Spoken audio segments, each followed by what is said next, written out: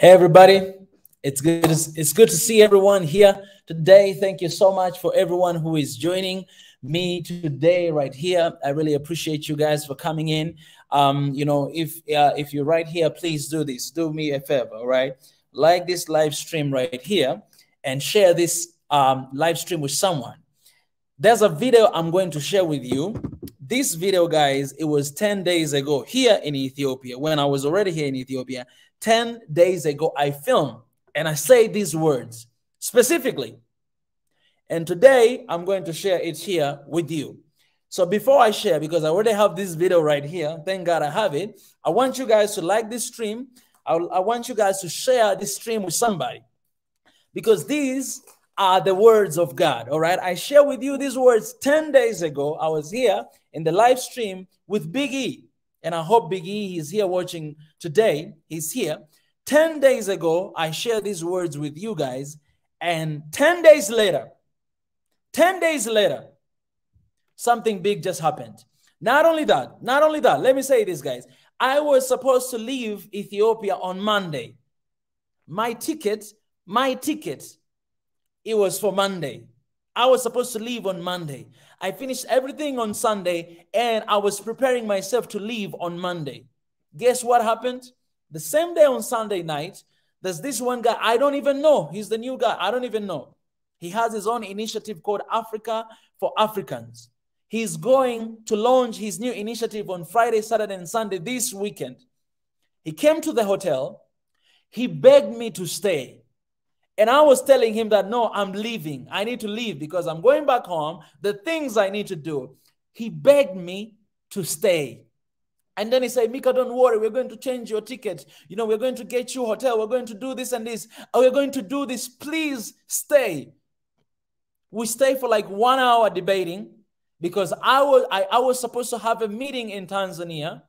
And I was not going to cancel that. I said, hey, man, I'm really, please, let me go. And then I can come back on Friday. That even it will be on Friday, Saturday, and Sunday. I can go and come back and it will be fine. But this guy, he begged me to stay. I eventually decided to stay. That's why I'm still here in Ethiopia. My plan to Ethiopia was just to stay for 10 days, guys. 10 days. And since I got here to Ethiopia, every single day from the beginning to right now, everything has been happening miraculously. Before I begin, let me just pray a little quick, and then I'm going to dive in, guys. I want to share with you some things that are going to be evidence of what God is doing. And if you're doubting of what is happening, I want you to trust God. Don't trust men. Don't trust people. Don't trust what I say. Trust God, because you have instinct and you have God in you, and He's telling you something. Today, I'm going to share with you a video that I filmed here. I did live stream 10 days ago. I'm going to share with you to listen to the words I said. Please just listen to the word I said 10 days ago. 10 days ago. Let me pray first to invite God here. God, whatever that is going to happen today, whatever that has happened, glory to you. The video that I filmed 10 days ago, it was not my words. It was your words. And today we are here, God, celebrating peace, embracing peace, because we trust in you more than any man, more than anyone. And we pray that what we celebrate today, it's not going to be the end tomorrow. It's not going to be the end next month, but it'll be something that we'll celebrate for the rest of our lives. And this day will go down in the history to proclaim and to celebrate the beautiful things you're doing. Oh, you're mighty God, and I love you. In Jesus' name, amen. That was just a kiss to my God. All right, guys, let me say this again, okay? I'm going to have my brother here to share a little bit of what is going on right now, but let me tell you something. I was supposed to be in Korea. I was supposed to be in Korea all the way to October 30th. Not only that, let me tell you this. When I was applying for a visa to Korea, I wanted to get a visa for 3 months. 3 months because my best friend, he's getting married on November 15. My best friend. So I was applying a visa to get it for 3 months so that I may go and celebrate my my best friend wedding in South Korea. So I was planning to stay basically for 2 months because I was going there on October, and then I was planning to stay in November to attend the wedding. Guess what happened? I submitted everything. The visa, usually tourist visa for Korea, they give you three months. Guess how many days they gave it to me? They gave me 30 days. And that was October 1st all the way to October 30th. So I was like, okay, anyways, I'm going to leave on October 30th. I went there, I cut my ticket from October 1st all the way to October 30th. When I got to Korea, I stayed for 1 week and I already wanted to go back to Africa. I was like, you know what? I'm going back home. So I changed my flight from October 30th. I changed my flight all the way to October 20th. I cut down 10 days. So I only stayed in Korea for 20 days and I was like, I'm going to go back to Tanzania. I cut my ticket like that. And my ticket, it was supposed to go from South Korea to Ethiopia, Ethiopia to Tanzania straight. But guess what? 2 days before my trip, I changed my mind. I was like, you know what? I'm not going to stop by Ethiopia. I want to stay in Ethiopia for 10 days. So I spoke to the manager of Ethiopian Airlines. Shout out to them. I changed my flight that I'm going to leave South Korea on 20th of October, come here to Ethiopia and stay here for 10 days and then leave on Monday, last Monday, to go to Tanzania. I came all the way to here. And you guys, you know that I had no idea that protest was happening. I had no idea that there's an Adwa museum. I had no idea that, what else? There's a lot of things. AU, this African Youth Summit was happening. I had no idea of all these things, guys. I just came here to simply film the Science Museum and also to go to film the wheat farm and also to film the Korean Ethiopian Memorial War here in Ethiopia. That was my plan, 3 places. But the day I landed here, I met one of the biggest supporters of Swahili Nation One Africa. She told me that, Mika, tomorrow there's a protest. Man, you should be there. I didn't know. The next day I went there. And then I was in, my brother Sky is Black. Sky is Black, the host of that amazing podcast. You can check it out. He told me that, Mika, do you know that there's Adwa Museum in Ethiopia, Addis Ababa? We should go and film that. I went there. So everything that I was doing in this AU summit, someone, I have no idea, just texted me on Twitter and say, Mika, you know, there's a youth summit. I can give you a pass. Please go to AU. And then I went there. And then you guys, you know what I contributed, what I said, that we should have one Africa passport. All these things, guys, I had no idea. I explained to you how I changed my trip. I came here and everything was aligned. So my trip was supposed to be on Monday to go back to Tanzania, 10 days. And that's how my ticket was said. On Sunday, I'm preparing myself to go back. I was at the AU summit. I'm preparing myself to leave the next day. I received a call from someone I do not know. Someone is saying that this is the founder of Africa for Africans. He's saying that, Mika, please, I have, there's something I need to share with you. Can I come to your hotel and share with you? I was like, come on, come. So I went back to my hotel. This guy, he came to see me. What he was asking me to do, he said, Mika, please, I want you to stay in Ethiopia because I have my initiative. I'm going to introduce my initiative from Friday, Saturday, and Sunday, and I want you to be there. I want you to be there. Of course, I want you to help me to tell people, and I want you to be there because this is for Africa. And guess what he was telling me? He was saying, Mika, this is your duty, by the way. You're standing for Africa. This is your duty. That's how Africans, they talk. This is your duty. You must be there. And I was like, man, come on, man, I have a life. I need to go to Tanzania. There's a meeting there we need to do. We already registered the NGO. There's a meeting we need to do there for the progress, for the project that we have for smart farming. This guy, he said, Mika, please, you have to stay. He called another guy who came to just convince me to stay. These guys, they were not begging me. They were not begging me. They were like, Mika, this is your duty. You have to stay. And I was like, come on, guys. So, you have that little ego inside of you. Come on, guys. How can you say this is whatever, this? They're like, Mika, we're going to provide for you a hotel. We're going to provide you a driver. You need to be there. You need to be there with us. Oh, man, it was tough. So for 1 hour, we were just arguing, going back and forth that I should stay. Eventually, I told them, all right. Because I was like, let me go and then you can bring me back. You guys, you say you can talk to Ethiopian Airlines. You say you can do, no, let me go to attend meeting and then I'll be back on Friday. These guys, they convinced me to stay. I stayed, guys. I was supposed to leave on Monday. I stayed.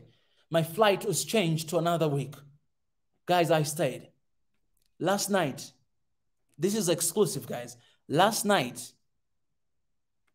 I came here to Ethiopia 3 times, guys. This is the 3rd time. Last night, I felt it was my last day on earth. Because last night, right there on this bed, I was extremely sick. Sick. The whole night I couldn't sleep. I was just having diarrhea. Guys, I'm really careful of what I eat. I don't eat everywhere. I only ate here in the hotel, and also I ate in the summit we had. That's the only place I ate. I don't eat anywhere unless I eat the place that is clean and is right. I ate here in my hotel dinner. The night, guys, the entire night, guys, I couldn't sleep. There was a moment I jumped out of my bed. I didn't know even how I jumped. I went to the bathroom. Man, I've never felt that kind of pain in my life. And I felt I was going to die. So I stayed there on my bed and I was thinking, I was like, okay, should I contact people? Should I tell these organizers that, man, you know, I don't know if I'm going to make it. So I was sleeping there scared. Who can I tell? Who can I tell? And then, man, it was 5 a.m. in the morning. Imagine the whole night I couldn't sleep, man. I went to bathroom like more than 10 times, man. I go there, diarrhea, I'm having diarrhea, man. More than 10 times I went to bathroom and nothing was coming out. It was just coming out like just water. And I was like, where is this water coming from? I came here like more than 10 times. Where is this coming from? I was weak. I lost my strength. My face went pale and I had no strength. I laid on my bed and you know what I said? This is what I prayed. I said, God, please just let me sleep. Because I was tired. I was exhausted. And then today in the morning, I was having a busy schedule again. I was having an interview with EBC, and also I had to go to meet with these guys to plan for that event on Friday, Saturday, and Sunday. So I was like, God, please please let me sleep. That was the only prayer I prayed. And I didn't know if I was going to make up. 5 a.m. in the morning, guys. I don't even remember what time I slept because all of a sudden I just slept. I came to wake up, 9 to 10 a.m. in the morning. I'm okay. I'm fine. But I could see that my body is small. Like you see my muscles just shrinked. I could see my body, everything. I couldn't eat breakfast. I couldn't eat lunch. I couldn't eat anything.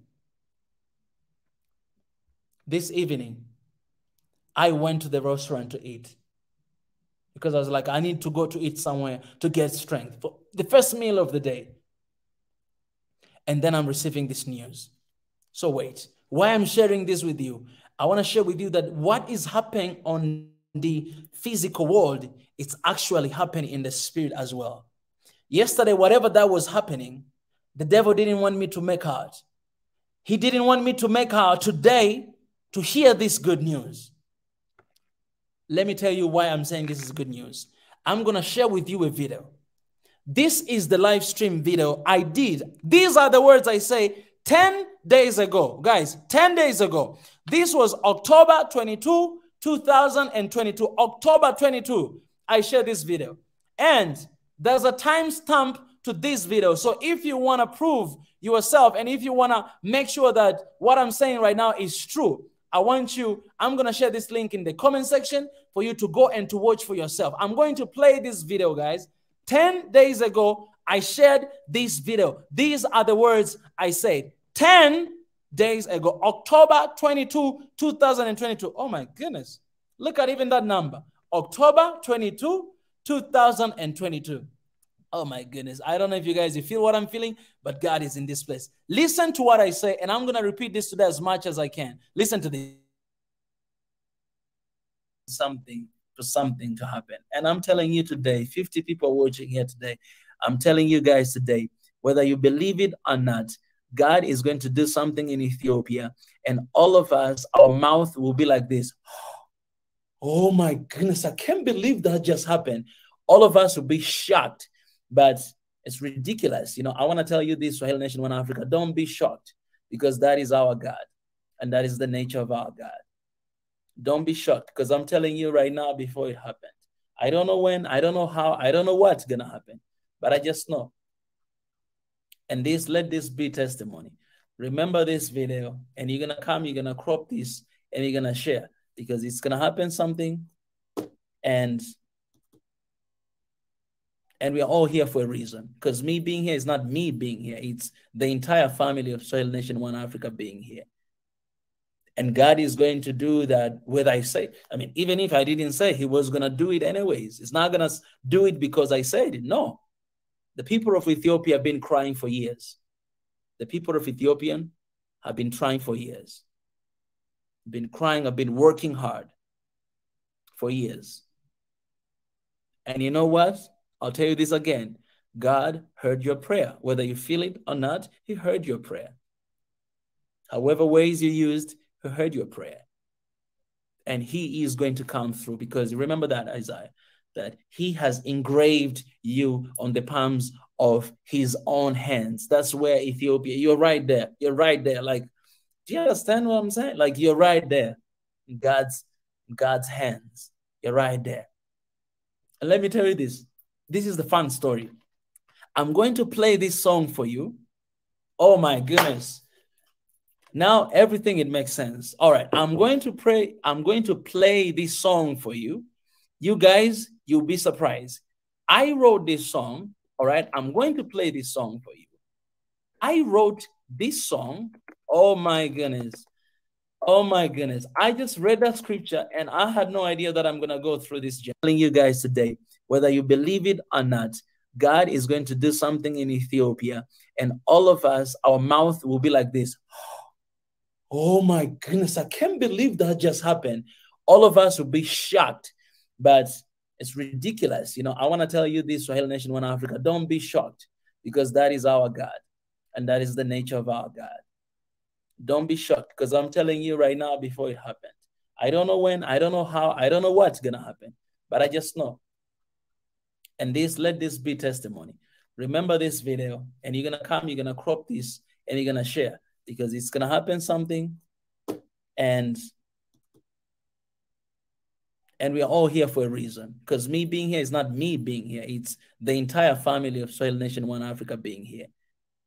And God is going to do that whether I say, I mean, even if I didn't say, he was going to do it anyways. It's not going to do it because I said it. No. The people of Ethiopia have been crying for years.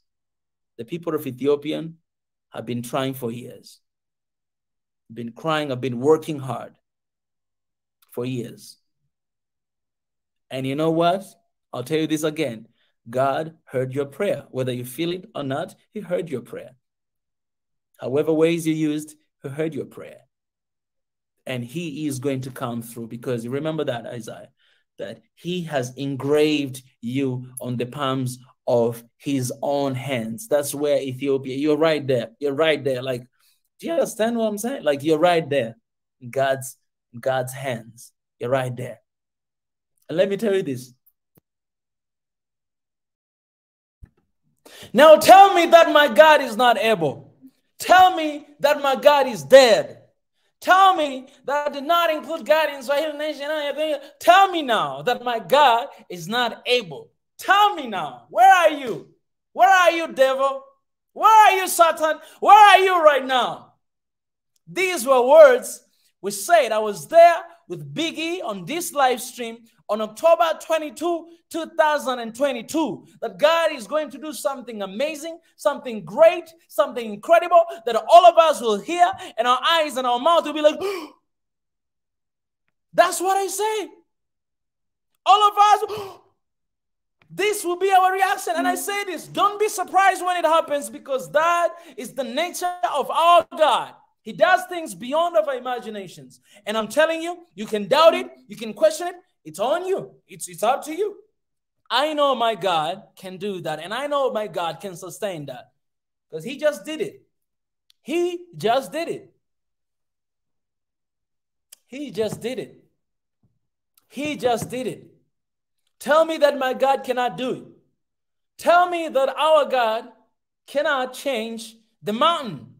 Tell me that our God cannot bring peace.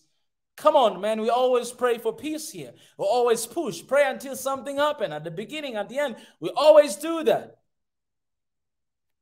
Beyond that, man, I want you to remember this one thing, because I don't want us to take credits. I told you in that video that God is going to do this, not because I said it, but because he already planned to do a long time ago, because the people of Ethiopia have been praying and crying for so long, and God has finally heard your prayer. And that's the reason why God sent me here to Ethiopia this time. That's why I came. That's why I came. Coincidentally, that's why I'm here. That's why no matter what, I'm still here. We're supposed to leave on Monday. I'm still here. Last night, I almost lost my life, but I'm still here. I am still here because God wanted us to witness this, wanted us to see this again. Glory to God for all he is doing for this nation, for this country, and for Africa. Man, glory to God. You guys have a reason to celebrate because I'm telling you, it's one step in the right direction.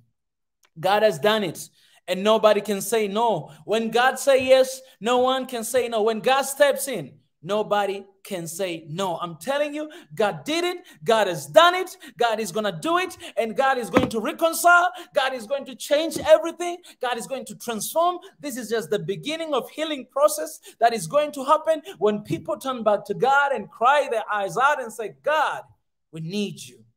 God, step in. God, step in. And when he step in, man, nobody can step in.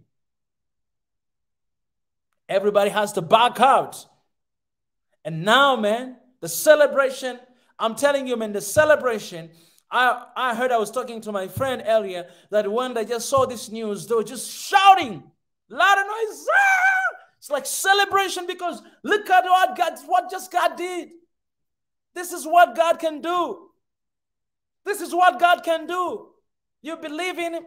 You believe him. Good for you. You don't believe in him. He believes in you, and he just did it. This is what God can do, can bring peace where there's no peace, because he is the Prince of Peace, Jesus himself. Can bring love where there's no love, because God is love. Can bring unity where there's division, because unity is the character of God. Division is the character of devil and enemy. You celebrate division, man, your father is somebody else.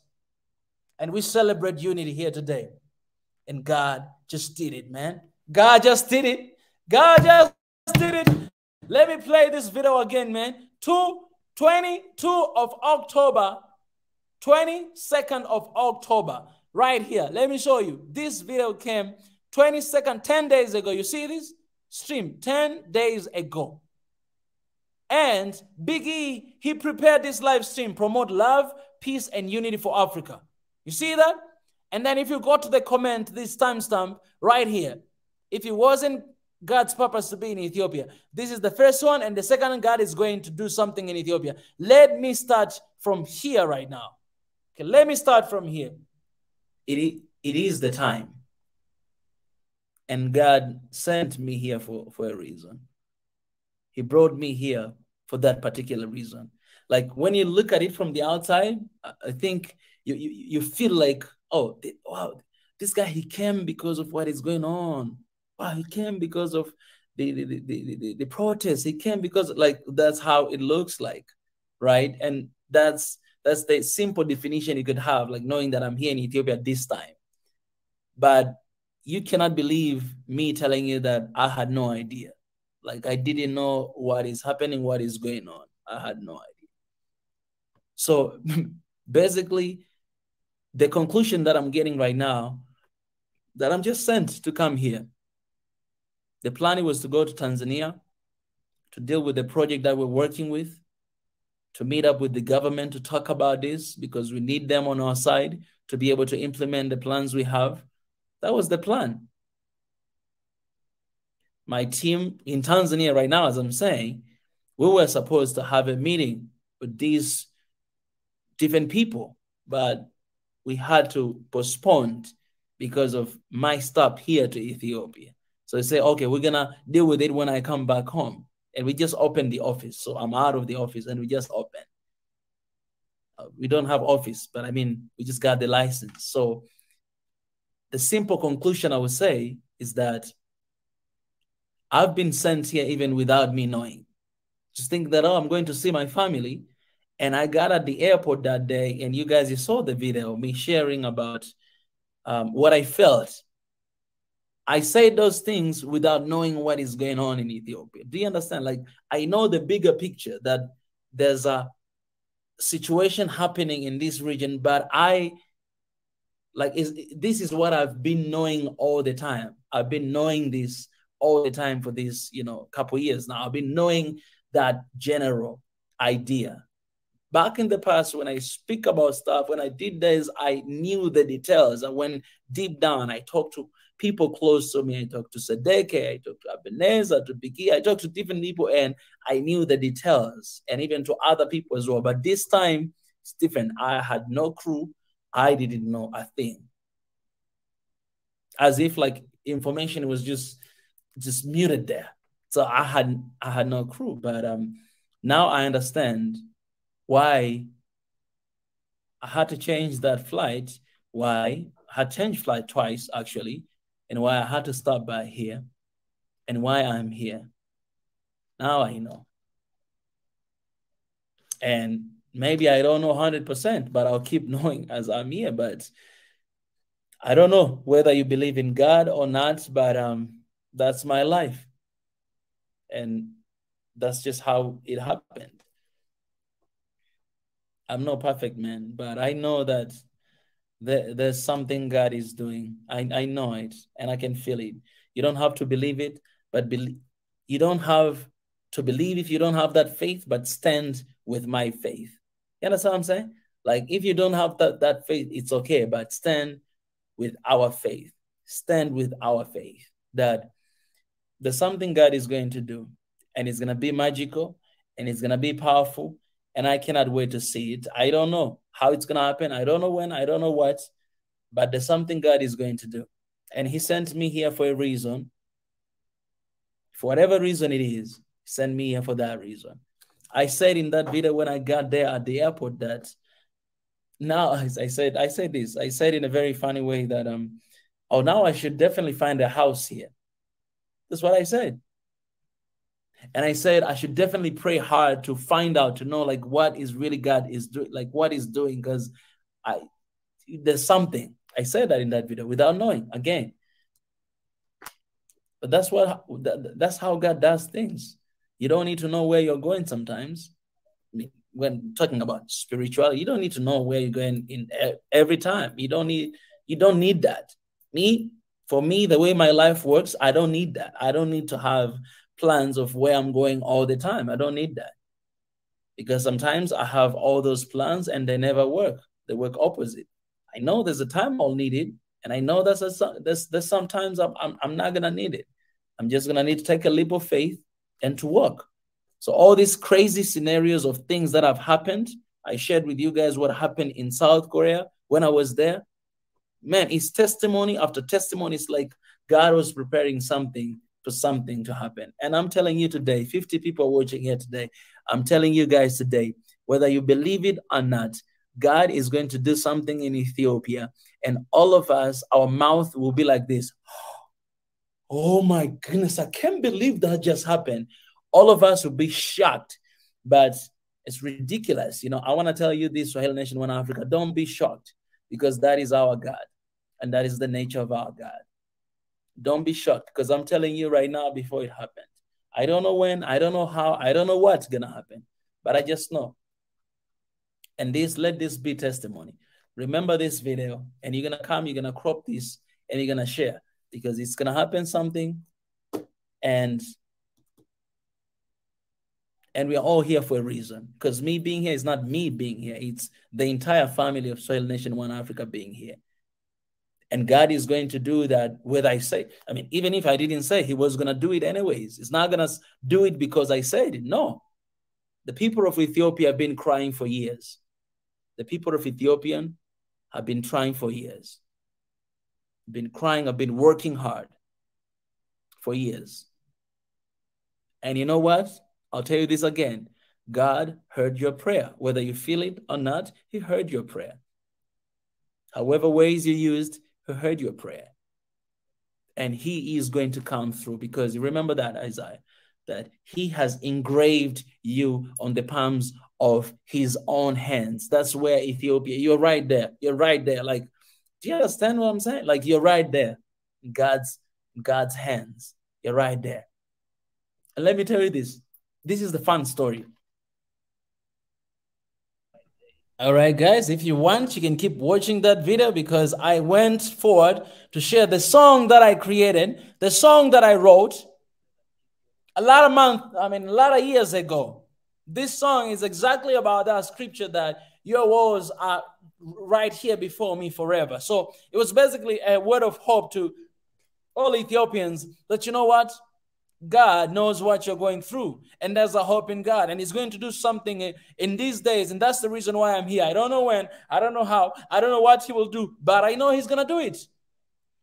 Let me tell you this, what I felt at that moment, why I say that. So I felt something in my spirit. Guys, I'm not a prophet.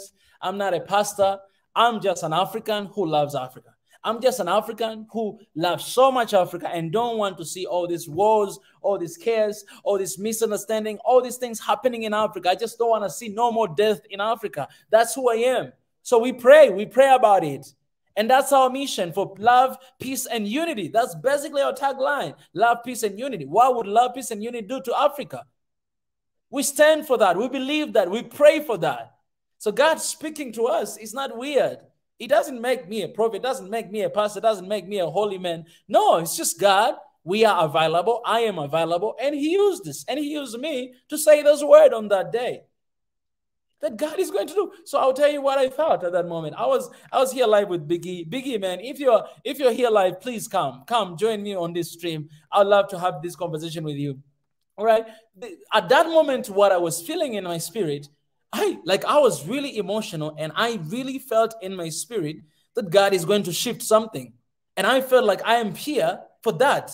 That's what I was feeling. And that's why I said that I feel like God is going to do something. I didn't know what He was going to do, but I just felt like something big is going to happen. And He brought me here to witness it because I've been praying for that for a while. We've been talking about it for a while, and He sent me here for that. This was not a planned trip. And it just happened like that. God did it. He did it, guys. God did. Come on, give glory to God.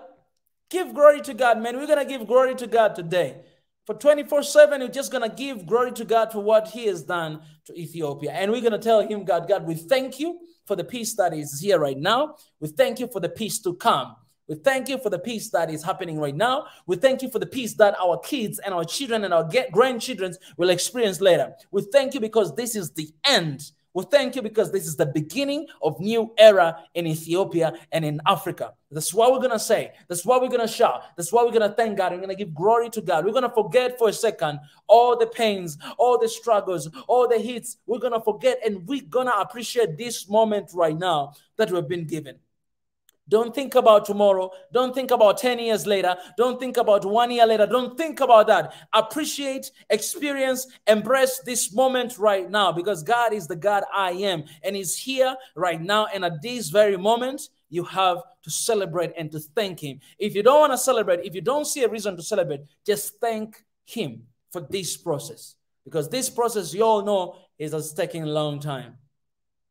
And not only that, it's a new hope to even our African Union, our African organization, because Africans' problem to African solutions. That's what we always say. That's what we talk about. And looking at how Africans have ended this, led by Kenyatta, being there to see what is happening. Africa is on a horizon, and nobody can change that. Nobody can stop that. I'm telling you, man, if you're trying to fight with God, God is going to take you down. God is going to take you down, man. When you fight with Africa, you're not fighting with Africans. You're fighting with God Himself, because God has heard the prayers of Africans, have heard the cries of Africa, has been seeing how many leaders have been taken down, has been seeing how many blood has been shed in this continent, beautiful continent. All over the continent, there's a blood everywhere of people. People's lives being taken away, being killed. Children's, young people, women, and men. A lot of blood has been shed in Africa, and God has been watching. And God has been like, these are my people. Why can you do this to my people? And God is like, no more. No more to this. Just like us standing and say no more, God is like, no more. No more. Your time has done. Your time has done. Your time has, I'm telling you, man. The fights with God, you don't even need to take guns. Call me crazy. You don't even need to take guns. The moment you want to fight with me, you hold your gun. I'm telling you, you're going to fall down and die, and you'll never wake up again, because God is fighting our battles. We've been talking about this. We've been praying about it. We've been planning strategies about it. And God, He has the final say. I'm telling you, the time is now. The shift is just happening into Africa. When the shift is happening to Ethiopia, the shift is happening to the entire continent of Africa, because Ethiopia is the capital city of Africa. Ethiopia is the mother of Africa. And when mother is at peace, the entire continent is gonna be at peace, man. It's not a prophetic word. It's the truth from heaven, from God Himself. You know what I'm saying? Right now, I'm like, my spirit is not operating in this normal world anymore. My spirit is already connected with the living God right now. And I'm telling you, man, you sit there, you watch me like a crazy man, but I'm telling you, you're going to celebrate with me. Because God has done it, God is going to do it. And all the glory to God. And all the people on earth will know that the true God is the God we serve. The true God is the God we worship. The true God is the God that we always talk about. Man, God, the Father, the Son, and the Holy Spirit, we praise you for all you're doing, man. And we thank you for all you have done, for all you're doing, for things that we know, for things that we don't know. We even say, I'm sorry for complaining too much, You say this in Jeremiah, that for I know the plans I have for you, declares the Lord, the plans to prosper you and not to harm you, the plans to give you a future and a hope. Those are the plans of the Almighty God. When they plan to take you down, when they plan to kill you, when they plan to shut you up, when they plan to take you away, you know what God is planning for you? He's planning for good, man. So let me tell you, these are the plans of man for evil, and these are the plan for God for good. Which one are you choosing? I'm choosing for God, man. I'm going with God. You trusting man, you trust God. Man, I'm going to God. You worship man, you worship God. Man, I go to God. You fear man, you fear God. Man, I fear God. That's the direction I'm going. That's the direction I'm taking, because He's the only one who can stop the storm in a second like that. The storm that it was meant to kill thousands of people, God, He can stop in a second. That's my God, and that is Africa's God. You know what I'm saying? That's the God we worship. That's the God on that logo on the African map right there. You believe it? That's good for you. You don't believe it? It's up to you. But I do believe it, and I celebrate. Hey, I know a lot of you guys are celebrating, man. I feel a lot of peace today. Because I told you guys, all of you who are not here today, yesterday, last night, I almost lost my spirit. I almost lost my life. Last night, I was sick the whole night. I was having diarrhea. I couldn't sleep. There's this one moment at night, I jumped out of my bed, and I didn't even know how I jumped it. I found myself in the bathroom right there, and I was feeling so bad, like really, like you feel not my stomach hurt, but I don't know, like what was hurting. Not my stomach. My stomach was not hurting. I was having diarrhea, but then like you feel like the cut is like your spirit is about to move out of your body. I slept down there on the bed, and I prayed. This is what I said. Exactly what I said. I said, God, please let me sleep. That's the only prayer I prayed. Please, God, let me sleep. And I fell asleep. I fell asleep right away. I don't even remember. I wake up in the morning, I'm okay. I couldn't eat breakfast though. I couldn't eat lunch. Because the whole night I went to bathroom more than 10 times.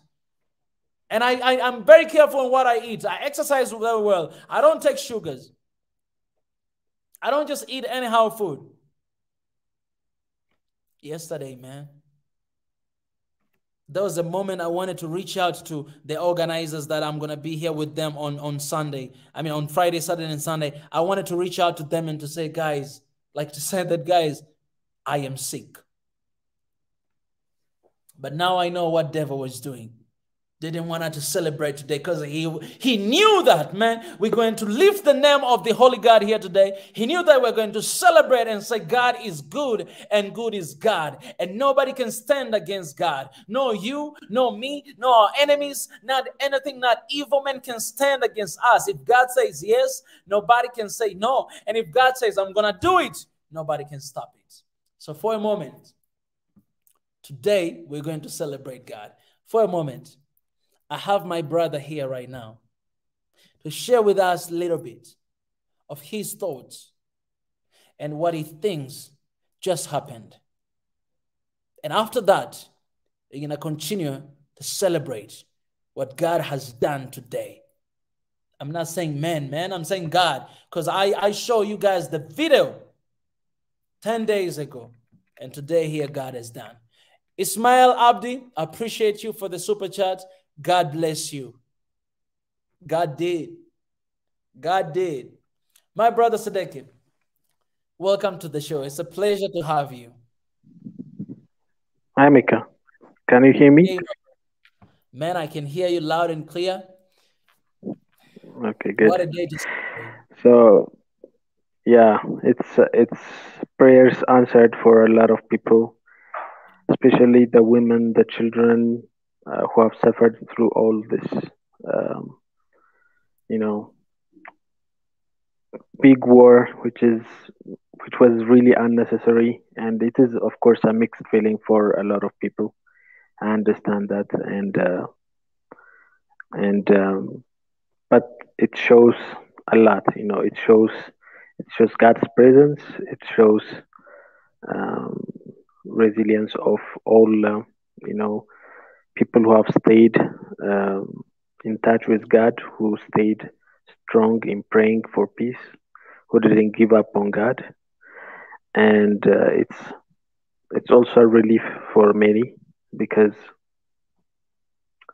it has been long time coming. I mean, it has been sad for a lot of people. A lot of people have lost their lives, and most of a lot of people are affected. Either their brother, their sister, their child has been affected somehow, and a lot of people are also living in fear, and it is a relief for many.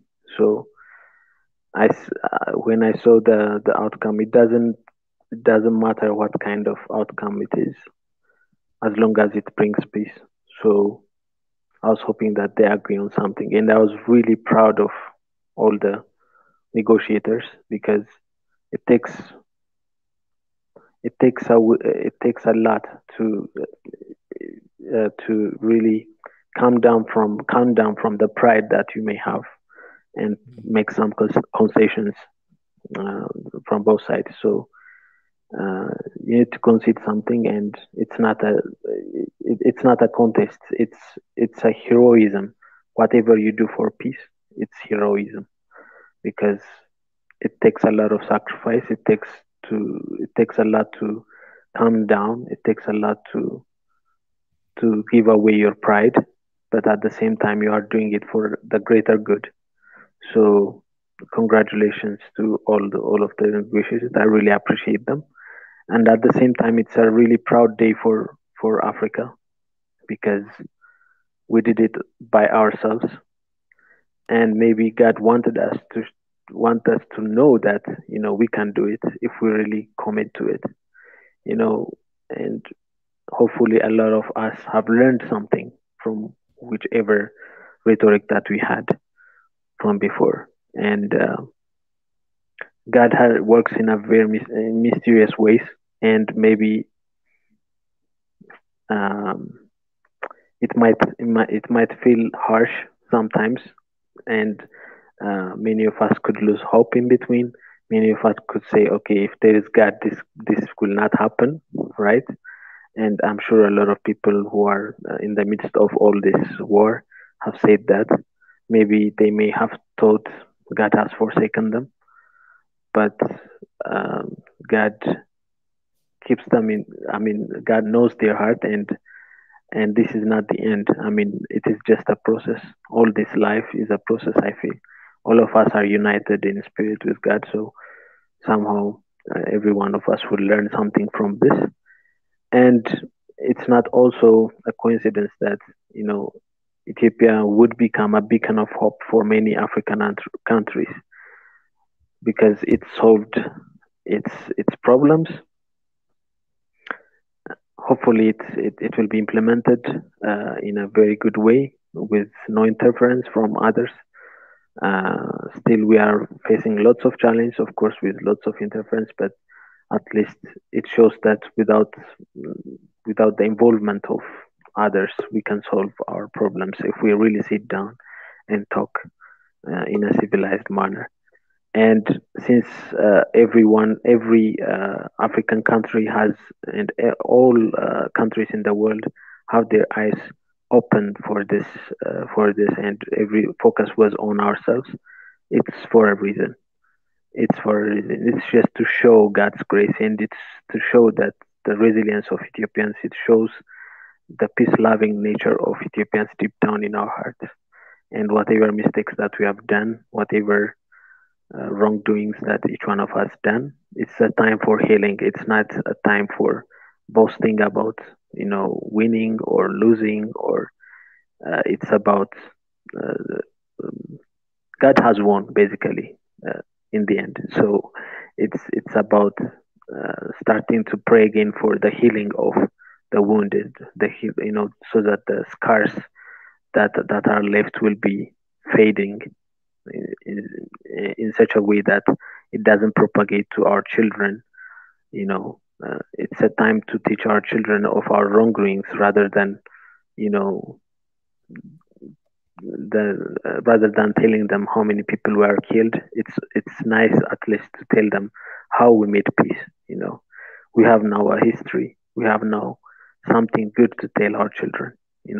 We could say, okay, we had bad things, we did wrong things, but then we rectified them, and we are not propagating, only the bad things, at least for our children. So it's a big day for Ethiopia. It's a big day for Africa, and at the same time, it's a message for all the countries in the world that we are not we can do it ourselves. That's what I could say. My thank you so much, Brother Sadeke. And let me say this for those who, saying that, don't jump into conclusion or don't do this and that. You don't do that. I will do that. I will celebrate peace right now, because the price of peace is everything. And there's just one question that I will ask you: that do you want peace? Do you want wars to stop? Do you want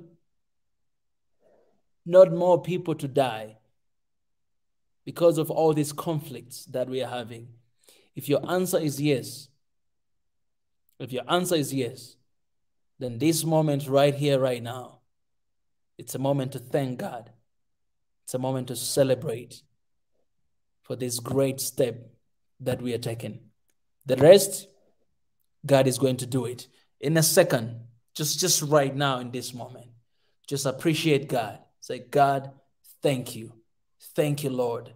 Thank you, God, for what you have just done. Just appreciate for a moment. Maybe for 2 years, for 1 year, for 3 years, maybe I've been complaining, maybe I've been stressed, and that's all understandable. But just for a moment, appreciate, and you'll see what is going to happen. Biggie, my brother, I see you jumped in. You're with me on, the last session. It was actually your session, and I kind of took over. Welcome, brother. I really want to hear from you as well. Well, what do you think about all this stuff that are happening? And, our session last time as well. I'm just talking more because I want you to unmute yourself. That's why I don't stop. The moment you unmute yourself, I'll just stop. Yeah, brother. So welcome. Well, Biggie, maybe he will come here later. We have our brother Rich. Brother Rich was supposed to actually have a session here today. And out of his kindness of heart, he let me carry on this session, because this is what he said. He said, Mika, look at this, my brother. He had his own session today here, and he prepared for it. But he said, hey, Mika, how about we push Ethiopia today and cancel my show? I think this is way more important. That's what he said. So basically, he canceled his own show for us to have this, to celebrate and to just say, thank God. That Rich Francis right here with me. My brother Rich. Yeah, can you hear me, though?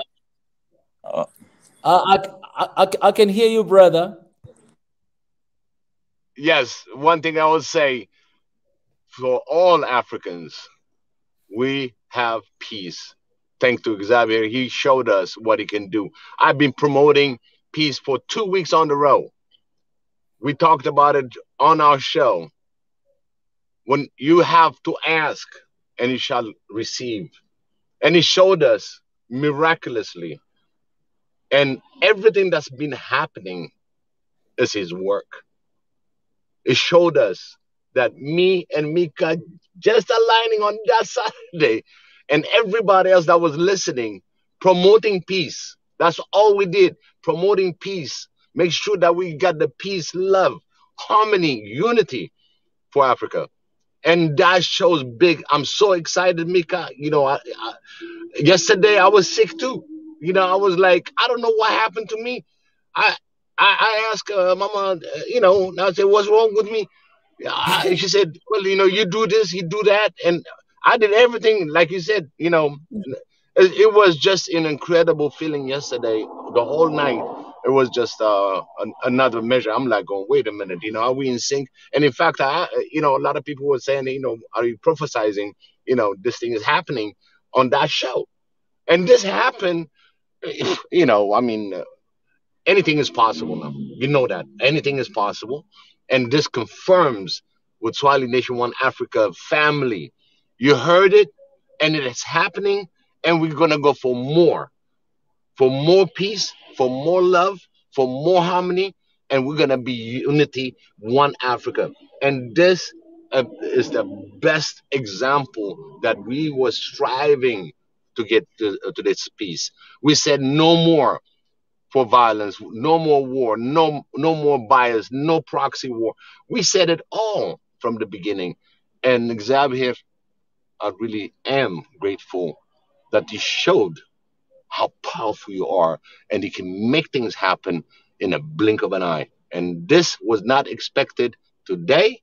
And congratulations for all Eritreans, Ethiopians that had that in mind and you perceived it, you prayed on it, and you have peace now. And this peace is going to be everlasting throughout Africa because we have an example.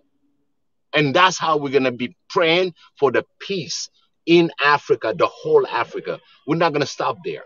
This is just the beginning. This is a beginning. Do not go back. Oh, this is what happened. No, don't go back. Just being thankful, grateful for having this peace on Ethiopia soil, for the rest of the Africans that are within African continent. This is an example how it got attained because we got to call it out. We got to call for peace. We got to call for peace. And you don't care how it's going to come. It's going to come. And Mika said it. We are all in his palm. We all have a history and we're all seeking for peace, love. That is going to give us the upper hand because we are a peaceful nation. Africa is a peaceful nation. We have some proxy things that's going on. Believe me, he's cutting it off. Xavier is going to cut off every proxy thing that's going to harm any African in that continent. Our continent is going to be free from everything. And that's what we seek for. Biggie, let me just acknowledge you right now. Let me just acknowledge you right now because that day when I came on a show, it was your show. And since that day, since the title of that day, Biggie, since that day, the only one thing that you are talking about, the only one thing that you are pushing for is peace. And it's really weird. It's really weird because your session is, is diaspora talk. So you are having a lot of topics about that. But for some reason, you just started talk about peace, and it was just peace talk, and peace talk for week after week. And that day I joined in, and we had an amazing and incredible session of just, it was like a little, we had like, it was like a little church in here, you know. It got a little bit of criticism like that because that was the only talk going on. And today we're here, and it's crazy, man. You're telling me that yesterday you were sick toward night. Man, this is just showing we are connected. We are very connected. Because of this mission that God has given us, we are connected in a spirit. We are connected in some ways. And that's why it's happened. This is the way it happened. Okay, another crazy thing, you know, Jonathan is still here in Ethiopia. And I read his comment here. He said, I'm just so happy that I'm in Ethiopia to hear this news. Jonathan also, he was supposed to leave. Jonathan, he was supposed to leave. But today I was having a call with him. He said, Mika, it happened that I'm going to stay until this weekend. Today I was just having a joy, and then right now we're here celebrating the God This of is God, celebration. and that This that is is that Vicky. That is not just Jonathan. There's another Swahili Nation fan. This one lady. Her mom, she's a big fan. She's the big fan of what we are doing here. She's the one that introduced her to our videos. She was sharing. This lady also, she was supposed to leave last week here in Ethiopia. But guess what? She was late for her flight. So she had to change her flight. If she was here, man, I would love her to come and to speak. But she's here as well. She's late for her flight. So she's here until next week. And so this news happening, Jonathan was supposed to leave, he's here. I was supposed to leave, I'm here. This lady was supposed to leave, we're here. Man, what a moment, what a time to be alive. You remember when I told you, when you joined me, you didn't even know that my StreamYard got disconnected for about 6-7 minutes. And I was really off air because of my coverage. And I was under a cell site. I was supposed to have 100% coverage, and I didn't. Just because I was calling out for peace. It's just an interference. Try to turn me down. No. The show went on, and he came in, and when he came in, you start talking about. I was like, what? What happened? Mika showed up on my diaspora show for that day. Unbelievable. Unbelievable. If you guys look at that show, I was out for about 6-7 minutes trying to figure out another spot to get online. It was just at the beginning of this show. It was like I start talking, and the next thing is I was disconnected. So it's just it's a happiest day for me, for all Eritreans, Ethiopian. Again, rejoice, rejoice. This is the moment of peace. We can do a lot more together with all African brothers and sisters, and this is an example. One nation at a time, we're going to recover the whole Africa. We will prevail. Yes, kabisa. That's right. Yeah. Well, I'll let Richard say. Yes, Sadeke, there's something Sadeke you say? Yeah, you remember you were with me last time, and you were talking about you were not sure what the purpose is because of your stay here, and like we always say, we said it's in God's time that you know. So, and in between our conversation, actually, Biggie was calling you. You remember? Somehow you were. I remember. So somehow telepathy works in a way, and so I'm happy that everything is lined up. Anyways, Dr. Sadeka, I know we were praying for you. Yes. This is another moment. We were praying for you and for your health and everything else. And here you are on the good news. You showed up. Amen. Hallelujah. Amen. Amen. Amen. Yeah.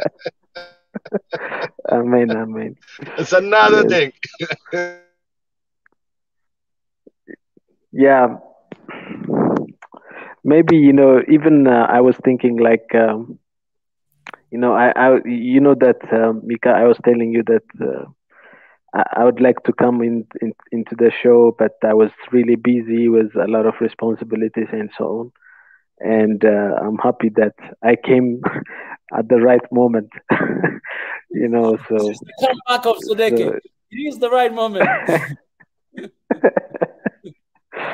So I'm kind of in a relatively good place now. So I think everything is being lined up. I was telling you like now I'm ready. Like I was telling you like all the responsibilities are becoming lined up, and everything is in line now. So hopefully, I think a lot of people may have mixed feelings, like I told you, but we have the responsibility to keep positive, and if God has shown us that He can do this thing, then the other issues now are very trivial for him to actually do. So we should believe in him. We should not be cynical. We should not be. We may have all the reasons not to trust things in a logical manner, but God is beyond logic. God is beyond perception and so on. So we just have to believe. Thank you. Before I let in the architect himself to share his thought, I want to say this. I am so proud and so glad of our God and the fact that we included God from the start, because in the moments like this, if we didn't include God, I don't know what I'll be saying here today. I will have nowhere to say. I'll be just like, okay, well, what just happened? What just happened? But I'm so glad, because these are things that sometimes it's hard to contemplate with our own mind. And I'm telling you guys, just like Dr. Sadeghi told us right now, this moment, thank God. As you celebrate, praise God, because I'm telling you, this is just the beginning. This is just the beginning, guys. It is just the beginning of the peace in Africa and the entire continent. Big E just told us here today, God is going to bring amazing peace in Africa. He's not just going to be done with Ethiopia. He's going to go to Congo. He's going to go to Mali. He's going to go to Somalia. He's going to go across the continent of Africa. Let there be peace. Let there be joy. Let there be celebration. Let there be unity. And this is the beginning of that one Africa we're so hardly fighting for. Now, we are pushing for one passport. We're going to be pushing for one currency. We're going to be pushing for more things to come. This is what God can do. Ladies and gentlemen, the next speaker is my brother, the architect, Ridge, my brother. He was supposed to have his show. This was supposed to be his show. And he prepared for his show because he has been doing an incredible show every single Wednesday. And right before this, I kindly asked him if he would push his session to 10 p.m. East African time today. And he said, yes, my brother, I can do that. While I was doing this show, he texted me again. He said this, how about we push Ethiopia today and cancel my show? I think this is way more important. This is my brother, Ridge, the architect himself. He's right here to celebrate with us. My brother, thank you so much. Salam to all my Ethiopian brethren. Salam to all my African brethren. Salam to all the diaspora brethren. Salam, salam, brethren. Salam. This is like so good, because I always feel like, especially being from the Caribbean, I always feel like Ethiopia is like the Africans are on the continent. It's like our eyeball. It's sensitive. You know what I mean? And when that got touched, it's like we all felt that, because we always saw Ethiopia and Ethiopians as this place where they have such a fighting spirit. They've never been conquered. You know what I mean? They knew when it was important to unify themselves during their previous struggles with other people from outside. So we felt like this was like the Africans in the planet. This is our eyeball. You know what I mean? This is a sensitive issue. And to hear that they made peace is so good. It's so good. And it's right on time. And I believe this is a fire that we can't let out. You know what I mean? We have to keep this fire burning. We have to keep this fire burning, because they missed the eyeball. You check, we heal it now. They missed the eyeball, so now we can see. Now we can see a little bit more clearer. Now it's not just about Ethiopia. I never thought this issue was only about Ethiopia, but I believe that I always believe from the beginning that when this issue is solved, it's not going to be the only issue that we're going to be looking at after. This is going to set us on a path, because we look to Ethiopia. We look to Ethiopians. You know what I mean? As a nation with 200 and something million people, like the second largest on the continent, and we recognize you everywhere we see you. It's like we look to you guys, and we're glad that you guys solve this issue, because we need to get on to practicing solving our problems by ourselves using the tools that we have at our disposal, rather than trying to go outside to look for tools. The first lesson, one of my first lessons, was about how do you tell that something is sulfuric acid or water, right? And you can't tell by tasting it. When you taste it, it's too late. So you tell by developing tools to solve the problem, developing tools to tell you whether something or someone is harmful to you or not.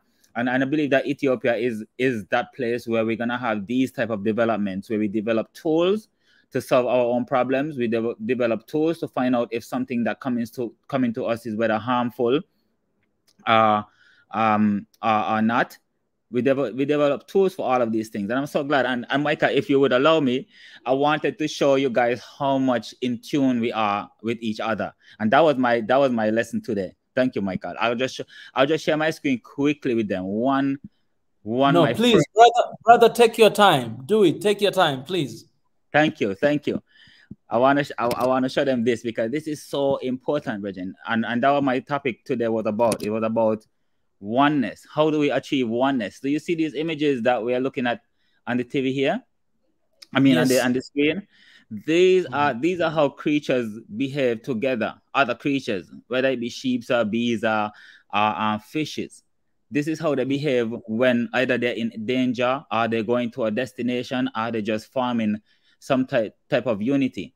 And that's what my lesson today was all about. So I just wanted to show you guys this simple picture because this is how we have to start moving from now on.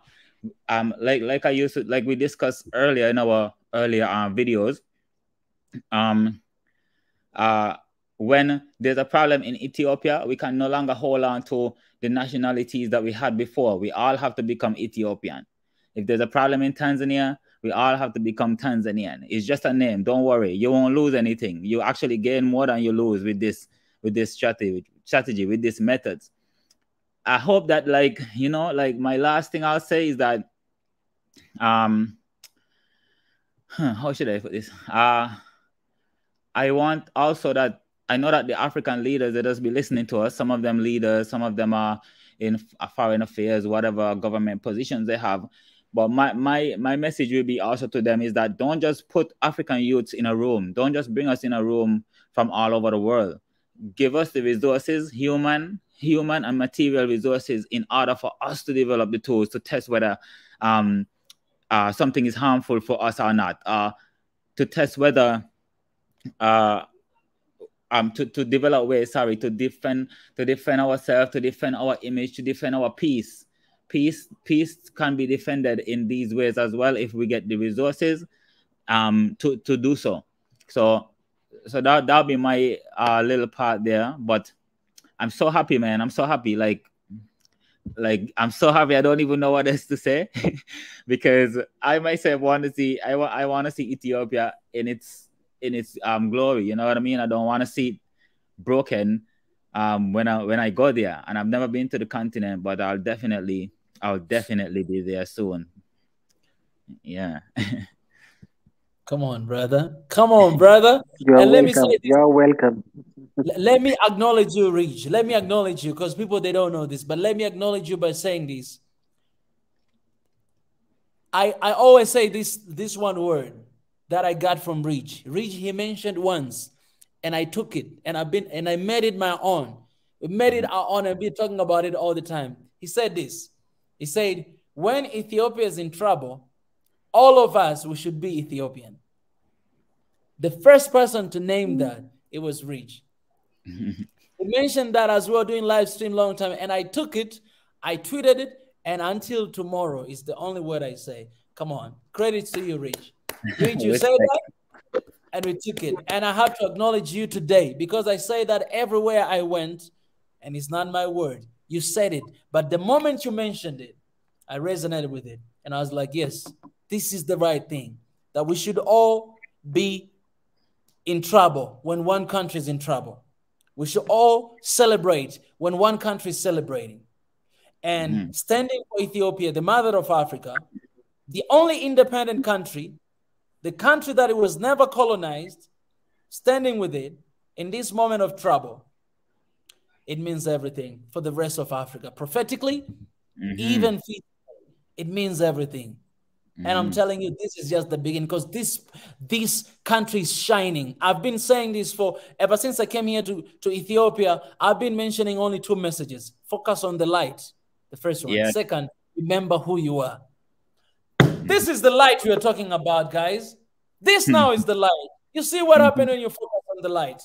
And remember who you are. You are victorious. You're a giant. You're a peaceful nation. You're a united nation. I'm telling you, everything will fall under the right track, because this is just the beginning of the new era. Enough is enough.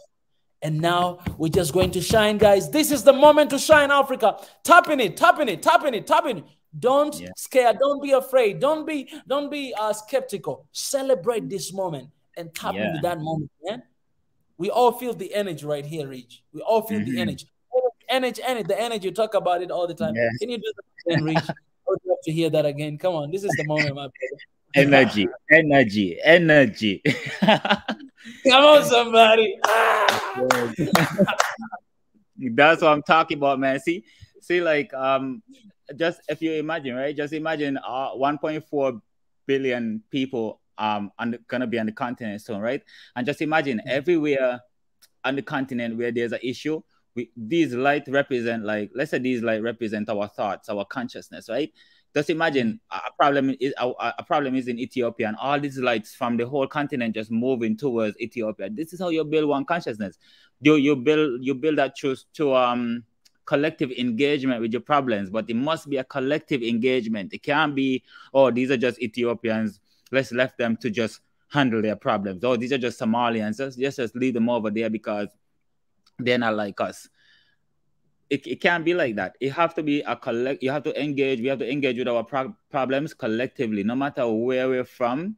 The oneness must be the fact that we all want about 3 things. We want peace. We want our land back in our hands, and we want what God gave us to support us. We want what God gave us to be able to use for our people, and not for everyone else. I think with those three things, if we move forward with those 3 things in our mind, we can actually accomplish a lot as a people, especially as youths, because youths are Africa's heartbeat is in the youth now, you know, because we have so many youths in Africa. Like, most of us are under like 30. You know what I mean? That's a lot of energy. That's a lot of human resources there. So we can solve our own problems, Virgin. We can solve our own problems, and we're not the people that always want war and always causing confusion. That's what the devil does. So we most of the time when we get together and we try to solve problems, you will just see most of the time peace come out of it if there's no outside interruptions. So I'm so happy, man. I'm so happy. Mika, can I say something? Go ahead, Sadeki. Do it. Go ahead, my brother. Yeah, and I just wanted to reiterate that the fact that you said it was very important that God was an agenda from the beginning. You know, somebody said, I don't know who said it, but there's a saying that for every violence, it all starts from fear. Okay, so when you have fear, when you don't trust your neighbor, then you start to hate him or her, and then you start the violence. So what God does is it takes away the fear from amongst us. It takes away all the mistrust that is hanging over us. But the devil wants us to have fear. The devil wants us to fear each other. The devil wants us to have mistrust among each other, and all the interference and everything. That's all it does. They don't have to supply weapons. They don't have to do anything. What they do is just create some mistrust amongst us. So we shouldn't let that overwhelm us. And how we do that is by getting back to our roots, getting back to our spirituality. When you go back to that place, we will remember that we are all one in spirit, and there's nothing to fear.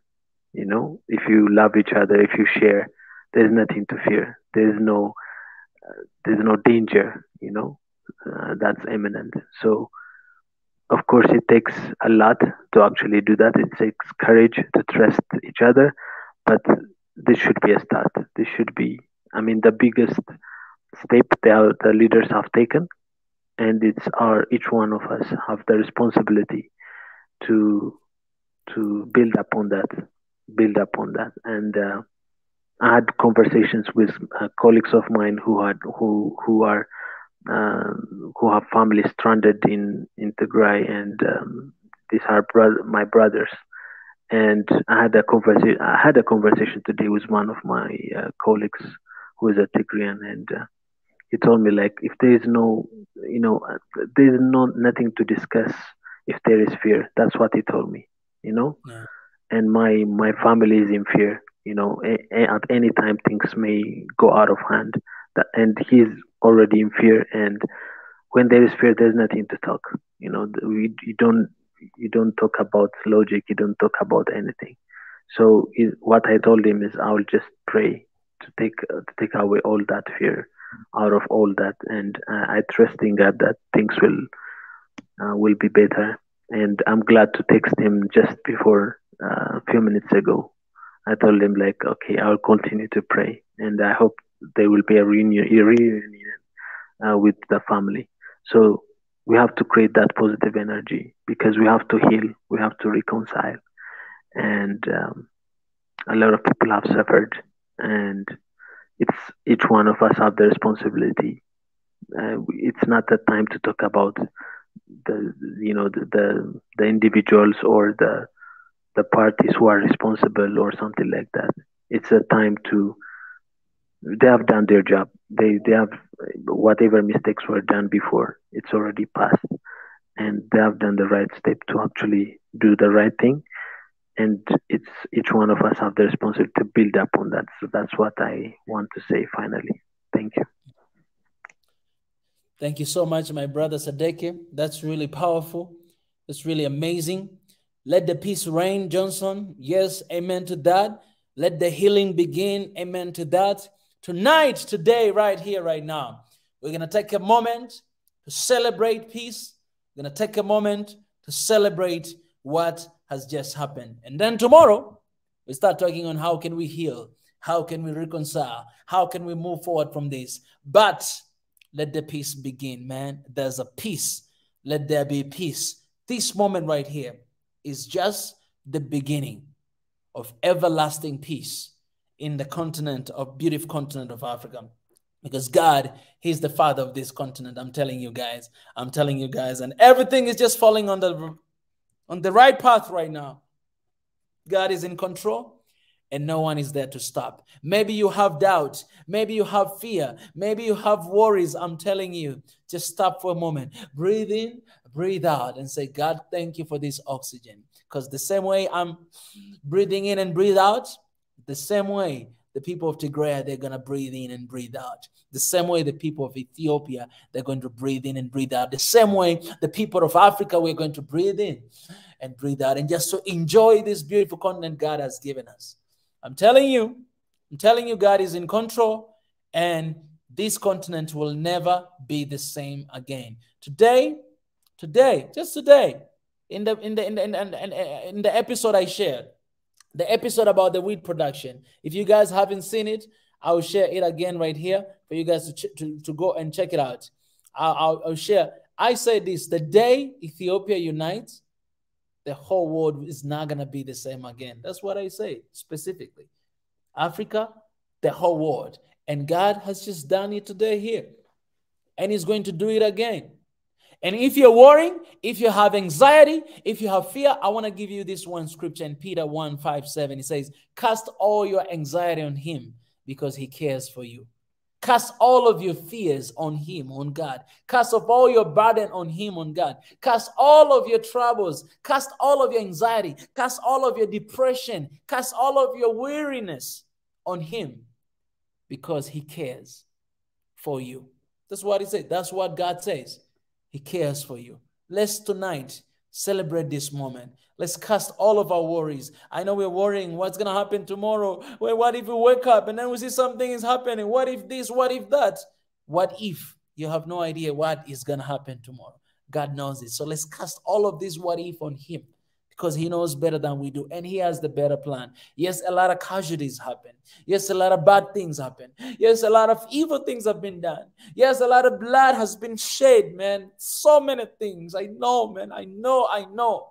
And we've been talking, we have been crying. You have been crying about it. Some of you all are victim of that. Yes. And we're never going to see those people again, unless when we go to heaven one day. But we're never going to see them. Yes.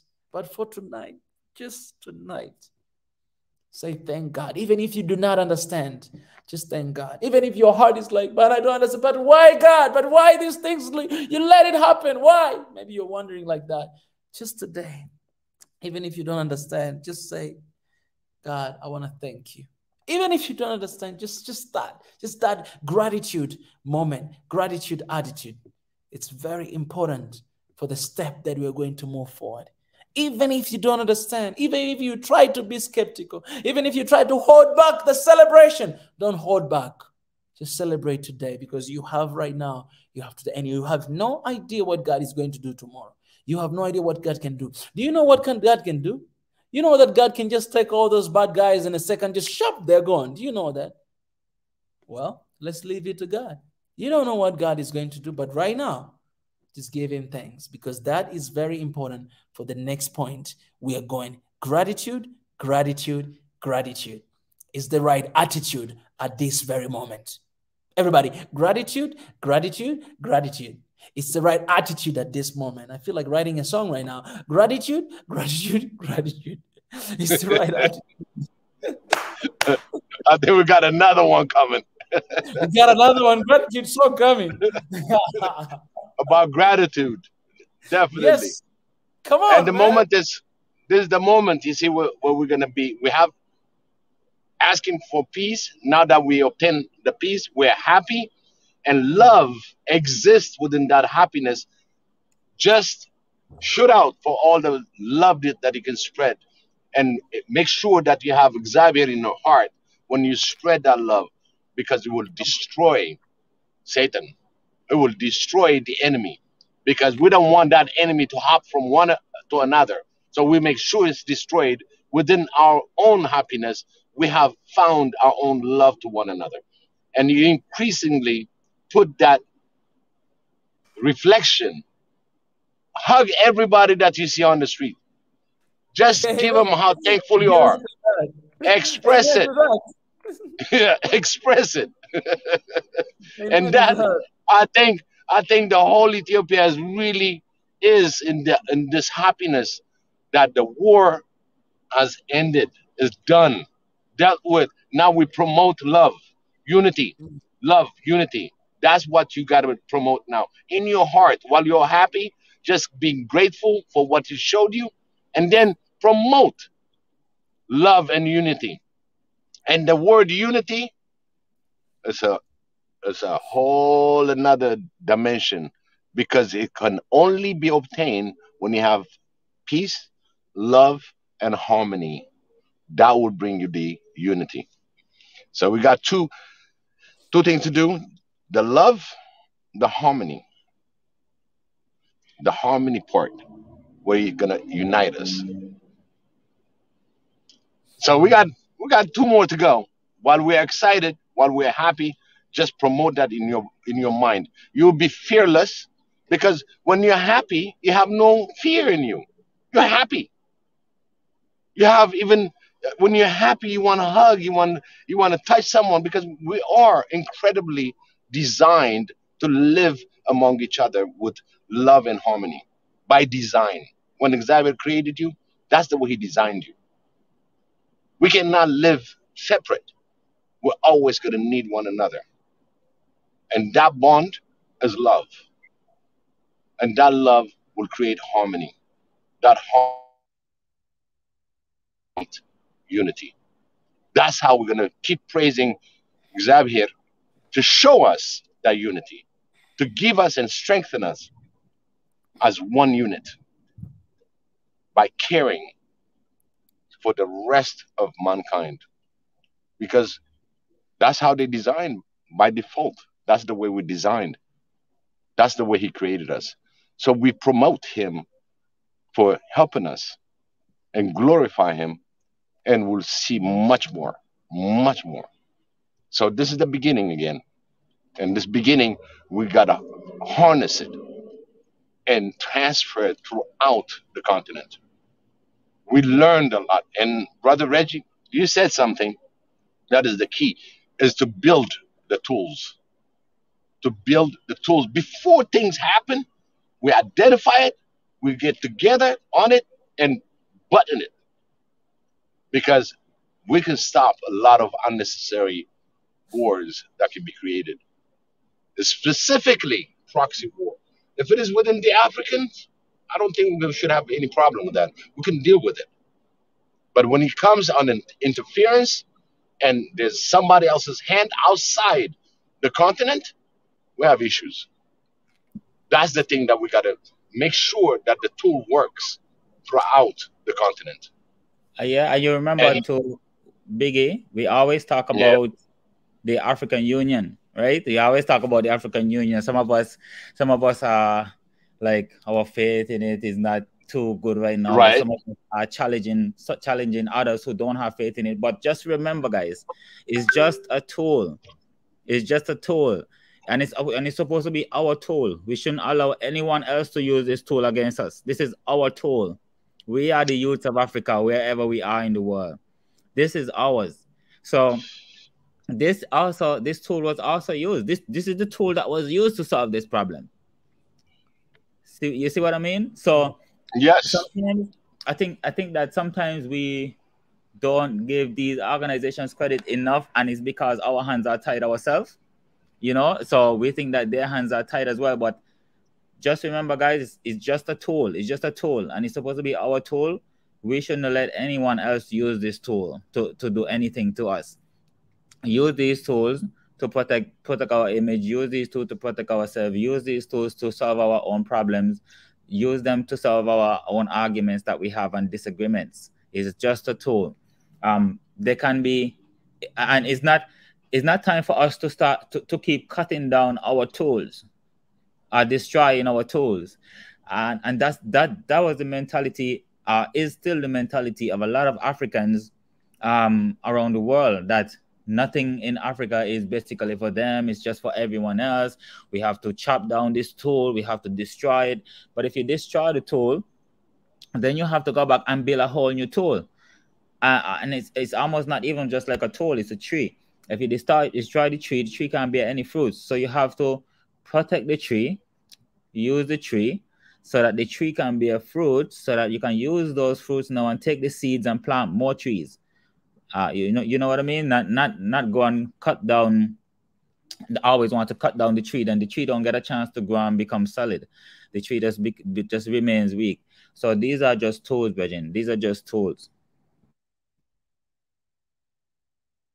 Absolutely. And for that, yes, I have to acknowledge you here, Biggie. Before you say anything, I have to acknowledge you here, Biggie. I remember loud and clear, as if it was just yesterday, when you came and you shared about African Union.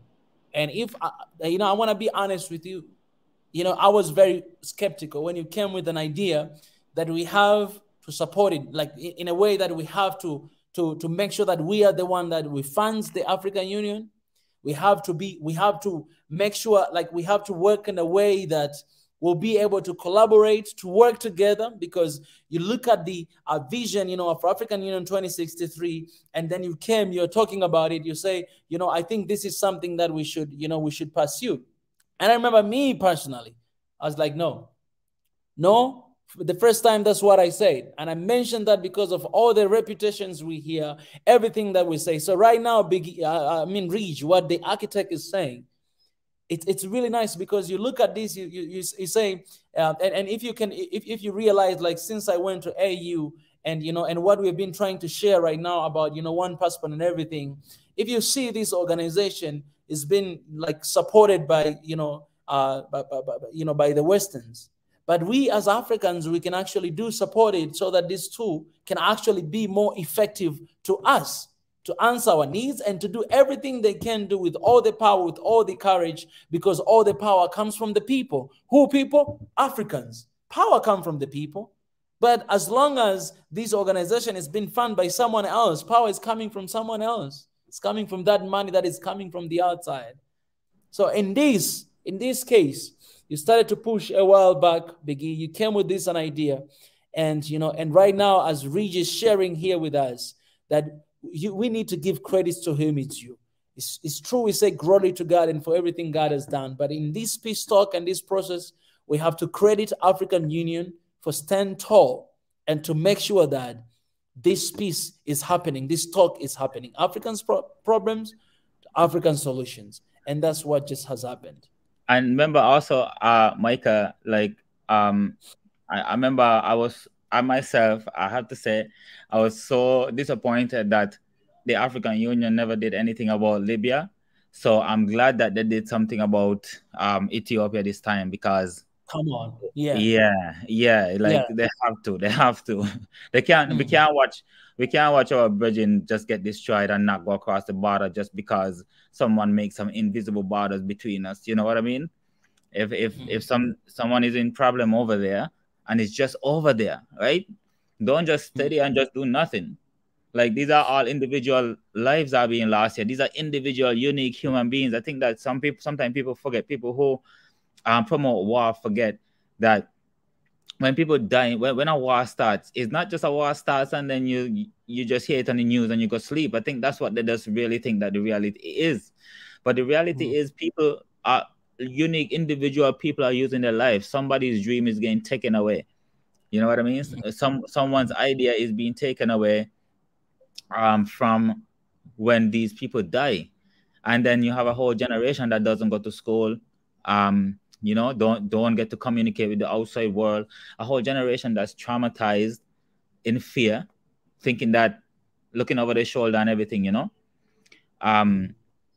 But it's I'm glad that they did something this time, because this is I mean, Libya population was 6 million people, but this is 200 and something million people over here now. This would have been a serious problem for the neighboring countries. So I'm glad they did something. Indeed. Yeah, 100%. you know, do you guys can you imagine? We are so happy on what's happening on the ground right now for the peace, but can you imagine how proud AU is right now? Each said, I mean, these guys, they had the first time to have a real good, tangible peace talk under AU in Africa. You know what it means? It means a lot. These people, remember, AU, there's a lot of intelligent people that are working hard, but they've been cut off on certain things that they cannot push. Why? Because of finance. We're not financing our own AU. And that's what I was trying to say, you know, when I stopped presenting the AU.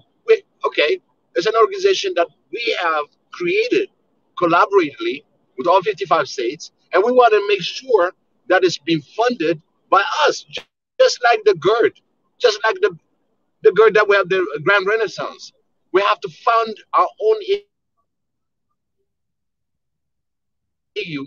Would be more powerful. It's only what, not $687 billion? That's not even a borough in New York budget, okay? And we're trying to run a continent with that kind of money. We need more. We need exactly, in my calculation, we need $1.6 trillion to start with, and to start really innovating the people that are working in there. Then that half will go back to the outside financiers because we're financing it ourselves. That's what I'm trying to make people aware. We have a lot of intelligent, smart Africans that work in AU. It's just by proxy, they cannot do much. But if we finance them, can you imagine right now how AU is happy? It's a big celebration. It's a big point of return. They're turning around. They're taking control of the Africa. So this is the way we're going to push them. We're gonna decipher more. Because I stopped it because peace prevailed first, and that peace went through the AU. I started with the AU. It went through AU and called for peace. And every angle that I see in my mind, I pray and I say, Lord, make sure it goes straight through AU, because this is the power for AU. And we got to support them, and we got to engage with them. It's our AU. We got to make sure that we are engaged. All the youth out there, engage with the AU. An organization that's been tied hand because they're not financed right. So it's up to us as Africans. We got to make sure we have the oversight committee in place. Those that cannot do their work, they just got hired per se. They just holding the spaces, but they're already vetted as being the person that they can do the job. But they cannot move forward because of the budget and the way they tie them down not to make any improvement. So that's why I brought African Union, and to see and read it for ourselves. And the 2063, we can cut down all these low-hanging fruits and help out the African Union throughout all the nations and promote specifically our food security and national security for one Africa. Come on now. Come on now. Guys, you know, that's why, Biggie, that's why I did this. So when I came up with this, you know, suggestion of African Union passport, when I raised up this topic, I created a research. I created a research on Twitter and on YouTube as well. And I tagged AU because every time, you know, when I talk about AU, I always, you know, tag them because they have their own account on YouTube, on Twitter, on Instagram story. I tagged them. So I did this research here on YouTube, and you know, and I remember you guys, you saw it as well. The research until right now, the number of people that voted, let me say here, it's the number of people that voted, it's 1.2 thousand. That's like 1,200 plus people voted. And this is what I wrote. I said, how many of you, I'm asking Africans, how many of you are willing to pay for African Union passport as a gesture to fund our organization? African solutions to African problems start with us funding African Union and not the West. We need African Union passport ASAP. 1,200 plus people voted, and 96% of the people who voted said yes. We're willing to pay for our own passport, no matter how much it costs, because you're going to be funding AU anyways, and you're going to help and support them to deal with the issues that we're dealing with. And 4%, they say, no, I'm not going to pay for my own passport. So I told those 4 people that you're not going to have African Union passport anyways if you don't pay for it. And on Twitter as well, I went and asked the same thing, the same research. I wrote the same research here.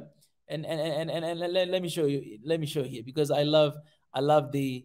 I mean, I love there's a picture there. I change everything because this is kind of the agenda right now. So I want to show you guys a little bit. I'm proud of this picture right here. You see this picture? You see this picture?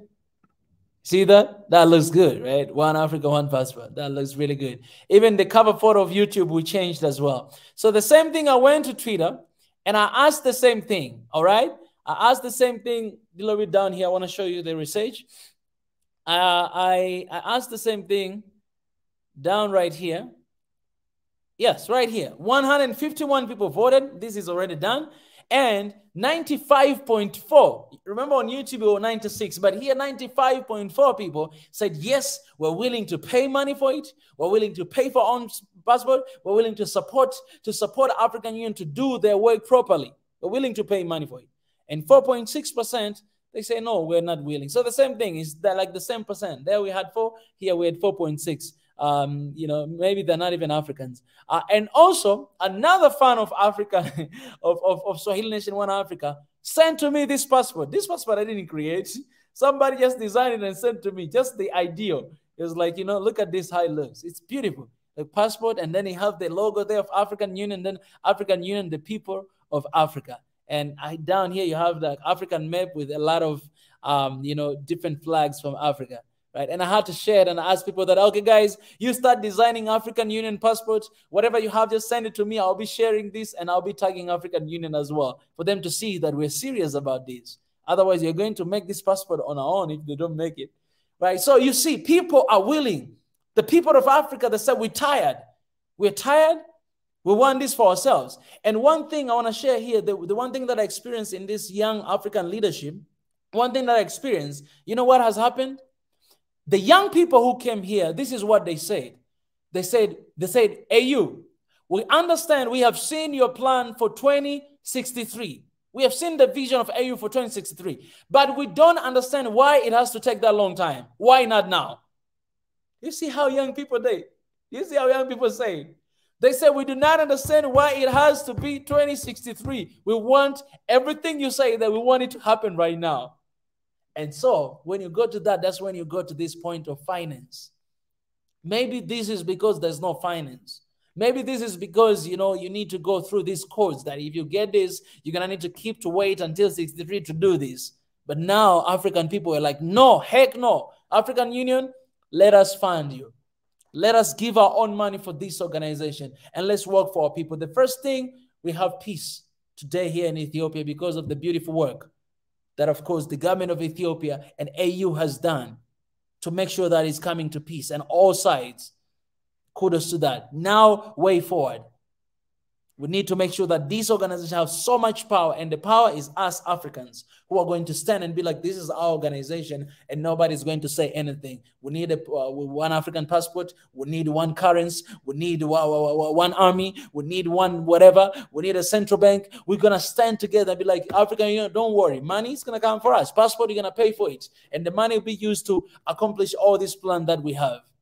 This is possible. An organization like us, Swahili Nation One Africa, which we're fighting for, is for one Africa. We'll stand together with them. As long as we're on the right direction, right path, man, we will speak about you. We'll talk about you. We'll stand together with you to make sure that we achieve one Africa in our generation, because that is the most important thing than anything else. It's happening in Ethiopia today. It's going to happen to the rest of Africa. And this moment is gratitude, gratitude, gratitude is the right attitude at this moment. Woo! Come on, somebody. Hey, guys, good to see you there. I'm actually live on TikTok here as well. Yes, sir. Guys, we're live on YouTube right now. You can join us there. I'm live on TikTok and on YouTube here. Join us, support us, and at the same time, make sure that we get our office. We need to get our office. Oh, yeah. This is an office that's going to be really, really connected to all African issues. And we got a lot of issues to cover. And we're going to go over some of the details, because I'm going to be really grateful when it comes to the diaspora talk on Saturday. I'll be thinking what's happening, and at the same time cover some few things that need to be changed around in order, it's like a puzzle, it has an order, and that order maybe with a little tweak and motivate people into leaning into that architecture of the 2063, then we can come together and bring out everything that we can have in the tools, because Africa is built of all nations, and each nation has an expertise, and that expertise has to be shared immediately, because it's an African affair, it's an African issue. So we put our head together, change some of those little puzzles that are blockers, because it takes about 4 or 5 years. We're going to analyze those and bring them in, say, hey, do we agree for this one Africa move? We need to butt down this thing this year, or let's say 2 years, but not 10 years. You see, there are certain things that stretch out there because of not having the fund. Maybe what's the agenda? So we keep our own agenda. We do our own agenda to advance what needs to be done for one Africa.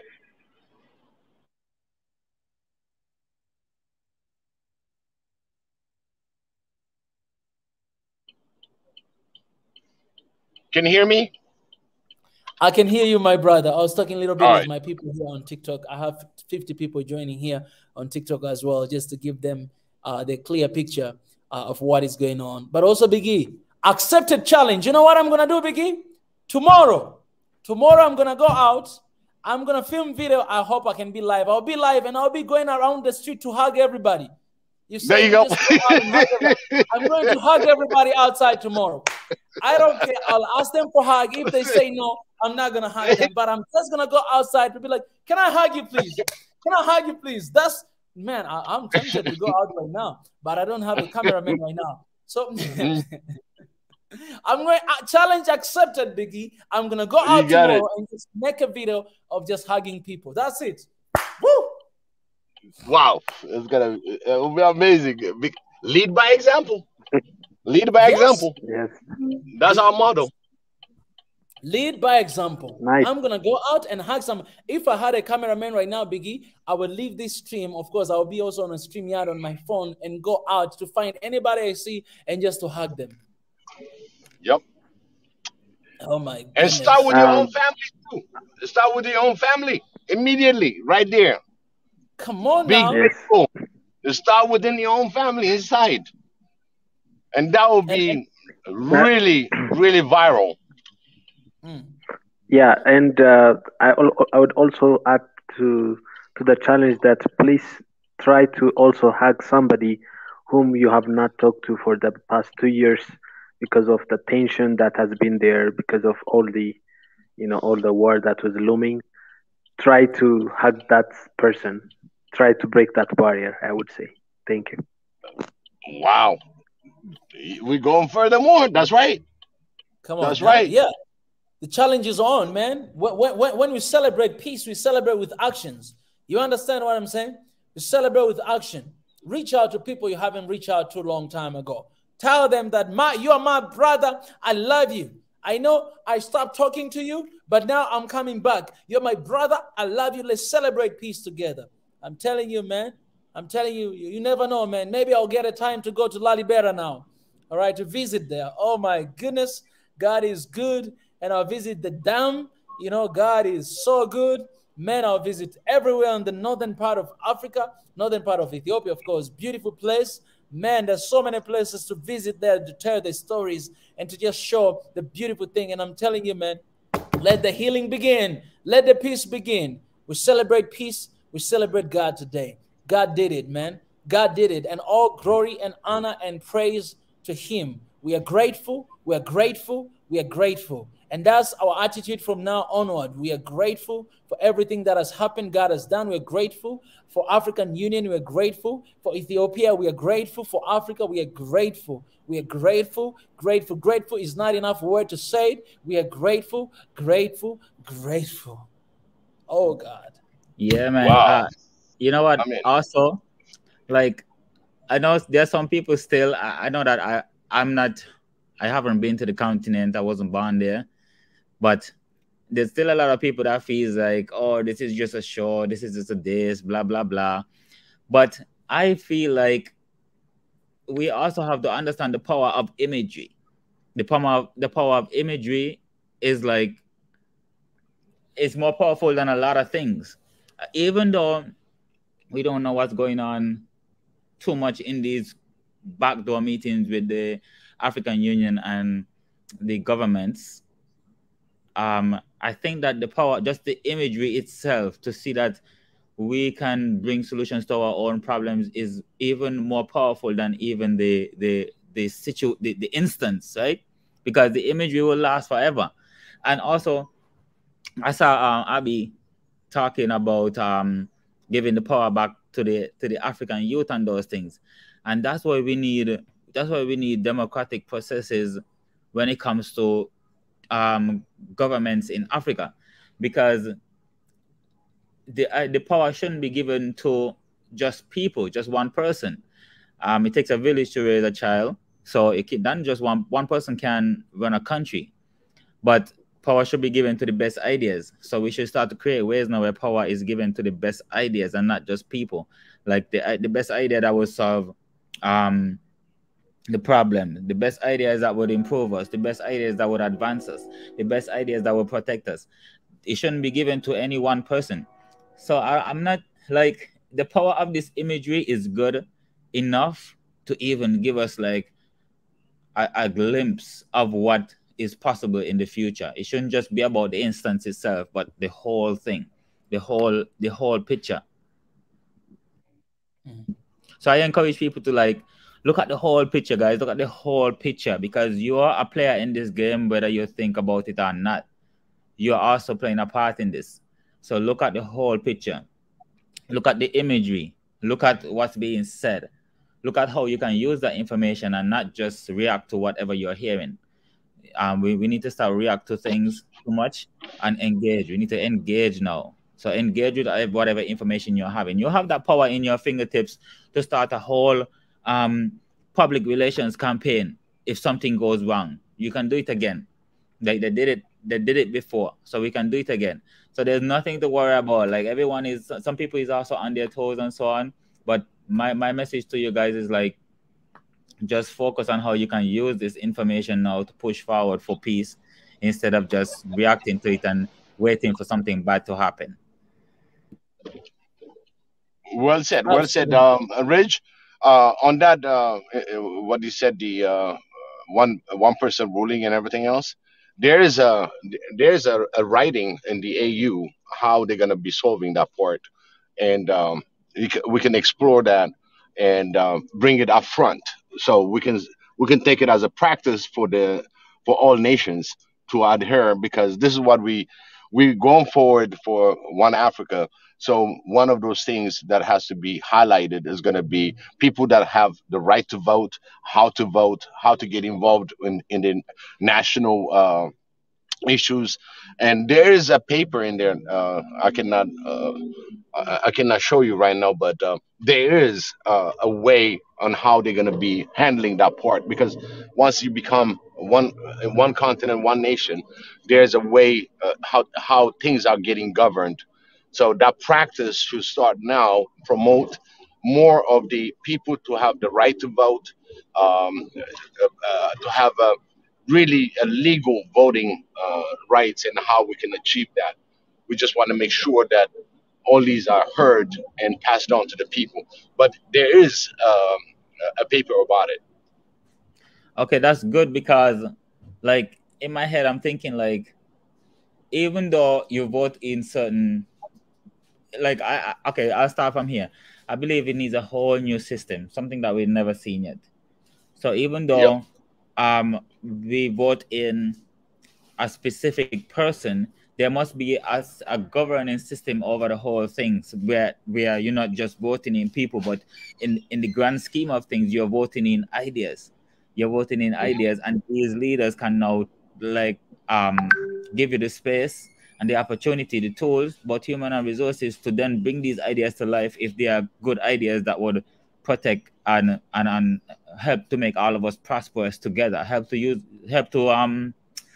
us to achieve that oneness that we need. If there are ideas like this, then the leaders should be the ones that pull these ideas from out of the whole governing system, and then use them and replicate them across the continent. I think that's the kind of system that's gonna have to be built, because the idea that well, we as Africans, I think the idea that we can just overthrow governments without any legitimate reason, just because they are part of this, or they are part of that, those ideas must go through the door, because those ideas don't help anybody solve anything. Those ideas are just ideas serve to separate people more than anything else, and separate people in like deep ways too. Those are like deep wounds you're creating when you do those kind of things. So you don't want to create no more wounds. You want to heal the wounds and then move on together. I think that's the best like system that I would say that should be used for that purpose, where the power is given to the best ideas and not just some one person.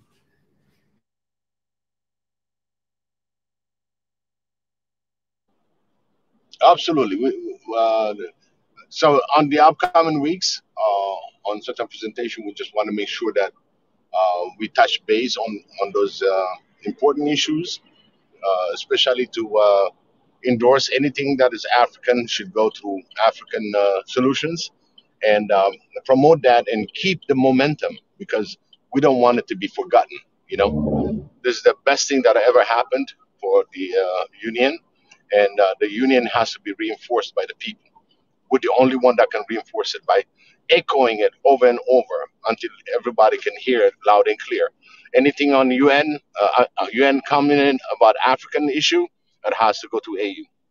Redirect. And the more we do that, the more we practice, that means we're supporting it because it's our union. These people really work hard to put such a program together, and they've succeeded into negotiating peace. So that means they can still do the negotiation for peace. One of my target country that I'm looking at is Uganda and Rwanda. We got to bring that peace. We need to start conversating. In fact, Hermela is really talking about it already. So we're just going to have to support that to bring peace in that region, because this thing has been going on for so many years that it's always under the rug and nobody want to pay attention to it. So we got one more really that we need to strive to bring peace. Yeah, and not just bring peace, but maintain it as well. So that's a huge part as well. You have to maintain your peace, and you have to protect your peace. You have to make sure that peace goes on to your family as well, and to your children. Make sure that peace is maintained, and that it advances to the point where protect your children when you're not even here, when you're gone. So man, this is great. I hope that everything goes well, because you know the devil don't stop working. So I hope that everything goes well, and we'll definitely we are watching all the Africans out here. We are watching, whether we're from small countries or big countries, whether we're on the continent or outside, we are still watching. And we're watching you're watching the Congo, you're watching Mali, we're watching Niger, you're watching Chad, we're watching Burkina Faso, we're watching Ethiopia still, we're watching all over, we're watching Eritrea, we're watching Somalia, we're watching Uganda, Tanzania, all the other countries, then Mozambique. We're watching them to make sure that, like, we all have to watch them to make sure that the peace is maintained, because without Africa, we don't really have anything out here, you know? We just guess out here, basically.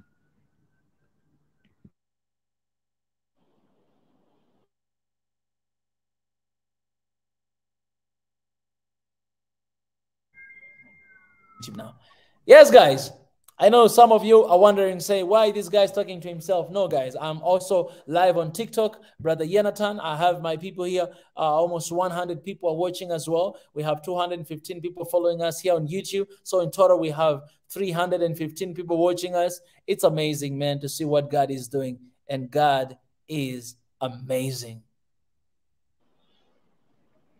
Come on, man. This page you see on the screen is our office Biggie was talking about. We're still raising this because we still need those offices, man, to have that office. So if you want to support, you know, the link is in the comment section. Do so. And any way you can do, if it is super chat, if it is joint membership, if it is Patreon, if it is whatever, you know, do whatever, man, to support the good work we are doing. God is good. Yes, God is good all the time. The family in TikTok, please meet the family on YouTube. Family on YouTube, please like this video, because right now on TikTok, I have 3,200 likes. That's a lot of likes on the single video. So let's see, YouTube, how many likes have you given us? Because when you give us likes, that's when a lot of people, they can actually come and watch. Let's see how many likes we have here on YouTube. How many likes do we have? We have 834 likes. Oh, we are still behind. Come on, if you didn't like this video, please like. On TikTok here, only 100 people is watching, but we have 3.3 likes. 3,300 people likes. Come on, let's go. Keep that likes coming up. God is good, man. Yenatani say, I want to say thank you to all that stuck to the conversation over the last year and didn't drop off from the push toward this ends. We have lots still to do. Yes, man. Come on, man. My brother here, he just reminded us something really beautiful, man. You guys, you know, man. You know, guys, it's 2 years. Let me say this, Jonathan, it's 2 years. It's 2 years. We have been, since the first live stream we started. I remember the first live stream I started here. The second, Dr. Ebenezer was there. 2 years, guys, right now until right now. Been talking and talking and talking. Been accused of talking too much of Ethiopia. Been accused of having, clickbait, You click and then you get money. But today we're here celebrating, man, what the Lord has done to Ethiopia. Glory to God. Gratitude, gratitude, gratitude is the right. It is the right attitude at this moment. Gratitude, gratitude, gratitude. It is the right attitude at this moment. Come on, I love it. I love it. It's a song, man. I'm telling you, I'm going to create this song. Biggie.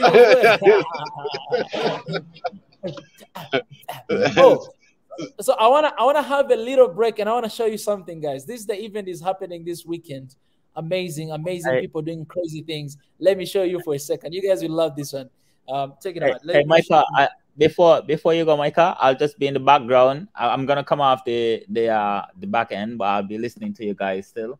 And you guys keep the energy up, right? I'm giving you more energy. Yeah? Energy. Come on, energy. Energy. Absolutely. Energy.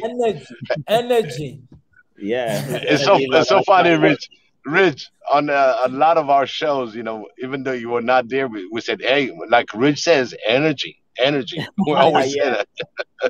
Yes, I think all this should be like, Swahili Nation, One Africa, those quotes, that we always use, like whenever we come here, before we start, energy. Come on, somebody. Of course, that speaks volume, man. Hey, that's how we're gonna stamp down the devil, I'm telling you. That's how we're gonna stamp the devil. It's crazy, Rich. Before you leave, I just appreciated you for what you said before, that if Ethiopia is at war, all of us will have to be Ethiopians. It's crazy, and we're talking about energy. And I always, acknowledge, our brother Jonathan for coming up with SNN Swahili Nation Network. This is what we're doing, man. We're building one Africa together. This is what we are building here. It's not a one-man army. It's all of us. It's a collective work. It's a collective effort. Today, when we use SNN, it's amazing. It's incredible. And this is a media that we are planning to have in 5 years to come. SNN, Swahili Nation Network, African media. But it's someone here in Swahili Nation, family member came with that. Today, we're talking energy. Energy. I want to hear that with Big E voice. Big E, can you say that one more time, man? I just want to hear with your blessed voice.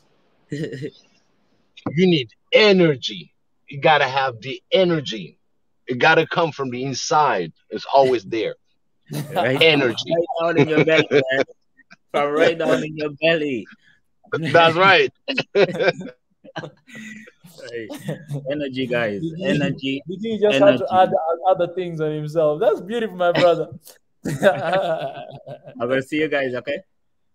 All right, brother. Let me play this as Biggie is, as Rich is leaving. Let me play this, man. The event is gonna happen this weekend. Let me show you this. I'm gonna share on YouTube very soon, but for now, enjoy this. This is really beautiful. I wanna show here to my people. How can I, guys on TikTok? How can I turn this camera? I wanna be able to show you what I'm showing here on the screen. How can I turn this camera? How to turn this camera on TikTok? I'm being like an old man here. I don't know how to turn this camera. All right. Anyways, guys, so I will do this. I cannot turn this camera. I'll just do this. Can you guys see that? You can see that screen. All right. Yeah, I can see that. Let me show you this. Okay, let me show you this video, guys.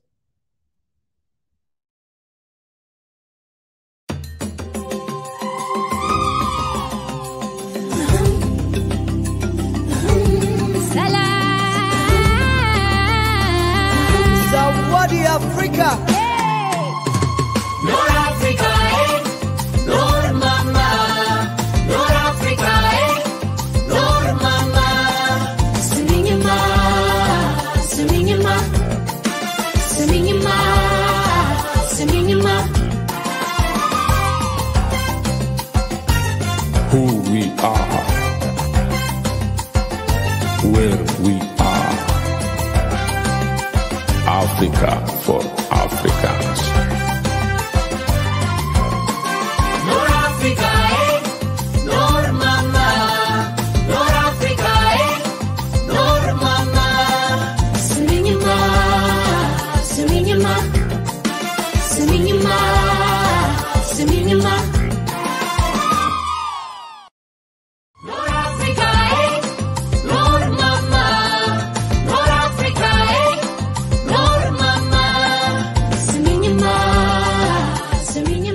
This is time for Africa.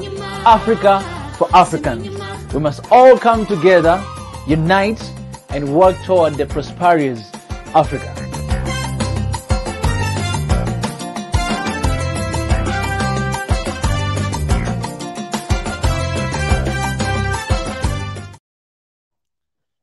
That is it, man. That's the event I'm staying here behind for from this Friday, Saturday, and Sunday. Africa for Africans. It's going to be incredible. It's going to be crazy. It's going to be great. And this is the time for Africa, man. And today, the CEO of this initiative, he just told me that, you know, I'm going to be an MC on that show. So I'll get more information how it's going to be. But this is going to be crazy. A lot of people are turning up. Man, the event on Friday, Saturday, and Sunday, we're going to go. On Saturday, I think we'll be at Friendship Park. Do you understand what is going down, guys, at Friendship Park? Standing right there, celebrating Africa. Man, you don't want to miss this.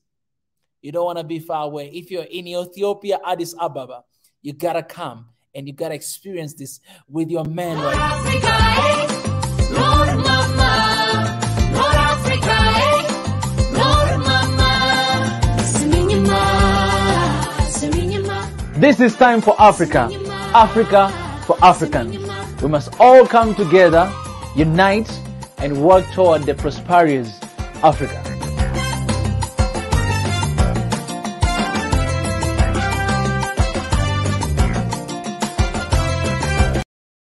So if you're in Ethiopia, Addis Ababa, whatever you are, guys, Friday evening, Saturday, and Sunday, I'll give you guys more details. You got to turn up.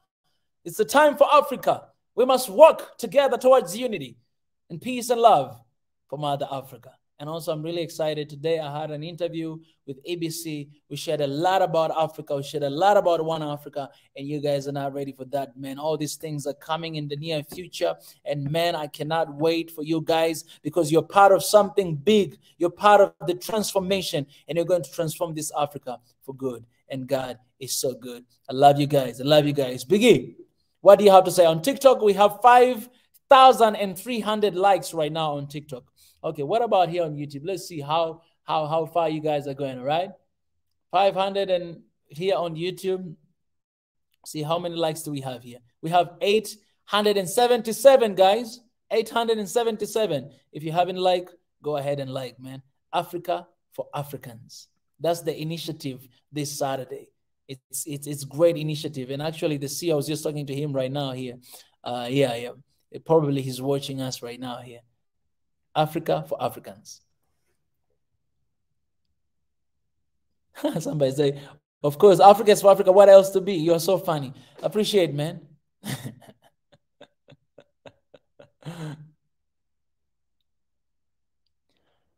Guys, we celebrate. We appreciate God.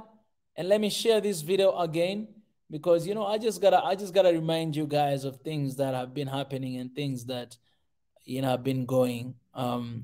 You know, when God is doing something, you need to give glory back to him. All right. You need to give glory back to him because he deserves it all. He deserves it all. This is not the only place that we're going to dwell. Today, we are being grateful for what the Lord has done, but we're going to move forward towards the right direction. Okay. So right now, I want to take this moment. I want to invite you guys. I want to have a moment to give you guys a chance to come as well here on the live stream. But I have to have limit, all right? So I'll have limit. I'll share the link in the comment section. You can come here and share whatever that you have, the celebration, the grateful. If you are grateful and you want to express your joy, if you want to express your thoughts, you can come and do that. And as soon as you do that, I'm going to let you go. And if there's another person who will come, you're going to express their gratitude and we're going to let them go so that we can, all of us, we can have an opportunity to come and to share our joy. All right, for a long time, we haven't done that. So I'm sharing this link here. You can come and share. Okay, I've seen your business. All right, my brother, you're here. I've seen your business. Please hit this link, the StreamYard link I shared. Hit this link and come join me here live. You'll be my first priority because this my brother right here, I've seen your business. He is the CEO of this initiative, Africa for Africans. And this event is happening this Friday, Saturday, and Sunday. So please, my brother, hit this link or the StreamYard that I shared and come here on the live stream to share a little bit about this. I believe people are really, really, really waiting so hard to hear from you. And I would love to have you speaking. I'm just gonna wait. I see Deborah, you joined here, but I'm just gonna wait for this brother first to come to join, and I'll give him that opportunity to come to speak and to share, and then I'll start allowing you guys to come and to share your thoughts. And I want us to be short so that everybody can have a chance to share at least one thing that they're grateful for this historic and beautiful day. My brother Africa for Africans, I'm waiting for you. Please come and join me and appreciate. Let me go here on TikTok as well. I see a lot of comments there. I appreciate you guys for joining. I appreciate for all the love and all the support. Yes. Somebody say, I'm a fan of you today. The AU make history in South Africa. Say something. Yes, that's exactly what we are talking about right here, for what God has done through AU, and we appreciate that. We appreciate that. Thank you for being our voice for a long time. We really appreciate your help. Guys, this is the matter of African. You know, whatever that Ethiopia is going through is what I'm going through as an African. So I don't even call a help for me, but it's my duty. Like my brother Africa for Africans, he told me when he was going back and forth to ask me to stay for a week, he was like, Mika, this is your duty. This is your duty. I'm not even asking you. This is your duty to be here. Africa for Africans, it's your duty. And I had to stay. So that was incredible. My brother Africa for African, I'm waiting for you. Please come and join to share a little bit about this. Okay, he's right here. All right. So Biggie, I'm gonna keep you here for a second because I want to have my brother here. My brother, welcome, Daniel. Yeah, welcome, you guys. How are you? Man, I'm doing great. First of all, I love you and thank you for coming. Me too. Yeah. Thank you for having me. You saw the video I shared, right? Yeah, I saw it already. Yes, so we have like 300 people actually watching and listening to us right now here on YouTube and on TikTok as well. Do you mind to share a little bit about the event this Friday and Saturday and Sunday and the meaning behind Africa for Africans? My dear, thanks you having me first of all, and also early you mentioned about this event. This event, you know, it's a big event, and also it's a big initiative for our continent. It's not only for Ethiopians, for our continent. So, you know, before starting this big, and also it's a continental event, you are the one who ran on it, this at the continental level. But now I'm starting, but I'm following for you. So anyways, which is good for join to us for this a big continental event. So I'm happy for it. Yes. And I appreciate so much that, my brother. Do you mind to share with the people if they want to attend this event, you know, when they can attend and where and what time and what should they do to be there? Yeah, you know, this the coming Friday, which means November 4, 5, 6, at Friendship Square, Friendship Park, you know, that's a nice place. So by Friday, all Africans, the 55 African countries, they are living here in Addis. So all of them, they will be attend also all of them, they will be promote themselves, whatever they have. Some of the countries, they have, you know, a tourism sector. Some of them have natural resources. Some of them have, you know, a cultural. So most of them, they are going to come and also they will promote themselves within that level. Most of them, they come and also they can join, and also especially we know each other. In our continent, we know each other. So what we have if you introduce each other, we know what we have. Then for the next step, which is the line a little bit easy. It's not very hard for it. So within that level, all of them, they will be attend. Yeah. So you say this Friday, it will be at Friendship Park from what time? The opening ceremonies, it will start at 5 p.m. 5 p.m. Okay, in the evening. All right. Yeah, because, you know, it's the lighting system, the sound system, everything in that places, Even there is the waterfall, everything's there. So within that label, just we are going to launch on it. We are going to open the ceremonies. Yeah, yeah. And Sure. and you told me that I'll be the MC. Is that right? Sure, you'll be there. Because I love this voice, you know, your voices, I love this voice. So, and also you have a power, you have energy. So this energy, when you give us for also for like motivative. So within that level, you are the one MC. Come on, somebody. I'll be right there and I'll be like, Africa, yeah! That's the energy is gonna come. This is what I said. This is this energy. That's why we like this energy, you know. That's why I'm not. Yeah, please go ahead. You know, this is what we need. This energy. Yeah. Let me also say this. You know, here in One Africa, we actually created a song. Reg, my brother Reggie, are you watching this video right now? Because we created a song of One Africa. Like we wrote a song, we wrote a song of One Africa and we produced it. I will share you the link to listen to it. And if, of course, you're going to love it, we can play right there at Friendship Park as well. We wrote this song, about One Africa. This Africa we're talking about today. Yeah, and also, you know, have you shared for them or not yet? No, I'll share with you because, yes, Reggie, he's right here. Reggie, do you mind to join the live stream right now if you can, to tell us, because this is the producer. He's our brother in the United States. He's producing this song. Yeah, he's producing this song. So he's an amazing, you know, A-list producer, you know what I'm saying? Like I came here in Ethiopia. We have a rap in that song. Kemi, the rapper, he rap actually in Amharic in the song. And me, I sang, you know, in English in some parts. So I came here, I went to the studio with Kemi, we recorded.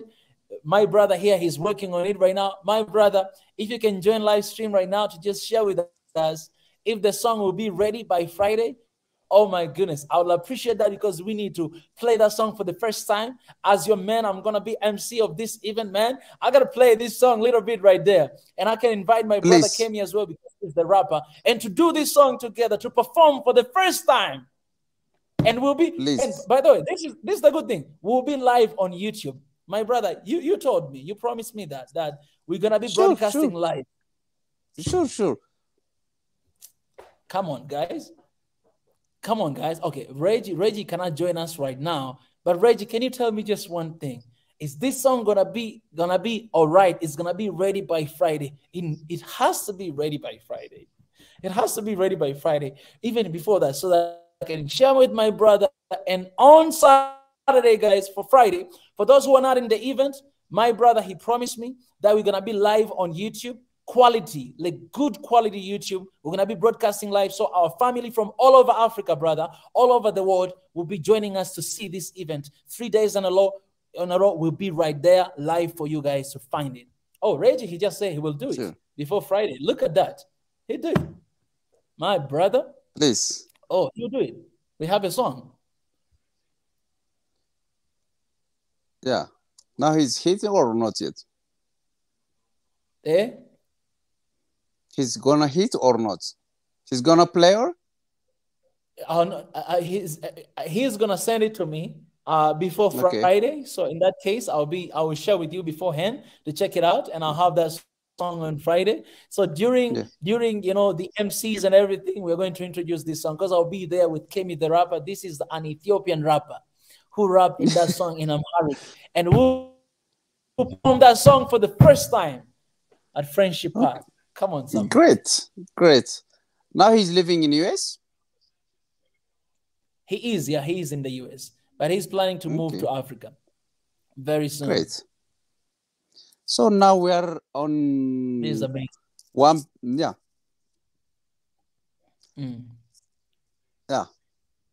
So, but by the way, how is everything? And also, can you explain about Ethiopians, and also can you explain about the continent?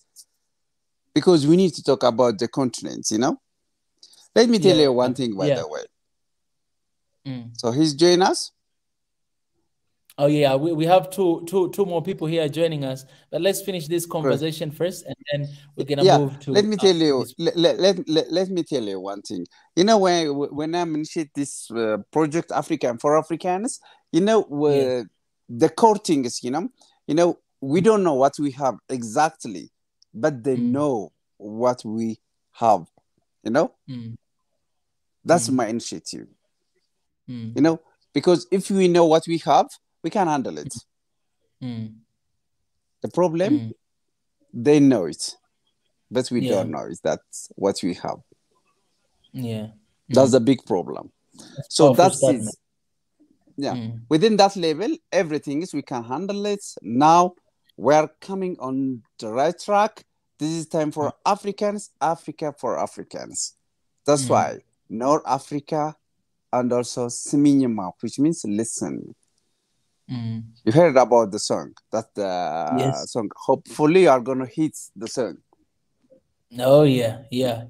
We're going to, and this is a song, and I love this part. North Africa, North Mama, North Africa, North Mama, Siminyama, Siminyama. This is time for Africa, Africa for Africans. We must all come together, unite, and work toward the prosperous Africa.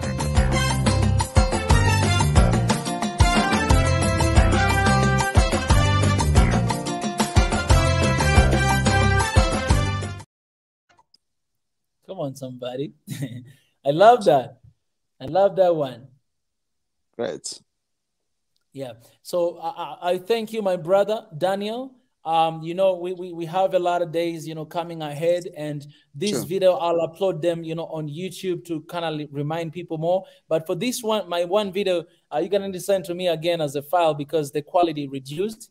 Right now it's already, like I sent for you another one already. Yeah. Right now it's 480 HD, but I need the maximum quality, and we're going to upload that on YouTube for you guys to see, to enjoy that, and to get ready for the event, and you guys will see everything. By the way, this song is the song for Africa for Africans of my brother here, and he's the founder of that. And he, it's just incredible. Just come to the event and you'll understand. My brother, I appreciate you so much for joining me. Thank Any you, last thank words you, you want to say before I let you go? No, thank you. I appreciate all of them. I invite you guys, and also we need to united. When you are united, everything is easy. It's not heavy. So within that level, let us united Africa for Africans. That's all. Appreciate my brother. God bless. You I'll too, talk to you guys. very soon. Thank you. All right. Also, I have AG here, and I have Deborah as well, Daddy. Deborah, you were here joining me for a long time. How are you, Deborah? How are you? I'm good. It's good to see you. It has been a while. How And was Ethiopia? You Ethiopia is incredible. I wonder what you're doing outside of Ethiopia. You gotta come back home as soon as possible.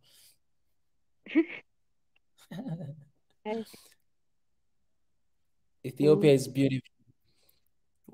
Thank you.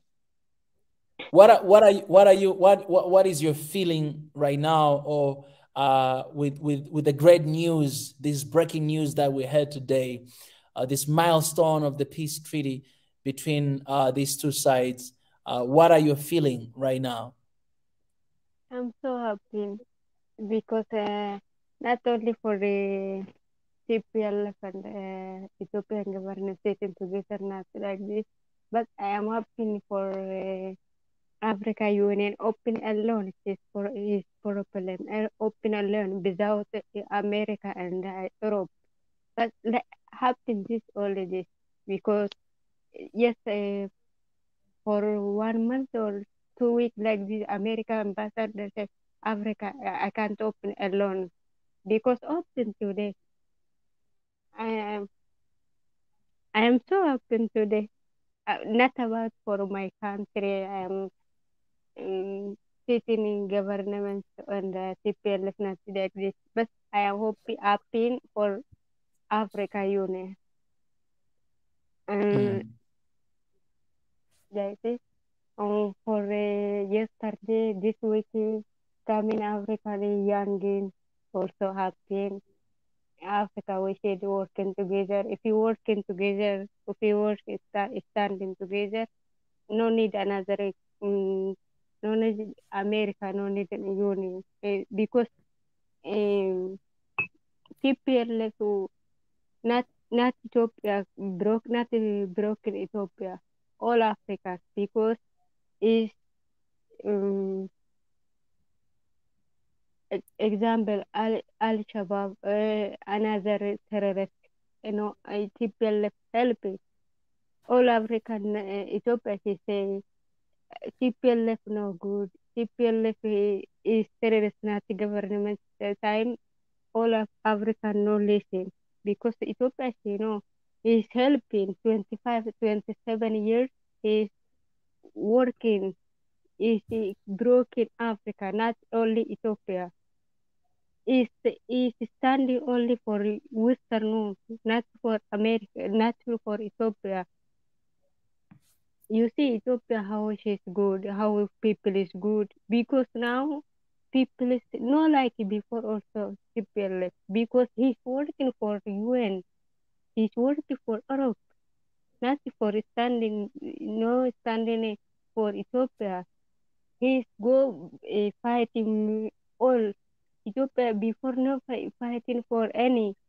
He's go fighting with Eritrea, how much Ethiopian people died. You see, go see and Google it. Is fighting with Somalia, is fighting now. Ethiopia is fighting, not fighting for Sudan, because he's go touching. His that time is camp is camp for terrorists. America, why is that? In America, because she need she need bring the TPLF now, but no now. Now TPLF stop standing, put it gun out in his party is broke, is for not for Tigray.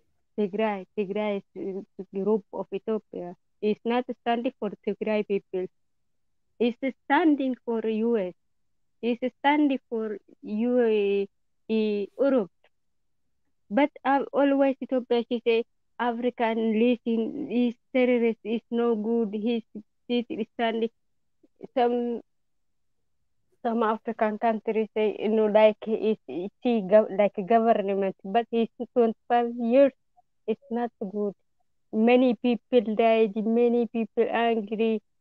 Now, how much for much? I don't know. 4 years or 3 years. How was working government Ethiopia? Because it's working standing for people. People stand only for the Western. I was changing Ethiopia, you see, before and now, very different. How was the people is like in Ethiopian government now? 2016, how much people died? How that time no talk in America, but today he say Tigray is stop the Ethiopian group, not the country.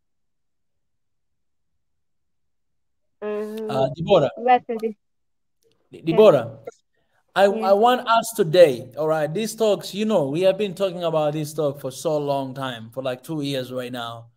I want today us to simply just celebrate, all right? To simply just celebrate what has happened, to give God thanks for what has happened. That's the only energy we need to have it here today. There's so many things going on. There's so many politics going on, all this stuff. But for just one day today, I want us to celebrate. I want us to celebrate this very moment. And I want to tell everybody who is commenting here, guys, I'm not here for negative vibes. All the negative vibes, you're not with me. I'm not going to focus on you. We're not going to pay attention to you. We're not going to do that. You have no idea what the heck is happening. You have no idea what God has done. You have no idea for how long we have been praying and wanting for this to happen. All right. Some of you are just joining me right now. You feel like I started talking about this right now. I started talking about this 3 years ago. All right. 2 years ago. Start do that. So today, the energy here is thanksgiving. It's gratitude, gratitude, gratitude is the only attitude we got to bring here today. And I got to warn you, if you have negative vibe, I'm going to block you right now. I'm going to time you up for some few minutes to check on you first, like five minutes to check on you. And then after 5 minutes, you come back. If you still have negative vibe, I'm going to get you out of my space. This is my space, and I'm going to get you out, all right? It's a moment to celebrate. It's the time for that, and we're going to do that on my space. On my space, we're going to fight. We're going to do that. If you come here, you have your own agenda. If you come here, you have your own another idea. Ain't going to work today, all right? Ain't going to work today. That people cried so much for just this moment. Can't we just celebrate peace today? There's a peace treaty has been agreed today, at this moment today. There's no need for you to be negative. This peace treaty today has happened. Oh, by the way, I'm not saying this to you, Deborah. I'm telling to the rest of people, for those who are being negative. This peace treaty today has been signed, has been happened today, guys. For the hard work, blood, sweat, and tears, we all know this process, how it got to this process. I'm not blind to think that we don't have a work to do. We have a work to do, a lot of work to do. But today, this milestone that we reached to, it is something to thank God, to celebrate, and to say, let there be peace. Let there be healing. Can you imagine the people of Tigray right now, how they feel, knowing that we're not going to lose our people anymore, knowing that our land is not going to be a battleground between the government and TPLF, knowing that, do you know how they feel right now? So can you just take a moment to stand with our people, to celebrate this particular moment right now, because we deserve it, and God has heard your prayer. God has listened to your prayer. Ethiopians, Africans, you have been praying, you have been crying. God has finally did it. So this moment is the moment to celebrate. Let me give an opportunity to AG here as well for a moment. AG, you have been here for a while as well. I want to hear you also as well, particularly for this thing that has happened today. I want to hear your feeling about it. I want to hear your thought about this, what happened today. Thank you, Mika. Appreciate you for giving me this opportunity, and especially to be given a minute or two in such a pivotal or crucial time in our path is a privilege. So I thank you. So to get into the matter, yeah, you said it right. Many people might have different emotions or things to think of, but just think of peace, you know, what it means. And it all means that the past should not dictate our future. Absolutely. With good heart, with good intentions, and with that spirit of a unified Africa, there's nowhere we can't reach as far as our goals and aspirations are concerned. So with that in mind, it's really not just in the context of East Africa region, but for the whole entire continent of Africa. This is a great news that we have done what we can do initially, but weren't able to. So it really should propel us forward into the next tasks and not get overexcited with this. I mean, it's such a great, we got to celebrate and all that, but it should also be, something to, keep us moving forward and strengthen our unities in all areas. And, as we can bring about peace in the northern part of Ethiopia, and there's no way we can't do that elsewhere in Africa. With the right tools, headset, set of intentions towards our goal, then we can definitely go about the priorities and tackle all those problems. And first and foremost, create that peaceful atmosphere. And then we can have a level ground to work on other important tasks. So it's such a great time and moment to be really witnessing this moment. And I hope each and every one of us can, just think about it and what it means. And just imagine that peace that we all wanted. We have lost in our communities, this and that. So with that thinking, I'm sure we can just move forward as quickly as possible without any delay. And that's all I have to say for tonight. And the rest is, going to be details. So just say thank you, Maker, for giving me the opportunity. And so we should celebrate in all aspects. And this is where art comes in as well, right? So we should do more of that moving forward. So thank you, Mika. Appreciate it. Appreciate AG. Thank you so much for that contribution. Appreciate you. I'm going to let you go. And on the line, I have as well BJ and Yanatan, my brother. I'm going to put on first BJ. She was here first to also express her gratitude and her feeling and everything. BJ, welcome to the show. Thank you. Thank you. This is such a true celebration. I don't know if people understand how impactful what has happened is. We can dissect all the moving parts, but to say that the Africans have come to their original purpose, Africans solving African problems, sitting down together to find a solution, and we're going to move forward and make this the prototype of what the new normal should be. Game over. We're not going to what was, we're going to what will be. And we know this is divine order.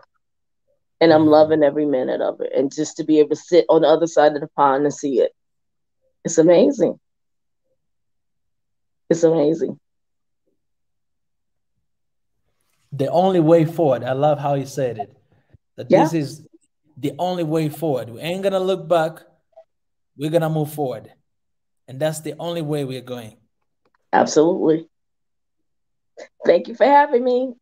And I can't wait for the celebrations. And we know the battle ain't over. So we know that we're going to move one step, one foot forward, one battle at a time.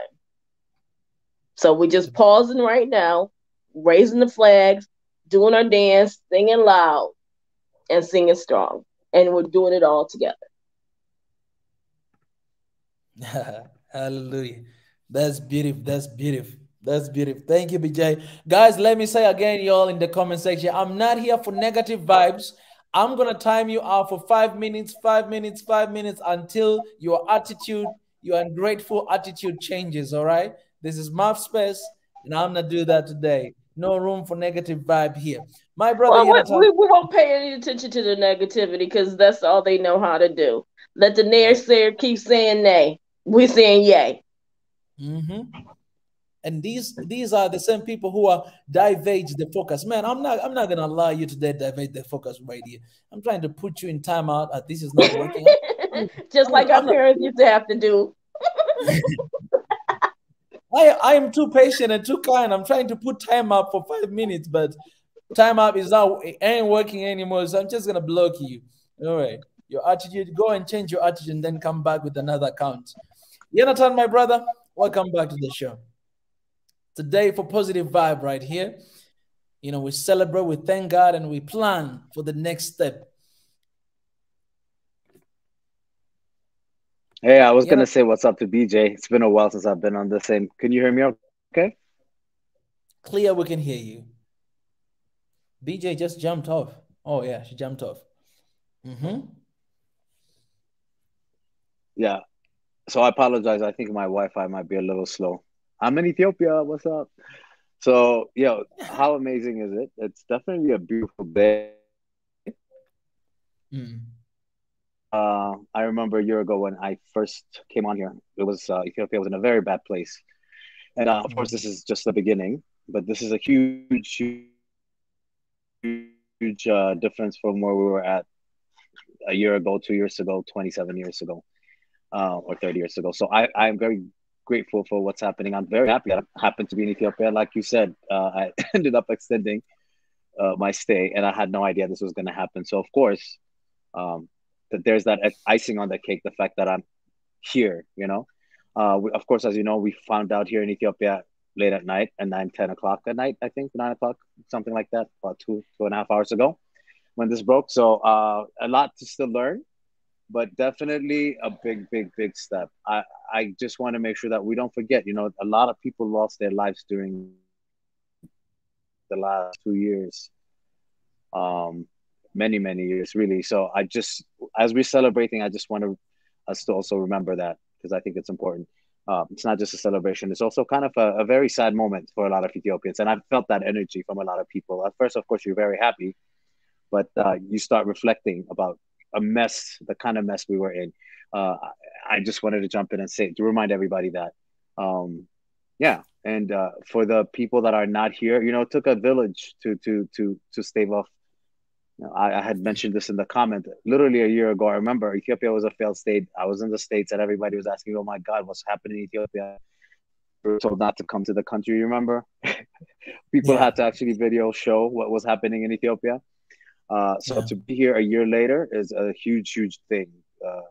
And being here and seeing the people and understanding what has been going on, it's different, as you know, Mika, from the outside. So congratulations to Africans, and of course, extra congratulations to Ethiopians. So I'm sure today they can sleep a little bit better.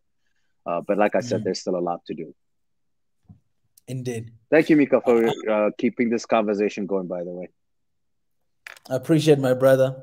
And I agree with you 100%. It was just like 2 days ago, 3 days ago, I met someone, and this someone was telling me, she said that Ethiopia is going to fall very soon. She literally told me this. She said, it's going to fall very soon. And at that moment, I look at her and I was like, stop. Ain't nothing going to fall. And then she started to explain that I had this, I have connection of this and this, and I had this. I was like, stop, nothing like that. God ain't going to allow that thing to happen. It's not going to fall. And that's the thing that I've been hearing for so long. Yes, this is the moment that we celebrate one step. And this is what, look at the title of this stream. I say one step in the right direction. One step in the right direction. This is one step in the right direction, but there's a multiple steps we need to take. It's important for us. We've been dealing with this. Jonathan knows this. We've been dealing with this for a while right now. And for a long time, just talking about this, talking about that. It's important for big things like this, when they happen, to stop for a while, to breathe a little bit, and to appreciate the moment. And at the same time to reflect that, okay, so tomorrow it's a new day. We're beginning a new day tomorrow. How are we moving forward? There's a lot of reconciliation to be done. There's a lot of compensation to be done. There's a lot of justice to be done. There's so many things to be done. But right now, right here, guys, right now, right here, it's one step in the right direction. So we appreciate that. We acknowledge that. With everything. And you know that this is not just a giant step. It's a giant step, brother. It's a giant step. And I am glad and I am proud that they're at least talking. That's also a big thing. Tomorrow. Yeah, and like I said earlier, the other beautiful thing about it. Sorry, I think I have like an echo, so I'm I feel like I'm talking over you, but it was a great thing to see that this was definitely an African solution in a lot of ways. I'm sure there was other hands behind, but for the most part, it was, right. So we should be very happy about that, because normally these things are always fought over in I don't know, in Geneva or something. That wasn't the case here. Yeah, yeah, yeah. That was Africans, man. Africans for Africans. It's beautiful. It's Mika, beautiful. you're not in Ethiopia right now, so you're gonna see a lot of happiness tomorrow. You're gonna see a lot of smile on a lot of people's faces, because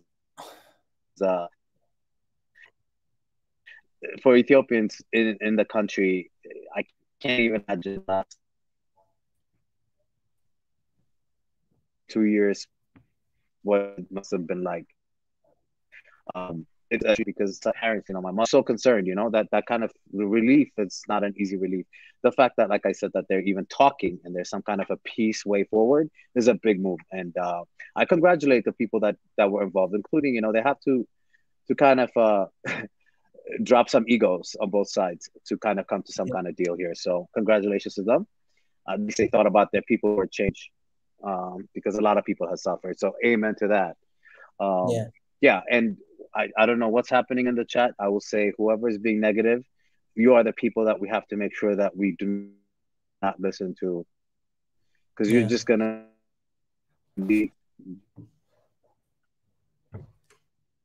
the hurdle trying to get over this miserable time that not just Ethiopia pulled into this, and because of this little issue that Ethiopia was having. I feel thankful that other countries were involved. South Africa, Kenya, the AU itself. Yeah, let's just cross our fingers and let's move forward. Also, the people in Tigray. I've been staying in Addis Ababa everywhere the whole time I was here. The people, we don't think like that. So hopefully the healing will come much quicker than the middle of that. All the different regions, not Tigray only, Amhara region that have gone through a lot, Afar region that has gone through a lot, Oromia, Somalia. I mean, the different regions, they all pull into this miserable, unnecessary war that we've had to face. But, lessons learned. I hope Ethiopians have learned their lessons, and I hope other regions have learned their lessons from this unnecessary war that we had to go through. But yes, definitely have a big smile on my face. I know I'm speaking quietly because it's kind of late, but I am definitely ecstatic. Mika, you and I are going to celebrate. Oh, we're going. Tomorrow, I'm going outside and I'm going to hug everyone I see. Everyone I see. I'll be live streaming and I'll be asking to hug people that, hey, please, can I hug you? Just go around and hug people. That's my challenge for tomorrow. I'll be doing that. And you guys subscribe, turn on the notification button, because anytime tomorrow, you will see me doing that. And also, let me just respond to one person here. Again, being negative, this is what I meant by being negative. You can disagree with me. It's okay. Like, disagreeing with me, it doesn't mean that you're negative, because I might be wrong. I'm not right all the time. You can disagree with me. But being negative, I'm talking about for the sake of just being negative. If that is your purpose today, I'm not going to allow you here. All right? Today is not for that. You can disagree with me. It's fine. For example, one person here said this, which I understand. I see this a lot. They say, unless the TPLF is eliminated, there is no peace in the Horn of Africa. Someone is saying that. And I understand a lot of people understand that and resonate with that and feel that way. But this is what I will say. As long as God is alive, there will be peace in the Horn of Africa. God is the answer, and God is the peace, regardless of who is there or who is not there. God is alive, and peace in the Horn of Africa is inevitable. It must happen. It has to happen, because God is alive and is watching over the Horn of Africa, and there will be peace. No matter what, there will be peace. That's what I will say. So in that case, you can disagree with me, and I'm disagreeing with your point, that I understand what you're saying, and a lot of people feel that way, and I understand. And I say myself those kind of stuff a lot of time. But at the end of the day, I realize in this world, we're always going to have poor people. We're always going to have tragedies. We're always going to have stuff. We're going to try to deal with them, but sometimes we'll have them. So where do we put our trust? Where do we put our hope? Of course, not in politics. not in politicians. We don't put our trust there. Me personally, and with us, with our organization, we put our trust in God, believing that the peace that surpasses all understanding will be above Africa, and the people of Africa, and the people of Ethiopia, and the people of the Horn of Africa. The peace will be there because God is alive and God is going to take care of this. And at the same time, we keep doing work. We keep trying to handle with food security. We keep trying to bring our people together. We keep demanding for one passport, one currency, one army. We keep demanding of all those stuff. And also believing that the peace, true peace, comes from the Almighty God. So that's what I'm saying, all right? And you being negative, I'm talking about you if you see like I didn't put you in timeout because whatever you say there, I'm looking at it, I'm like, oh, you can disagree with me, but if someone is just here for negative purposes, see you in tomorrow's stream. Oh, we have Tunija here, my brother. Oh my goodness. My brother Tunija, welcome to the camp, man. It's good to see you. How are you, brother? Yeah, thanks for having me, man. Mika, yeah, I see all the good work you have been doing. And yeah, well done with all the good work. And I guess today is a great day. The news is a good one, isn't it? This is why it's good to be in a strong position to have this type of peaceful resolution. I saw the video of the parties, South African minister Obasanjo and Kenyan president, the last president of Kenya. Man, these people, Kenyatta. Yeah, I have to give it to Kenya. Kenya recently has really been making a lot of moves in that region, and they are really trying to change things for the better. And if this is the direction they want to travel, then we should be looking out for Congo next, because they are looking to go and stabilize Congo too. And it's about time we start seeing this about moves. And it's beginning to take pace. I must say, for once, I'm sharing some of the optimism you have, because recently I begin to be a little bit downbeat about our prospects. Because if you look at Burkina Faso, there was a coup again recently, but the president went ahead to demand for 50,000 soldiers just about 2 to 3 weeks after he became the head of state. And this is a country that used to have 6,500 or so soldiers. From 6,500 to 50-something thousand recruitment drive. It tells you that our leaders can do these things, but after he kicked the French out before he is able to do that. And it tells you that something is going on that continent. I've been asking the French-speaking country to show us the agreement they signed with their former colonizers. Nobody has showed us anything yet. We know what the French country signed. And there is a reason why our countries are suffering. And these people that have been causing problems in our countries, thank God Ethiopia has managed to push back on them. And one has to also, give Eritrea a lot of props. Eritrea, partly did a lot of work with the Ethiopians to make sure this day came to fruition. And so it's a very, very great event. And what I would recall, our advice is that while you are there are no victors here, and you have to treat everybody magnanimously so that the peace can last. And it's one thing to sign an agreement, it's another thing to go ahead and treat them as members of the same country, isn't it? Let the past be bygone and start the healing process. And no funny business. And like the commenter said, was talking about until they get rid of. No, forget about it. You have to paint a hopeful picture for everybody. When you do that effectively, with still remaining strong, don't become weak. Still remaining strong, you are unlikely to get peace. And I see a lot of prospect for Ethiopia now. The dam is coming on stream and the country is healing. Eritrea is right there. The Kenyans are right there. The East Africans are beginning to get their act together. And I hope that the whole African continent, South Africa is doing a lot of good work too. Their minister, the speech she made, you can barely fault it. It was faultless. And I really like to see that type of spirit in Africa, especially sub-Saharan Africans. You know, the North Africans, by and large, they've got their act together. They're not busy fighting each other.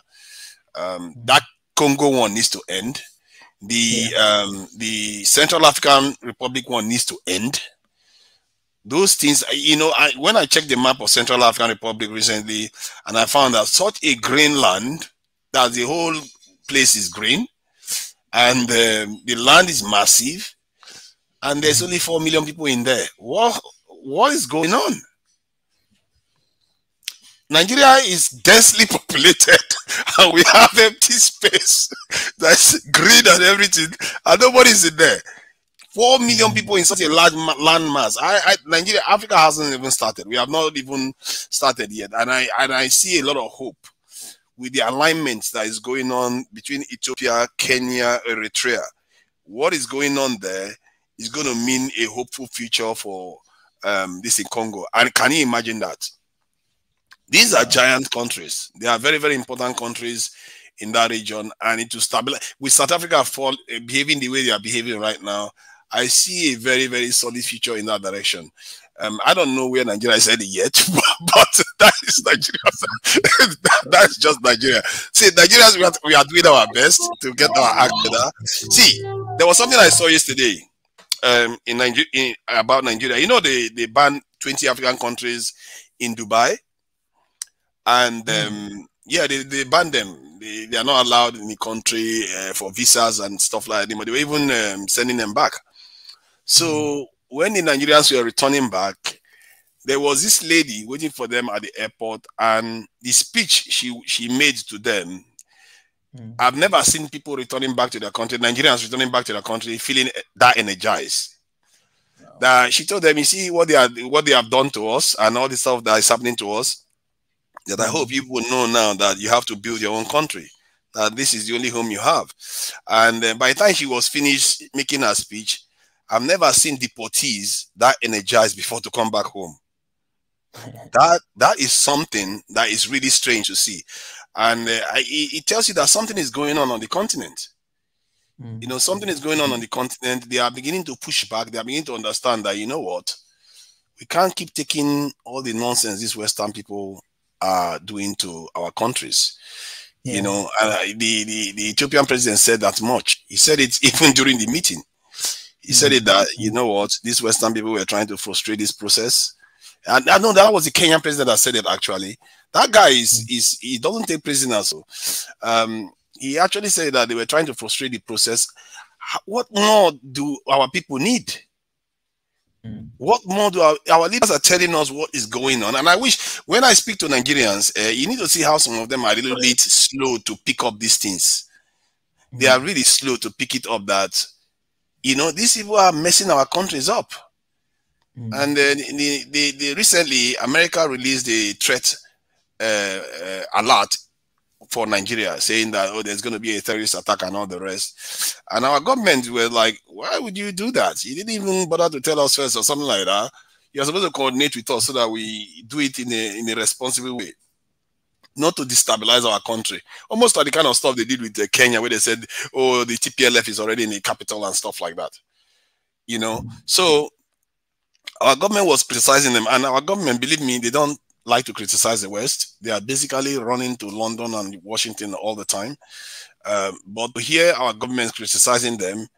And just yesterday, the Nigerian government signed a deal with China that's to resolve some dispute that they used to have.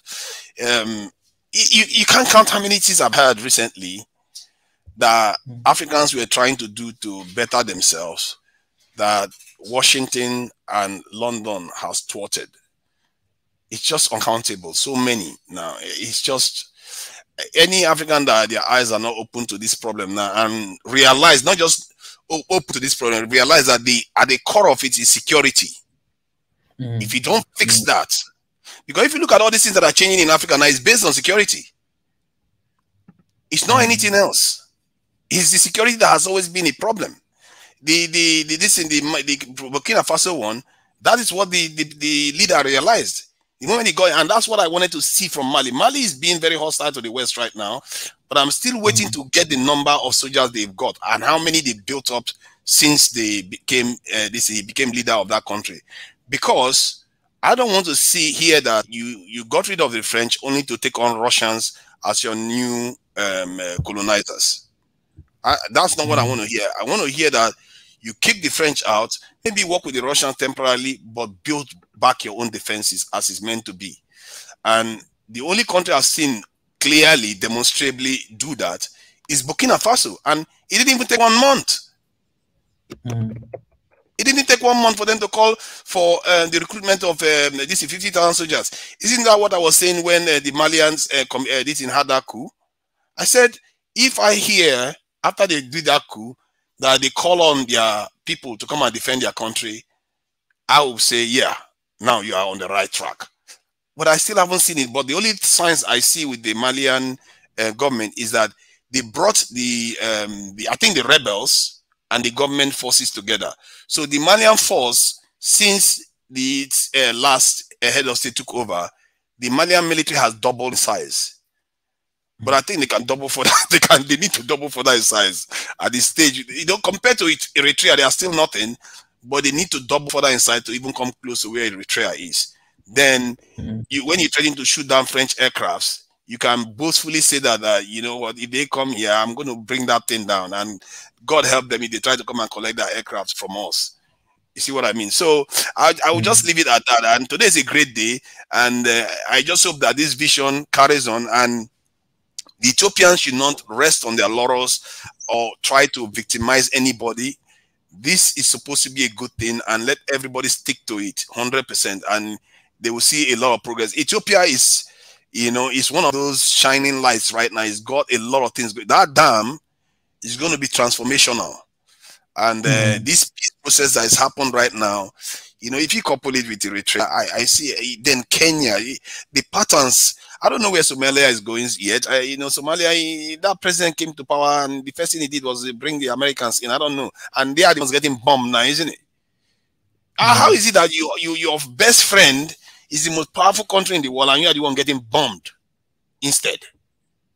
And I don't know when our people are going to learn. I just hope they learn this lesson fast, never to be inviting these people into their country anymore. You know, I don't know whether you know about this, that the Ghanaians, Americans actually own one of their terminal of their international airports. A sovereign country gives a terminal to another country's military, not just the Americans, their military. He gave it, and that's what the Ghanaians did. And this type of behavior is going to be a problem for us in West Africa right now. And this is partly why Nigeria is suffering a lot of instability, you know, because we are surrounded by, you know, people that are sold out, like Niger, like Chad.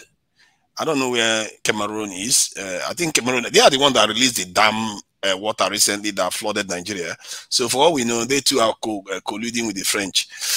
So we have a lot of countries that are causing us problems.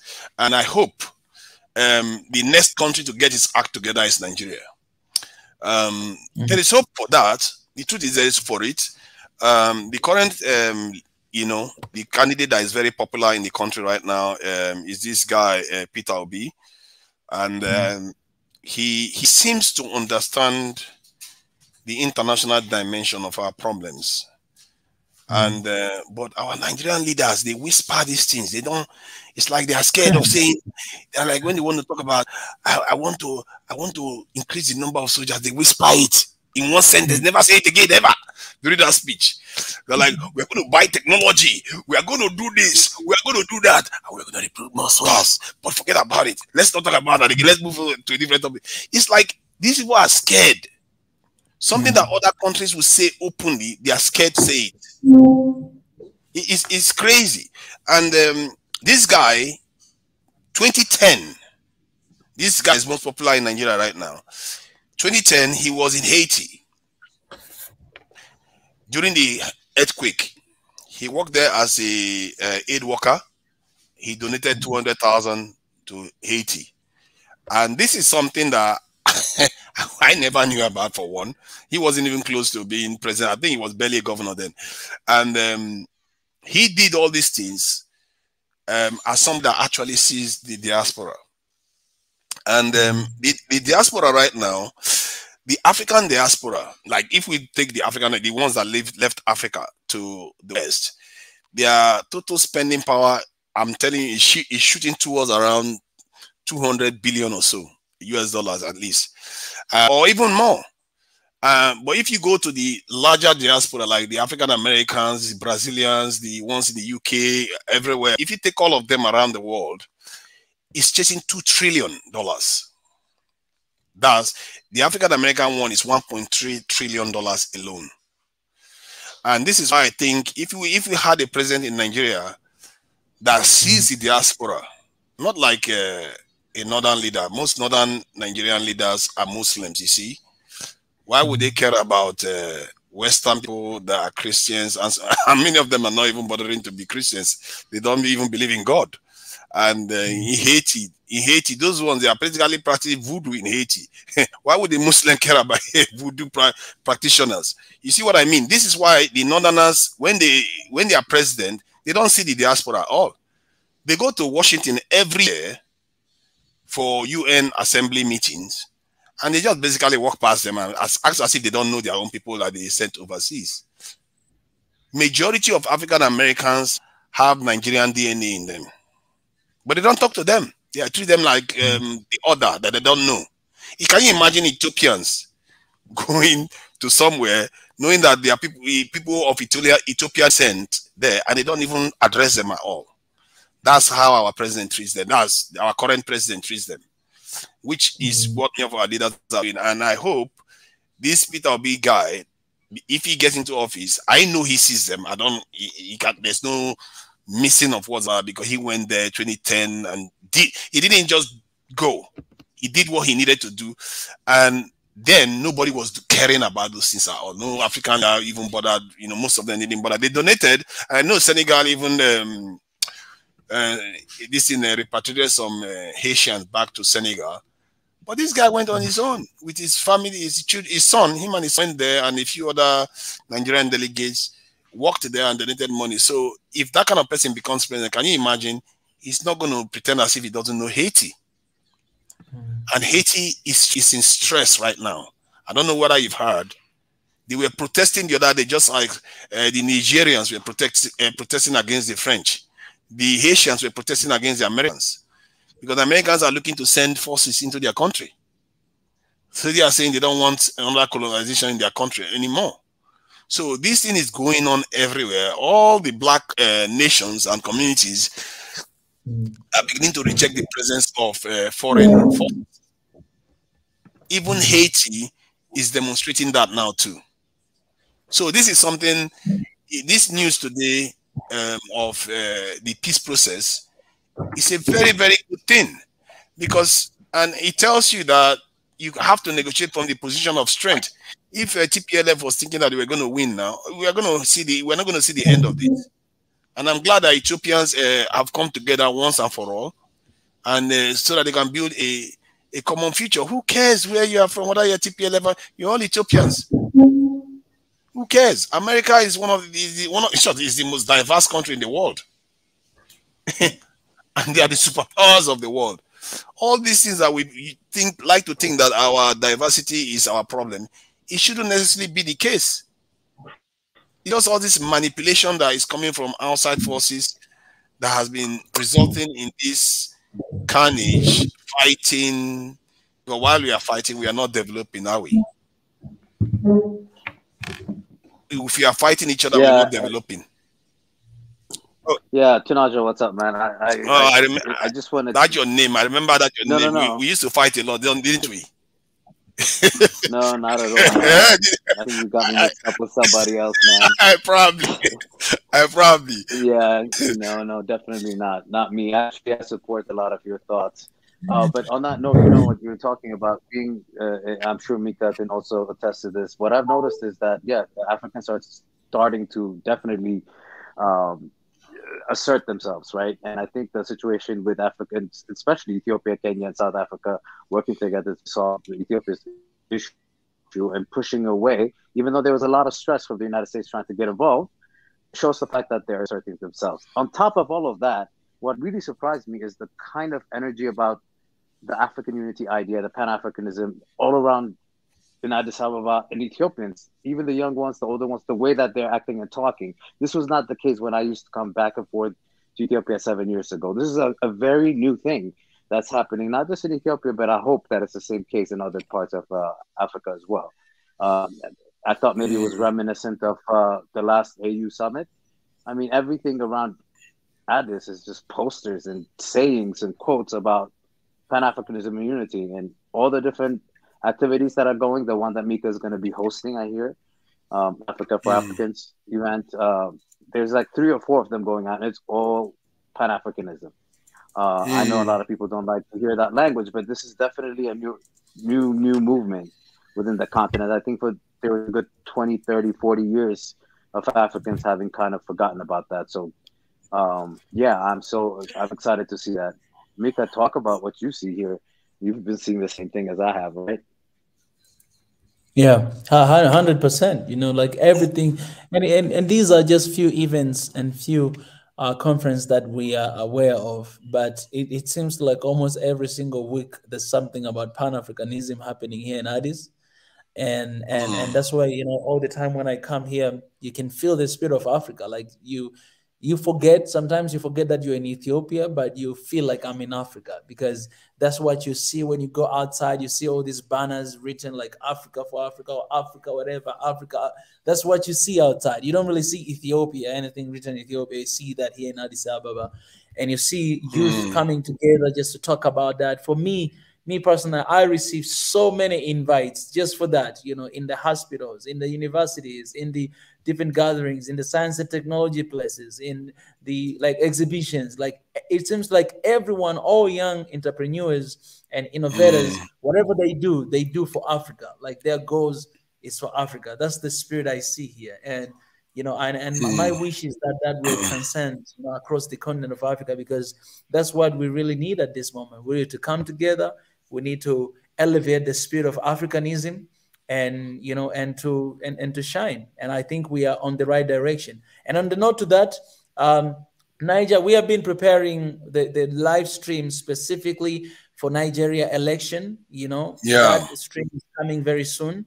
Because I was talking to my Nigerian brothers today that we have the same group. I was telling them, you guys, when are you gonna start doing this? Because I already talked to them like 2 months ago. So very soon they will start talking about this election all the way to the election. So, you know, feel free to come.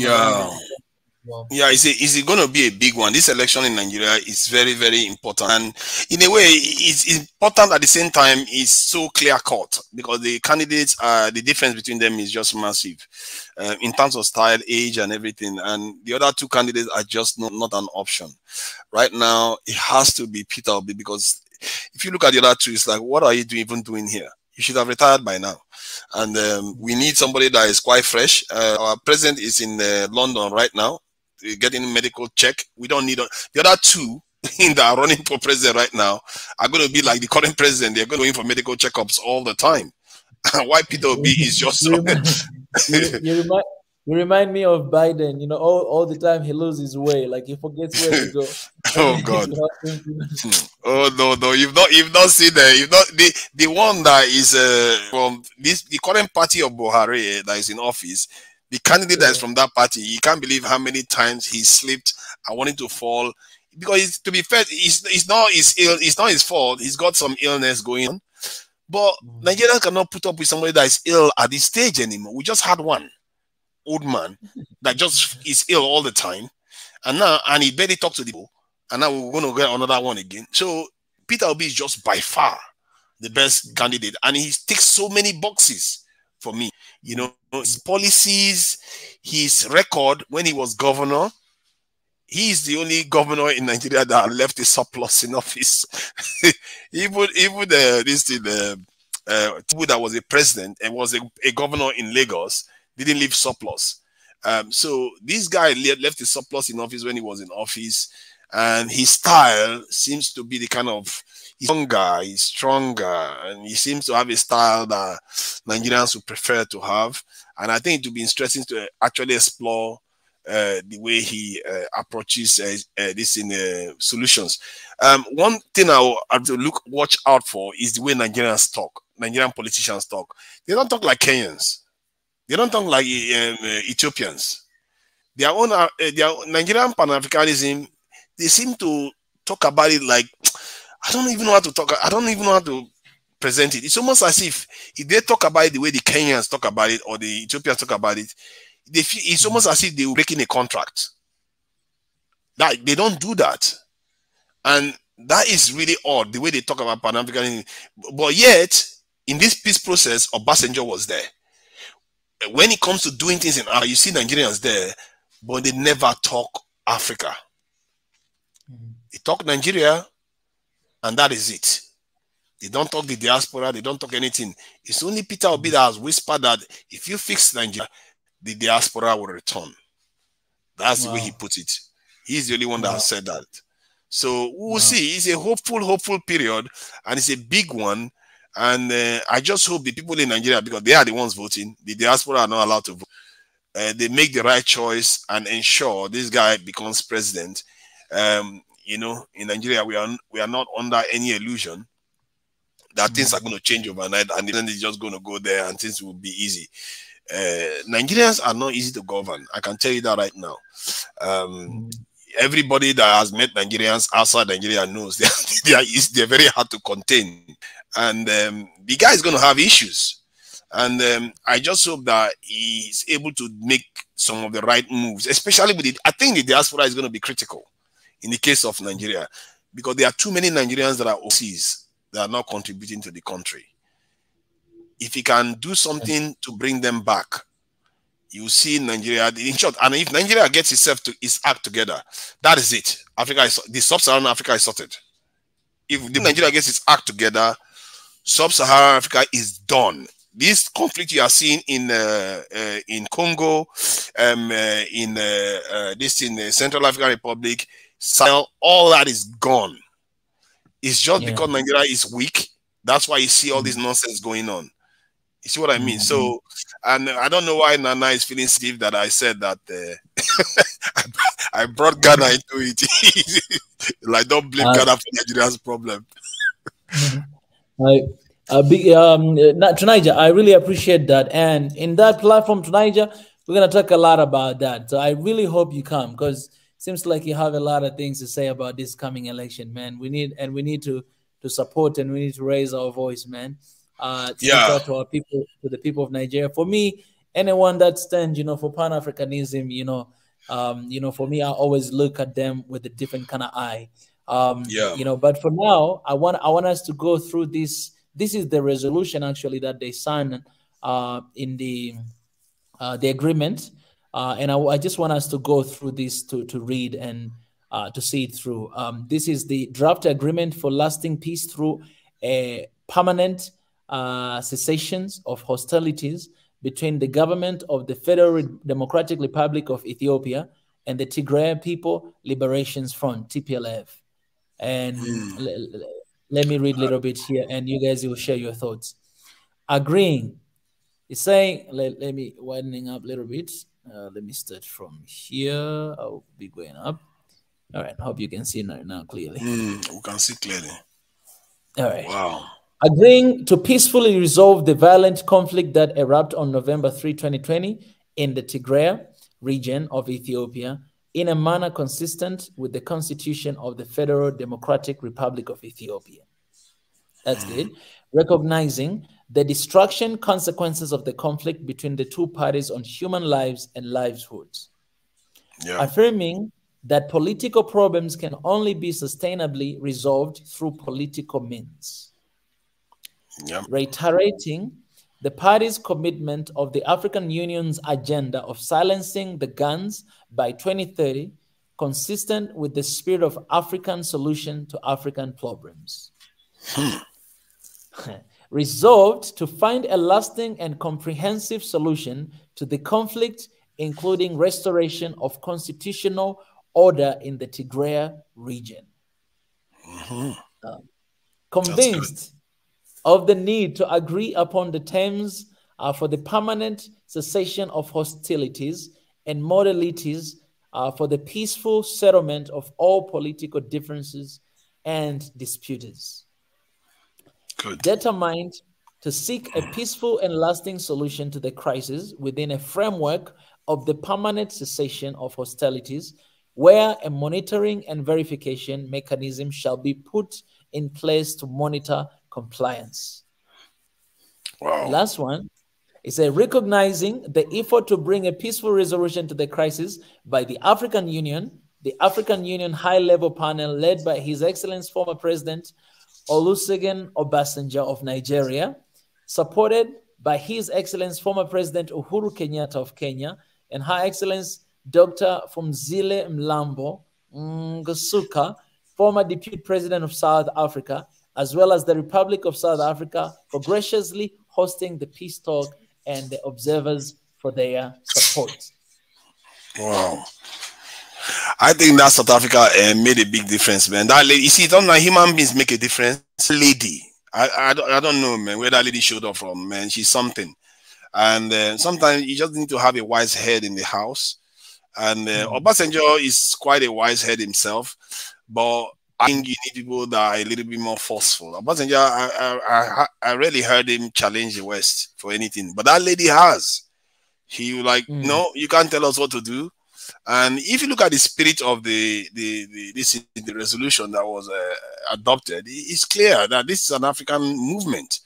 And this is what we want to see. Nothing backed by the West. We shouldn't be waiting for the UN to pass anything.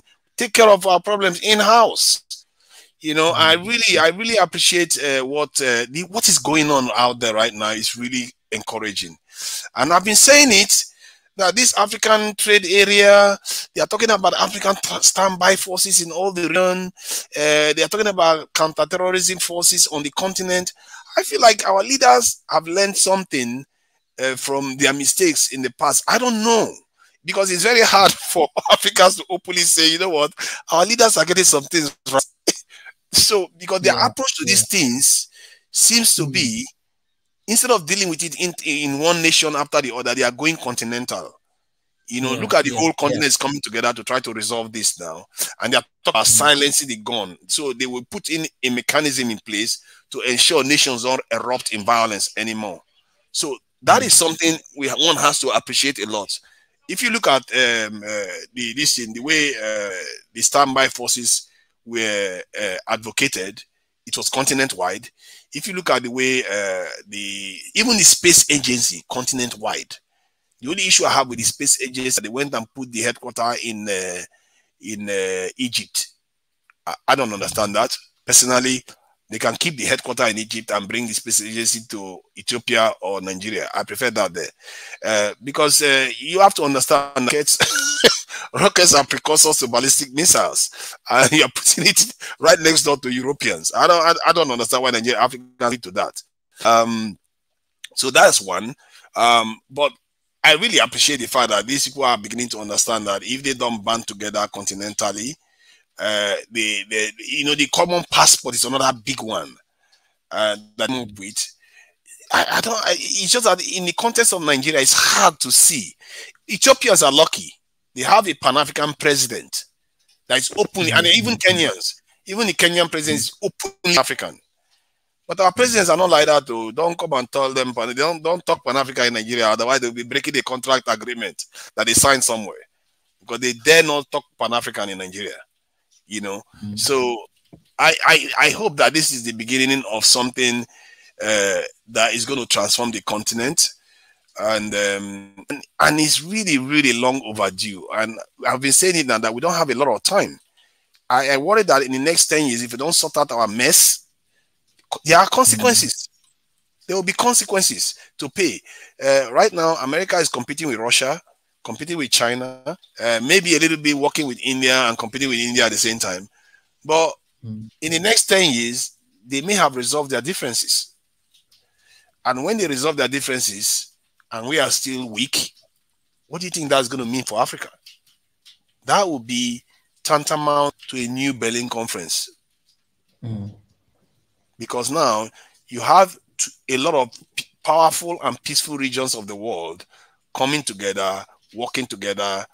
What do you think is going to happen? We are not at their level at all if we remain as weak as we are. And I think our leaders know that. And I get a feeling that our leaders understand that. and they are beginning to move in that direction. But that said, anyway, today is a great day to celebrate the Ethiopians, and I really give props to the president of Eritrea, the Ethiopian president, Kenyan president, and the lady from South Africa. The Nigerian president, we seems to have led the whole, you know, he led by Nigeria. I don't know why leading from behind. I don't know. He doesn't say anything. Even in his speech, I don't know whether they cut the speech. I didn't hear the president's speech. He's supposed to be leading the whole thing. I didn't even hear him say anything. So, so I don't know, man. I don't know whether to give him any credit there, but I think that the South African leader, the Kenyans, the Ethiopians, the Eritreans, and one has to give the TPLF some credit too for seeing this. You know, it's not necessarily about, you know, like, oh, you just you started the problem in the first place. In the end, they agreed to talk peace, and peace, according to the South African official, is harder than war. And so she says, that lady, I really respect that lady, and long may she live to be you know, fostering peace on the continent. And I hope that the next one we are talking is that of Congo, and I really can't wait to see that come to fruition. That has been going on for long. Can you imagine the day we see Congo, there is no more war? That prospect is right there. The Kenyans.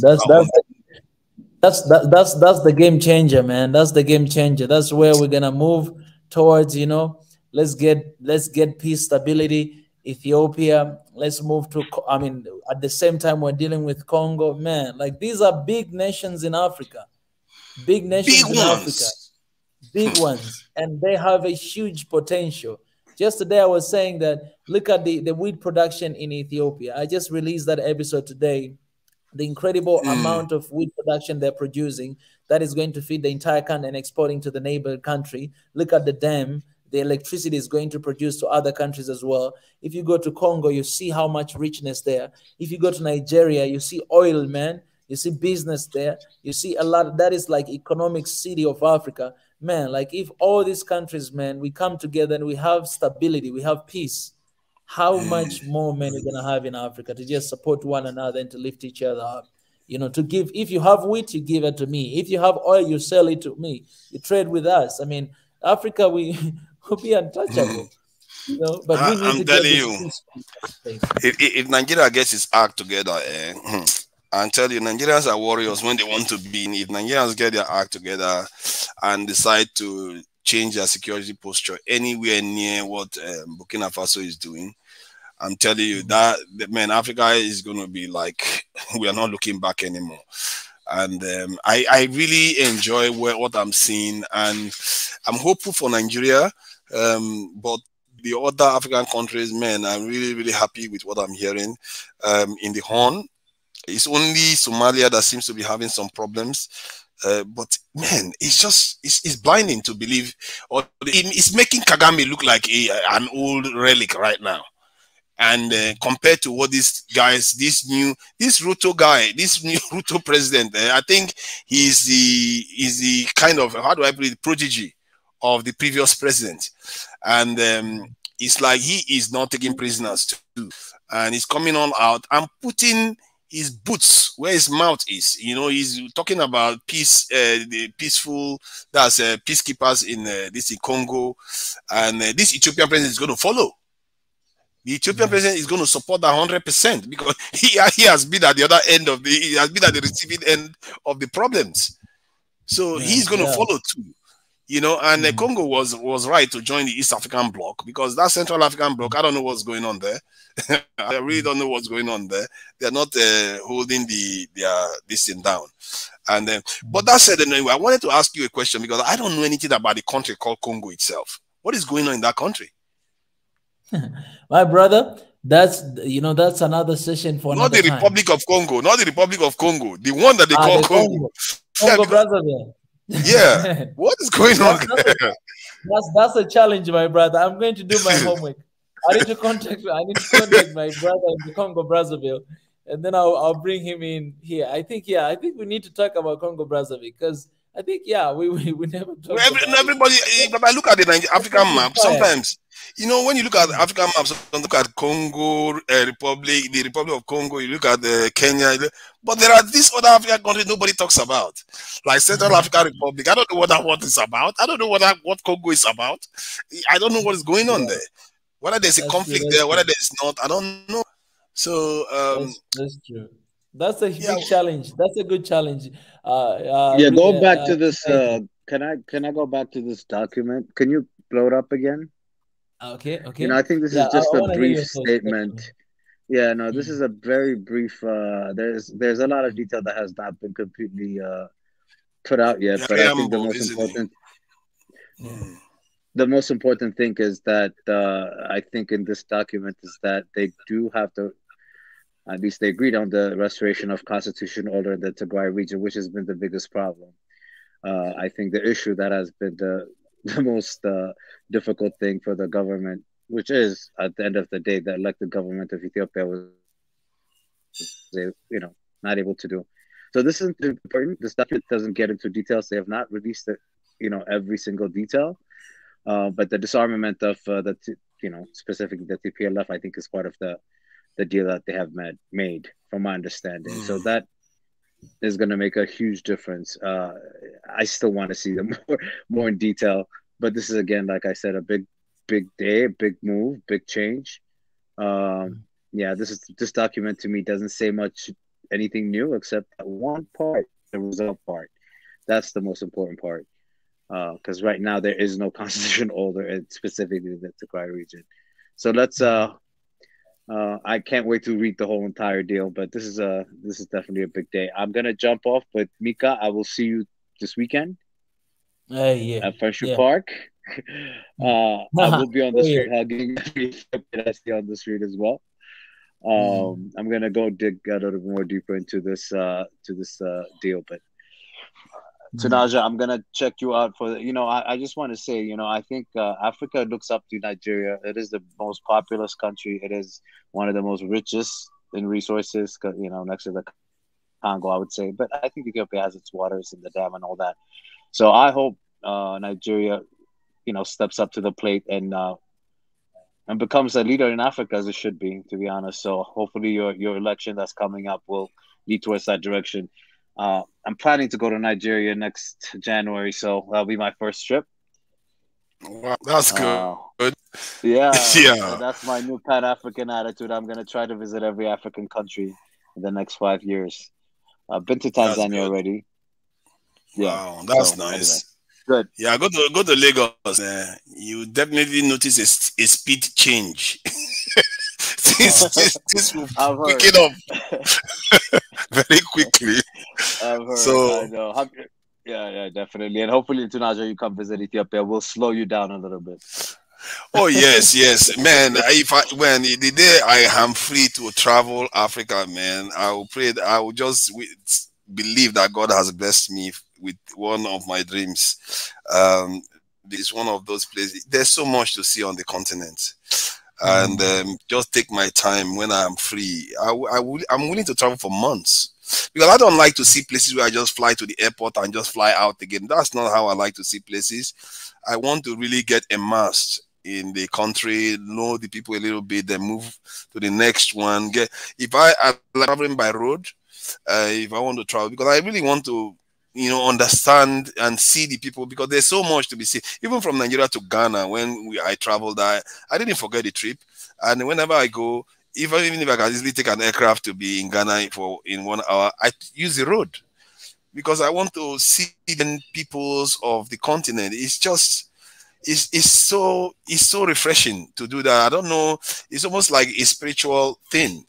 And for me, it just comes naturally anyway. And if I can travel, man, that's why I was looking at Central African Republic. I worried that there's no road there or something is blocking it. I don't know. So I want to go from Cameroon to all the way to Kenya, Ethiopia, all of them. Just go then cut it. Namibia, all of them. Because the man has shown us so much that we need to see. And absolutely. there's so much to be seen on that continent. I don't know Hopefully why. with an African Union passport. Yeah, that would be nice, isn't Yeah, it? I'm tired of having to get visas for another African country. I find that to be really annoying. That's a So problem, isn't it? hopefully that'll change. But yeah, listen, I hope that everybody wakes up tomorrow morning in Addis and all over well, not just the country, really, honestly, all over Africa. And thanks God, because this was one of the most ugliest time period for not just Ethiopia, but Africa in general. And thank you to every African that is on this channel, because you guys' support also helped for this to be realized, to be honest. Because seriously, I'm not kidding. Ethiopia could have easily fell. At least that's what they wanted, right? So that no more thing was not just Ethiopians out there screaming. You guys are on here talking about the issue, and definitely made a huge difference. So yeah, thank you. This is a celebration not just for Ethiopians but all of Africans. Period. Yeah, a big one, and it sets the stage for Ethiopia to march forward. You know, I saw the light show that was done the other day. I think it was Mika that put it on, and in Ethiopia, you know, with that dam, you know, it's just a change of the energy, you know, and this stuff should have happened about 2 years ago. That was started to prevent it, the momentum that was already, because Ethiopia was growing in double digits or so, if I'm not mistaken, just a while ago before the pandemic, and they just tried to set the country back, and they did everything they can do, and they failed. And what I would like to see is that they actually go ahead to embrace this peace strongly, especially the government side, because it's in all their interests. The other side, they are hurting right now, you know, and even if both sides are hurting, once is smaller, isn't it? So the bigger brother will go in there and say, you know what, we know what has happened, and let's figure out a way to, you know, work together and sort all this out. And if he does that, I'm telling you, man, there's no end in sight to where Ethiopia can rise to. And thank goodness a lot of countries are on their side, just like they are. I really like what I'm seeing there. Guess what? In was it Burkina Faso or Guinea? No, was it Sierra Leone?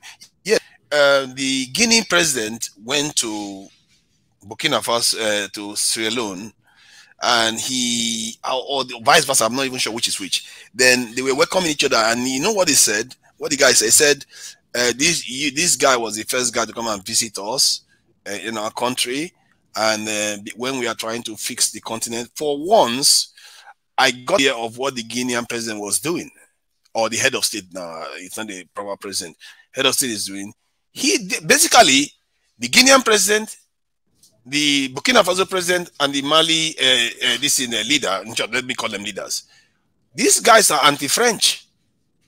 The three of them are anti-French, and they are awkward.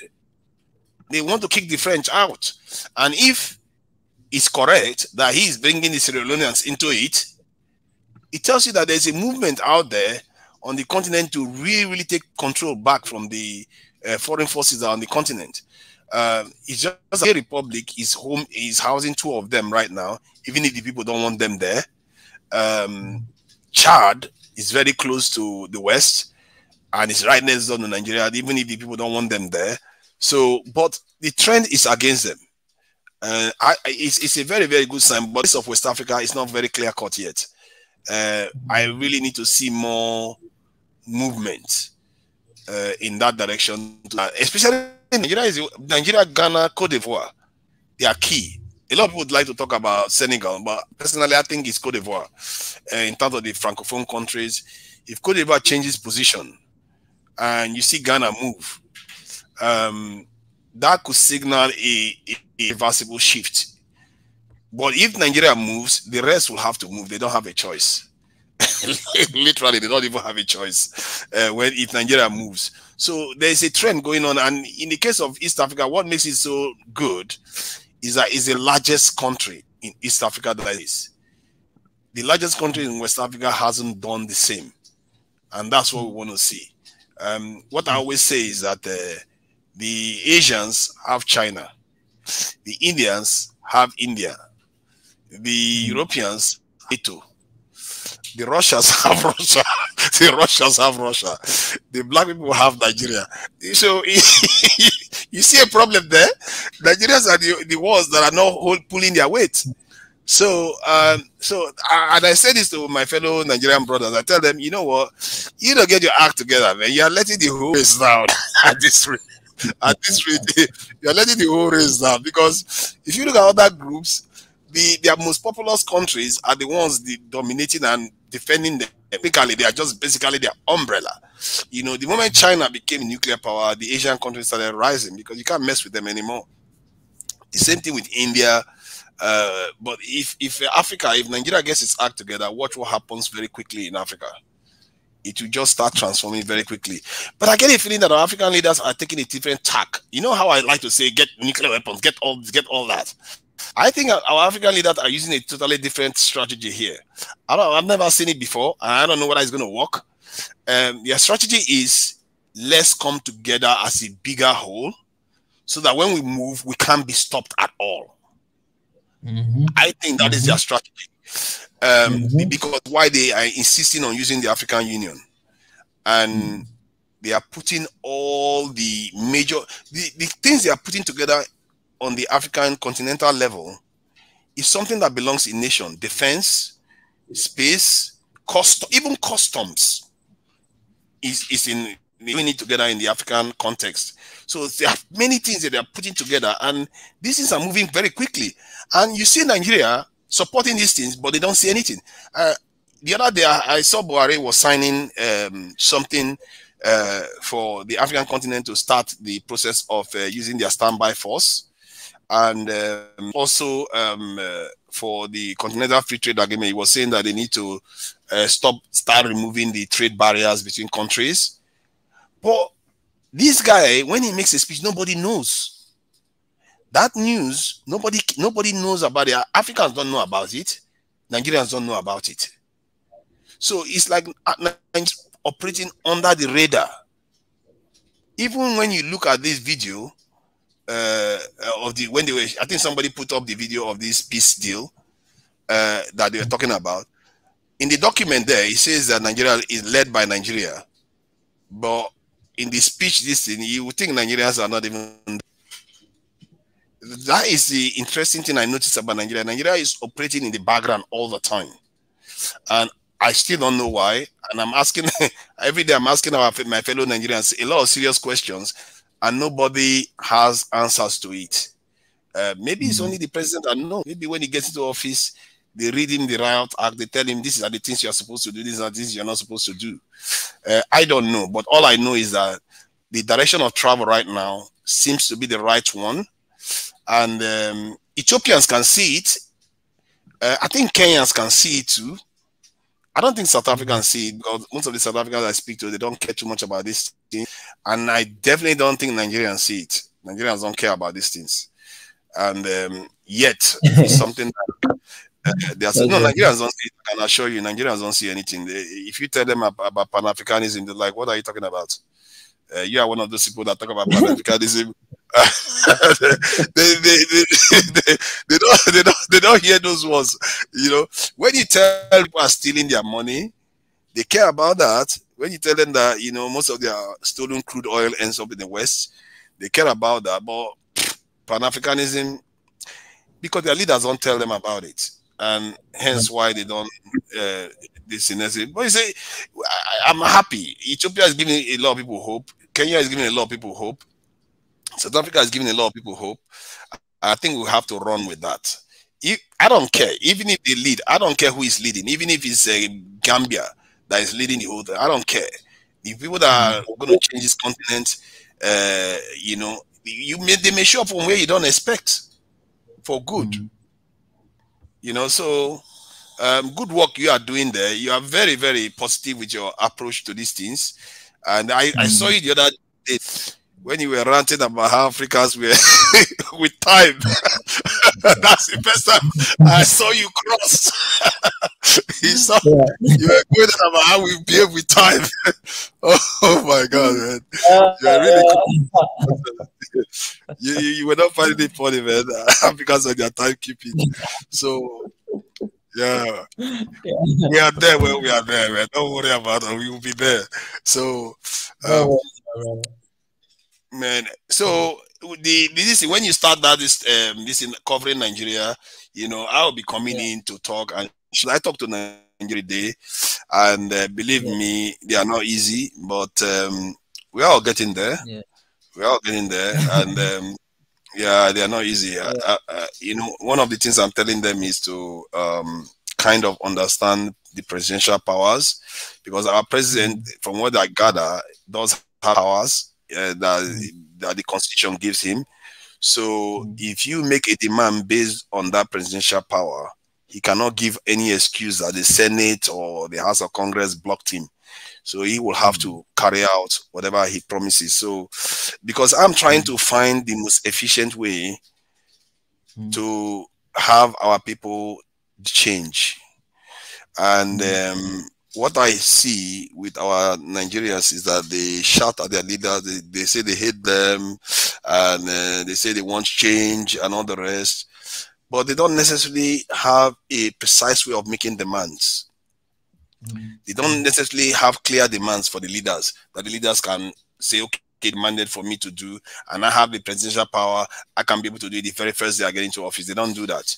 And I try to tell them, you have to be smart about these things, because when Trump got into office, he was signing a lot of executive orders, you know, and when Biden got into office, he was signing a lot of executive orders because he promised that in this campaign. So I'm encouraging Nigerians to know how to ask their politicians for things if they really want to get it, because their politicians will try to wiggle out of it. But if they are clever enough, they will force it out of the politicians, because right now, other than that, they are thinking about, let's just burn the place down. That's it. That's Nigeria. Let's burn the place down. These our leaders are too corrupt. They are too corrupt. We can't tolerate this nonsense anymore. You know? Yeah. So it's okay. Your country is Tanzania now. How is I know your prime minister, your new leader, from what I gather, he seems to be doing okay, is he not? Is she not?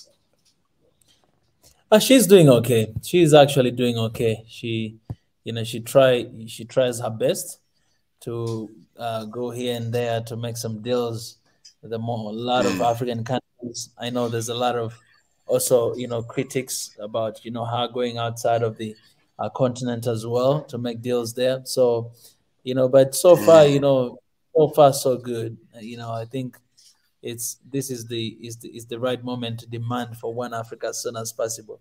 But so far, it's a healing time for Tanzania and Tanzanians after the loss of Magufuli. So things are a bit calm right now, and people are still healing from that. So it's really your country is nice from what I gather, and the leaders you had in the 60s and the 70s and 80s did a good job compared to many African countries. You did a good job to keep, have something for people to, do well till date. And I hope, because I know that one of the things she did was to reverse some of the COVID-19 policies of Magufuli that, I didn't like to hear that.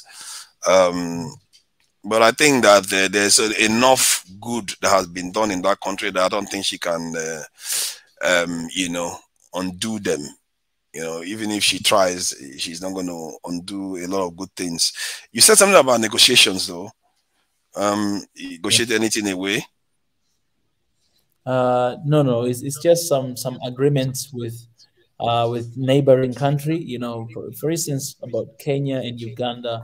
I know we have really long-lasting relationship when it comes to trade and all the stuff, kind of like strengthening the part of East African community.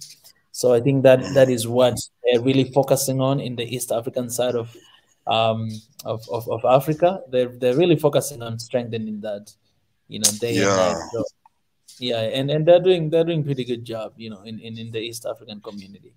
They're doing really well. I must say, if East Africa must be happy this in Congo on board, because since this Congo came on board, it appears that they're like, oh no, the big boy is in now. Let's get busy. You know, it's like something is going on in that place. But Kenya must be laughing his backsides off, like, wow, that's a massive, that's a massive country. Now, you know, Kenya is so motivated right now, man. You can't be the motivation in that I have to is infectious. And even South Africa is one strange country, you know. Because whenever you speak to South Africans, sometimes they sound a little bit like they don't sound Pan-African at all. That's individual South Africans online anyway. They really sound Pan-African at all, but they are leaders right now. They are really, you know, tough. They're really being tough with the West. And I wouldn't be surprised Nigeria is there nudging them. Go ahead. I'm not going to say anything, but you go ahead. Go to the front. go. Really gonna go get them. With them, and like Africa is rising right now, and I think AU is in the right direction as well after, you know, this achievement that has happened. I think AU, I think youth, we are doing pretty amazing job also to push that agenda, because we've always been blaming AU. So for something like this, when it happens, of course, you know, they deserve that credit, but also I think it's a wake-up call for them that, you know, this is the right direction to go. You guys, you should stop the crisis is happening in Congo. You guys can do it. You know, your AU, African Union, that's your job. Go ahead and stop all this stuff. So I think we are. Can I? Is there something like? Is there anything like you can do, or the people can do to let the African Union know that is what people have been expecting for them? In other words, like thank them for getting this job done.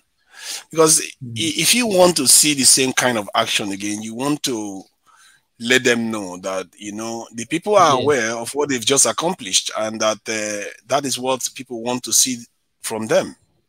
You see what I mean? So because I remember you wrote something, you wrote a document. I think one of you guys wrote a document to the African Union some time ago about some demands. I mean, so if there is, this type of accomplishment deserves something like that too. Congratulate them for what they've done.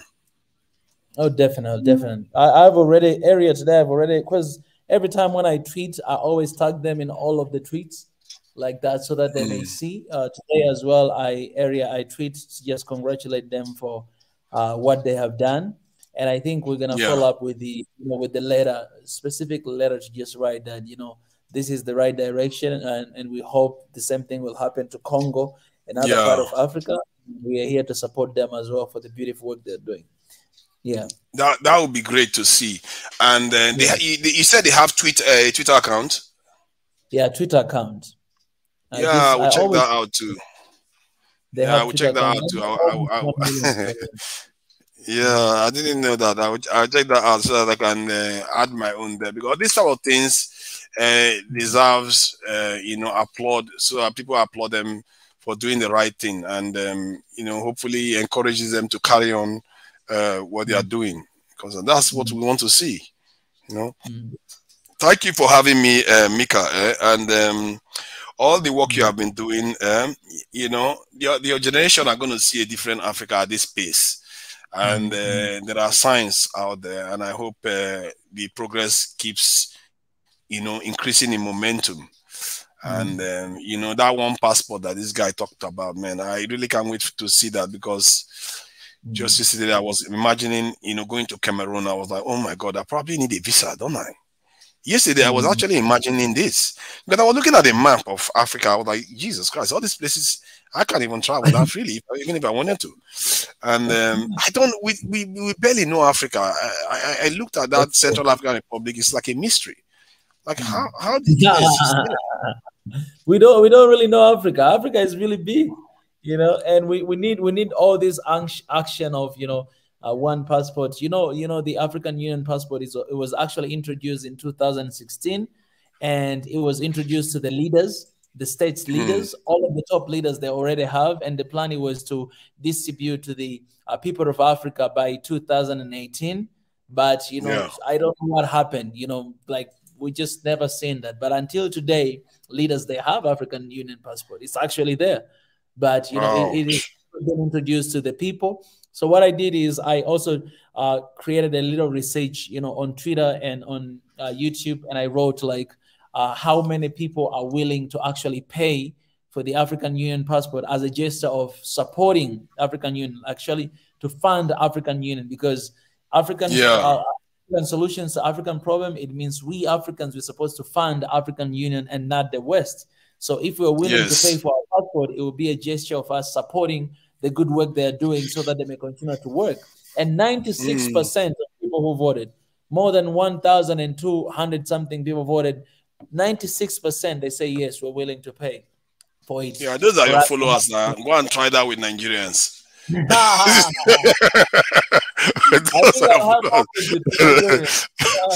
will be like, up yours. You want my money? Nigerians, you know how many times I've been asking them whether they can pay for their military? They'll be like, you want to go and die for that military? You want to go and die for this country? Nigerians are very cynical, man. They are very cynical people. So it's very good that you have the right energy about you, and these people are supporting these things. Nigerians are going to be a slog to drag along, and they're going to be a slog. So, good one on you, and you are doing a lot of good work. And I hope some of the things you are doing, you are establishing, because you are linked to Ethiopia now. So the ones that are connected, you can connect the online community to the African Union, and so that who knows, you can be the channel that we use to reach out to the African Union. Because I really want to see more from them. I really want to see more from them. I saw this in the parliament today. They were meeting and they were talking about stuff, and I felt like they seemed very flat. There was no I don't see any conviction or urgency in the way they are approaching. And but hearing this news again at the same time today, I begin to wonder, are these people playing some funny games here where everything seems to be in slow motion, but they know exactly what they are doing? But it is what, if you've been there now, you've been in the African Union now, haven't you? And you've asked them some questions. So what impression do you get? What are they, do you think they actually mean well? To be honest, Niger, I really think they do mean well, but the only issue is that the only thing that is really stopping AU is because of the funds that they receive from the West. That's the only thing that is drawing them back, because it's kind of like everything that they do, they want to do good work. They have a good plan. Like everything is good. When you look at the 2063, when you look at it's good. Like it's what we talk about all the time. But when it comes to action, they're kind of like limited in a way. And I think that's why right now we're really pushing forward the agenda of, let us fund this organization, because we have organization that can actually have a good plan for Africa. And I think we can play a part to support that work, but also to actually convince, Africans that, let's find a way, how can we actually, fund this organization? All the billionaires of Africa, how can you guys actually, if you really want to support Africa, why don't we support these organizations that we already have and has good plan to do some other things, so that we may have that courage to make decision by ourselves? Because today, if they make any decision that is against those donors, EU, what they want, they're just gonna cut the funds, and these guys, they're not gonna operate, right? So we need we need us as Africans to hold AU to really and they need to move away from that and to really embrace these new donors, which is us, for them to actually do the things that they want to do. But their plan, man, it's good. And they have really, really, really amazing plan. Like it's when you read, you feel good about it. But when it comes to actions, it's kind of like limited to some extent. So when the people should be able to contribute to the African Union. So have you done the numbers in terms of how much that will be required per African adult to be able to contribute to the African Union? Because we want to get that kind of number ballpark in place, and then we will know how to, because sometimes the people will be willing to do it. Other times, the leaders will be saying, I will take it on behalf of the people and make sure that this money gets to the African Union every year. And if we have a number, it's something we can work on. Kifaru, that guy sitting there, he's looking to, he's interested in, organizing stuff in continentally, to be able to, at least effect as much change as possible on the ground. And I think it's a good idea what you said about people contributing. These type of results are the kind of stuff that motivates people to want to contribute. And then you have to have a clear, you have to have contact with the African Union and let them know that, okay, we could be looking at a continental drive to raise more funds for you. But if we do that, are you going to back off foreign money and stuff like that? So we need to have that agreement. I think tonight, that's really good point you raised. So what we can do is actually for us to find those connections, to reach out to them, possibly even if we can have meeting and have that meeting to have the talk, to really know exactly how much amount of money is needed to run AU every single year, to know that for sure, to know the numbers. And so that if we are able to raise that money and to have that money in our hands and give to the AU, for them to cut ties with all these other donors that are doing. And then we know that, okay, in this continent, every single man, as long as in African, you're supposed to give maybe this amount of money every month or whatever, every year to donate to the African Union. So I think that is something that we need to follow up to find out. Yeah. Yeah, and I give you this thing, all the credits for all the work you've been doing in Ethiopia and the East Africa region. Thankfully, that's where the African Union headquarters is. So do just come up with the numbers. Me, I will be saying it myself. And because Kifaru will be doing the same. And who knows, maybe the diaspora will contribute too.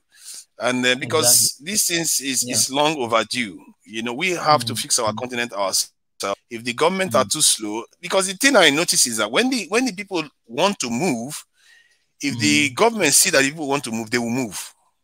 Exactly. An example of what I saw recently was in Nigeria when the university lecturers went on strike, and the government, they were having a dispute with the government, and the university refused to open for almost 8 months.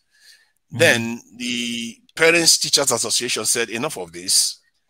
We are going to bring the money ourselves so that you can universities. Guess what? Within 2 weeks, the university and the government started resolving their issues. When the people want to step in, suddenly the authorities have a way out of the problem. Because in my own case, in the case of Nigeria, I'm feeling like they don't want the people to take over because they know this is going to mean something substantial. The changes are going to start rapidly, and they just took over the process again. This is why they're sabotaging our economy and the country.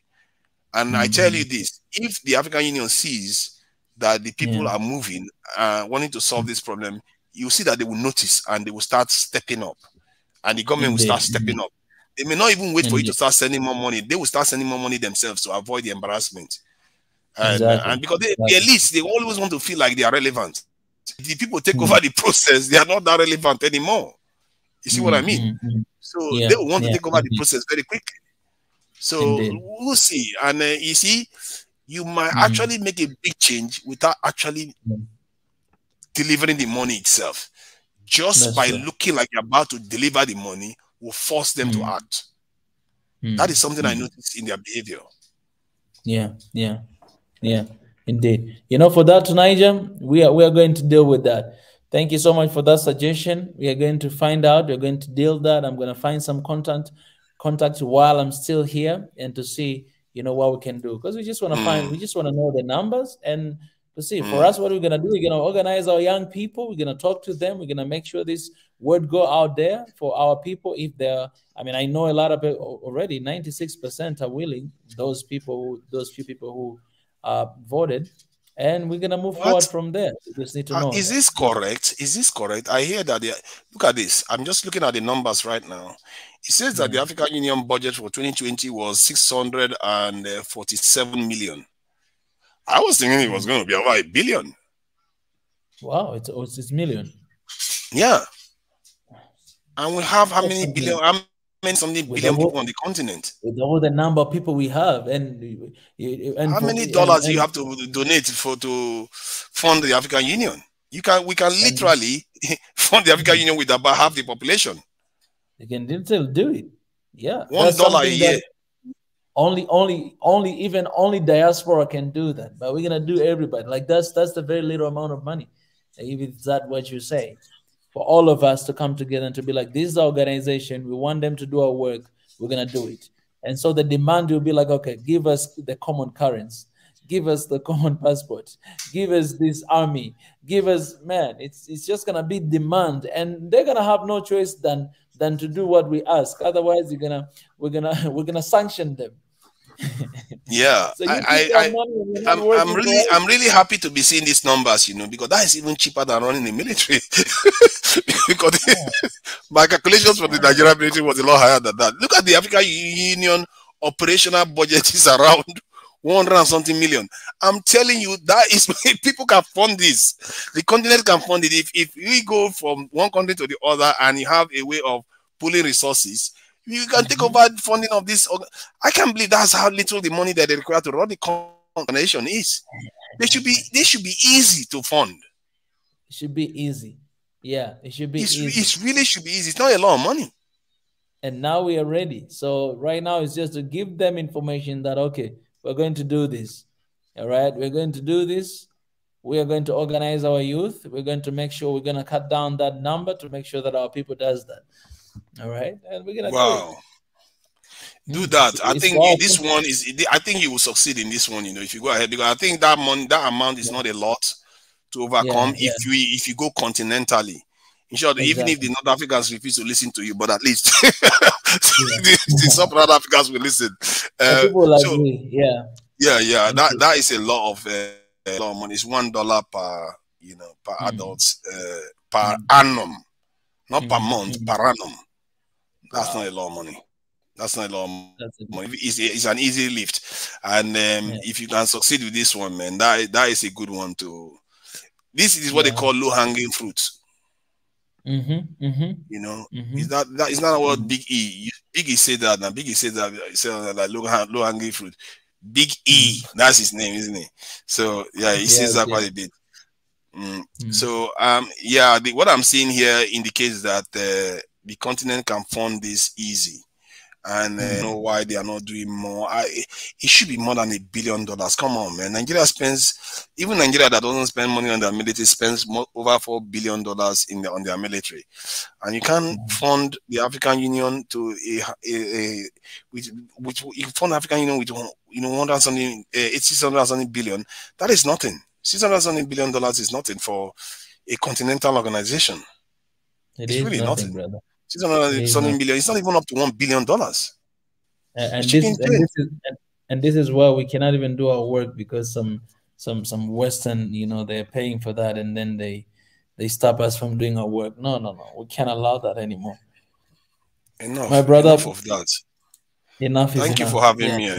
Thank you for having me. And I wish Kifaru was able to come on, because I think he has quite a bit. He likes, he's working on continental stuff too. So maybe you guys can share some ideas.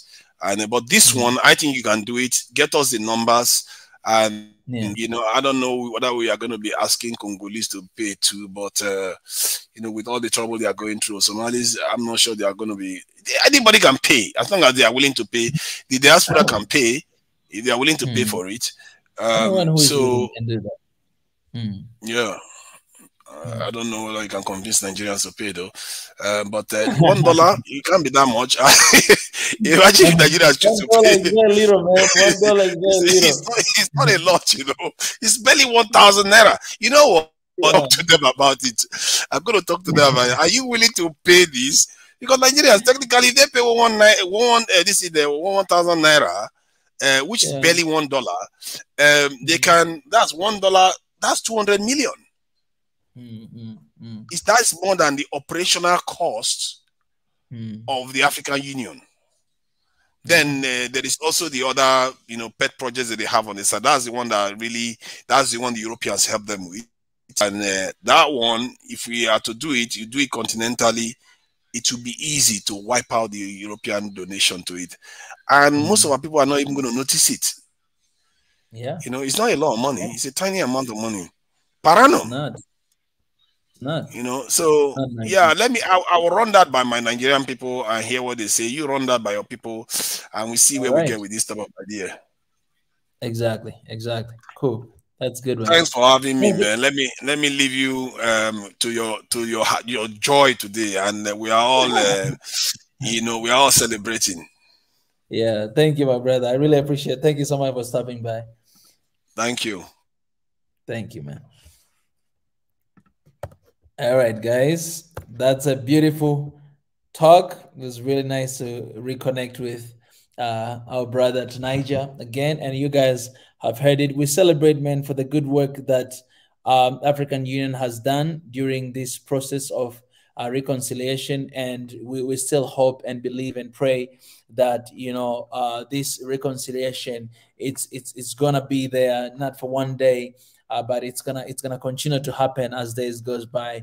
That's our prayer and our wish and our work as well. So we're gonna try what we're gonna try to do. We're gonna try to reach out to AU, Africa Union, to get details to this, and to see if they're willing, because this also needs the willingness for us. We're gonna ask our people, and our people already, I know that they're willing to donate $1, like $1, we're gonna give it to that. Even if I don't have salary, I can save, and have $1 to donate to African Union, to have our beautiful work, something like that. We as a youth, we can organize, we can do that. We can organize our people to do it, because you see the good work that they've done just today in this peace agreement that we're looking forward to many more beautiful days to come. You know what I'm saying? The same thing can be done in Congo, can be done across the continent of Africa. And we only need to take AU and to support AU by ourselves. Nobody else, no support from anywhere, us to donate to do it. And I'm telling you, even their work, it will be like a little bit sting on their work that we need to work, man. This is the money coming from our people who need service. They need peace. They need this. They need, you know what I'm saying? At the end of the day, they will have no choice but to work, because the money comes from us. And SNOA, we're going to play a huge role to convince our people, to bring this knowledge to our people that, guys, we need to support. And of course, when we support, we need transparent report of how the money is being used. If the money is coming from our pocket, we need a transparent report of how the money is being used. It's very important. You never know. Maybe this is the reason why we're here, One Africa. Soil Nation, One Africa. You know what I'm saying? $1 can do it. We have 91 people here. If every single person gave $1, we already have $91. How many people do we have in Africa who will be able to give $1? That yet you still have diaspora. And mind you, not everybody's going to give $1. Some other people give $100. Imagine 100% transparency. Exactly. We give our money, you give a report of how much money came in and how much money it has been used, with the details, transparent like this, because the people are giving it. You know what I'm saying? So those are going to be a condition of how we want this thing to be run. So we're going to work out something, and I'll let you guys know. We're going to write it later. We're going to write all this stuff to reach out to African Union and to give all these suggestions and all this stuff. But the condition is you need to stop receiving money from the West. That's the first condition. Second, you need to have 100% transparency of how much money coming, how much money is being used. Third, we need all these things to be accomplished. One passport, one currency, one whatever, we need all these things to be accomplished. Not on 2063, no, right now. All right, 2063, that's too far. We need it right now, that vision. AU Vision 2063, no, we need right now in our generation. So those are a few conditions, and many more. If you have more conditions you want to send to us, don't hesitate to email us at, let me show you here our email right here, SN, info@SwahiliNation SN1Africa.com. Info@SN1Africa.com. Send all the conditions you want us to ask African Union. Send it in that email, and we're gonna write a letter and and make sure that these guys, they are getting it. Kudos to AU for good work, and I love you guys. All right, guys. Mika, today should be a national Ethiopian holiday. I appreciate you guys for joining me here on YouTube. I have my people on TikTok here, guys. Guess what? On TikTok, we have 13,000.5 likes of this live stream. 13,000 likes. That's crazy, man. That's a huge number of likes. TikTok, man. TikTok is on the horizon right there. If you don't know my TikTok, you just go there, type Mika Chavala, you find me there. 13,000.5. All right, and here on Facebook, let me see. Facebook, we have 1,000 likes.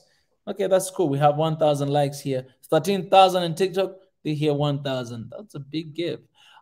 Anyways, guys, but also I want to share with you this, that right now in a couple minutes, like in 13 minutes or 12 minutes, I'll be releasing a video of the peace agreement. The entire video of peace agreement, it will be coming out right now. All right, in 12 minutes. So I'll share the link here in the comment section for you guys to watch. If you missed out the live agreement of the peace talk, don't worry, you'll be able to watch here on YouTube, live here at Swahili Nation One Africa.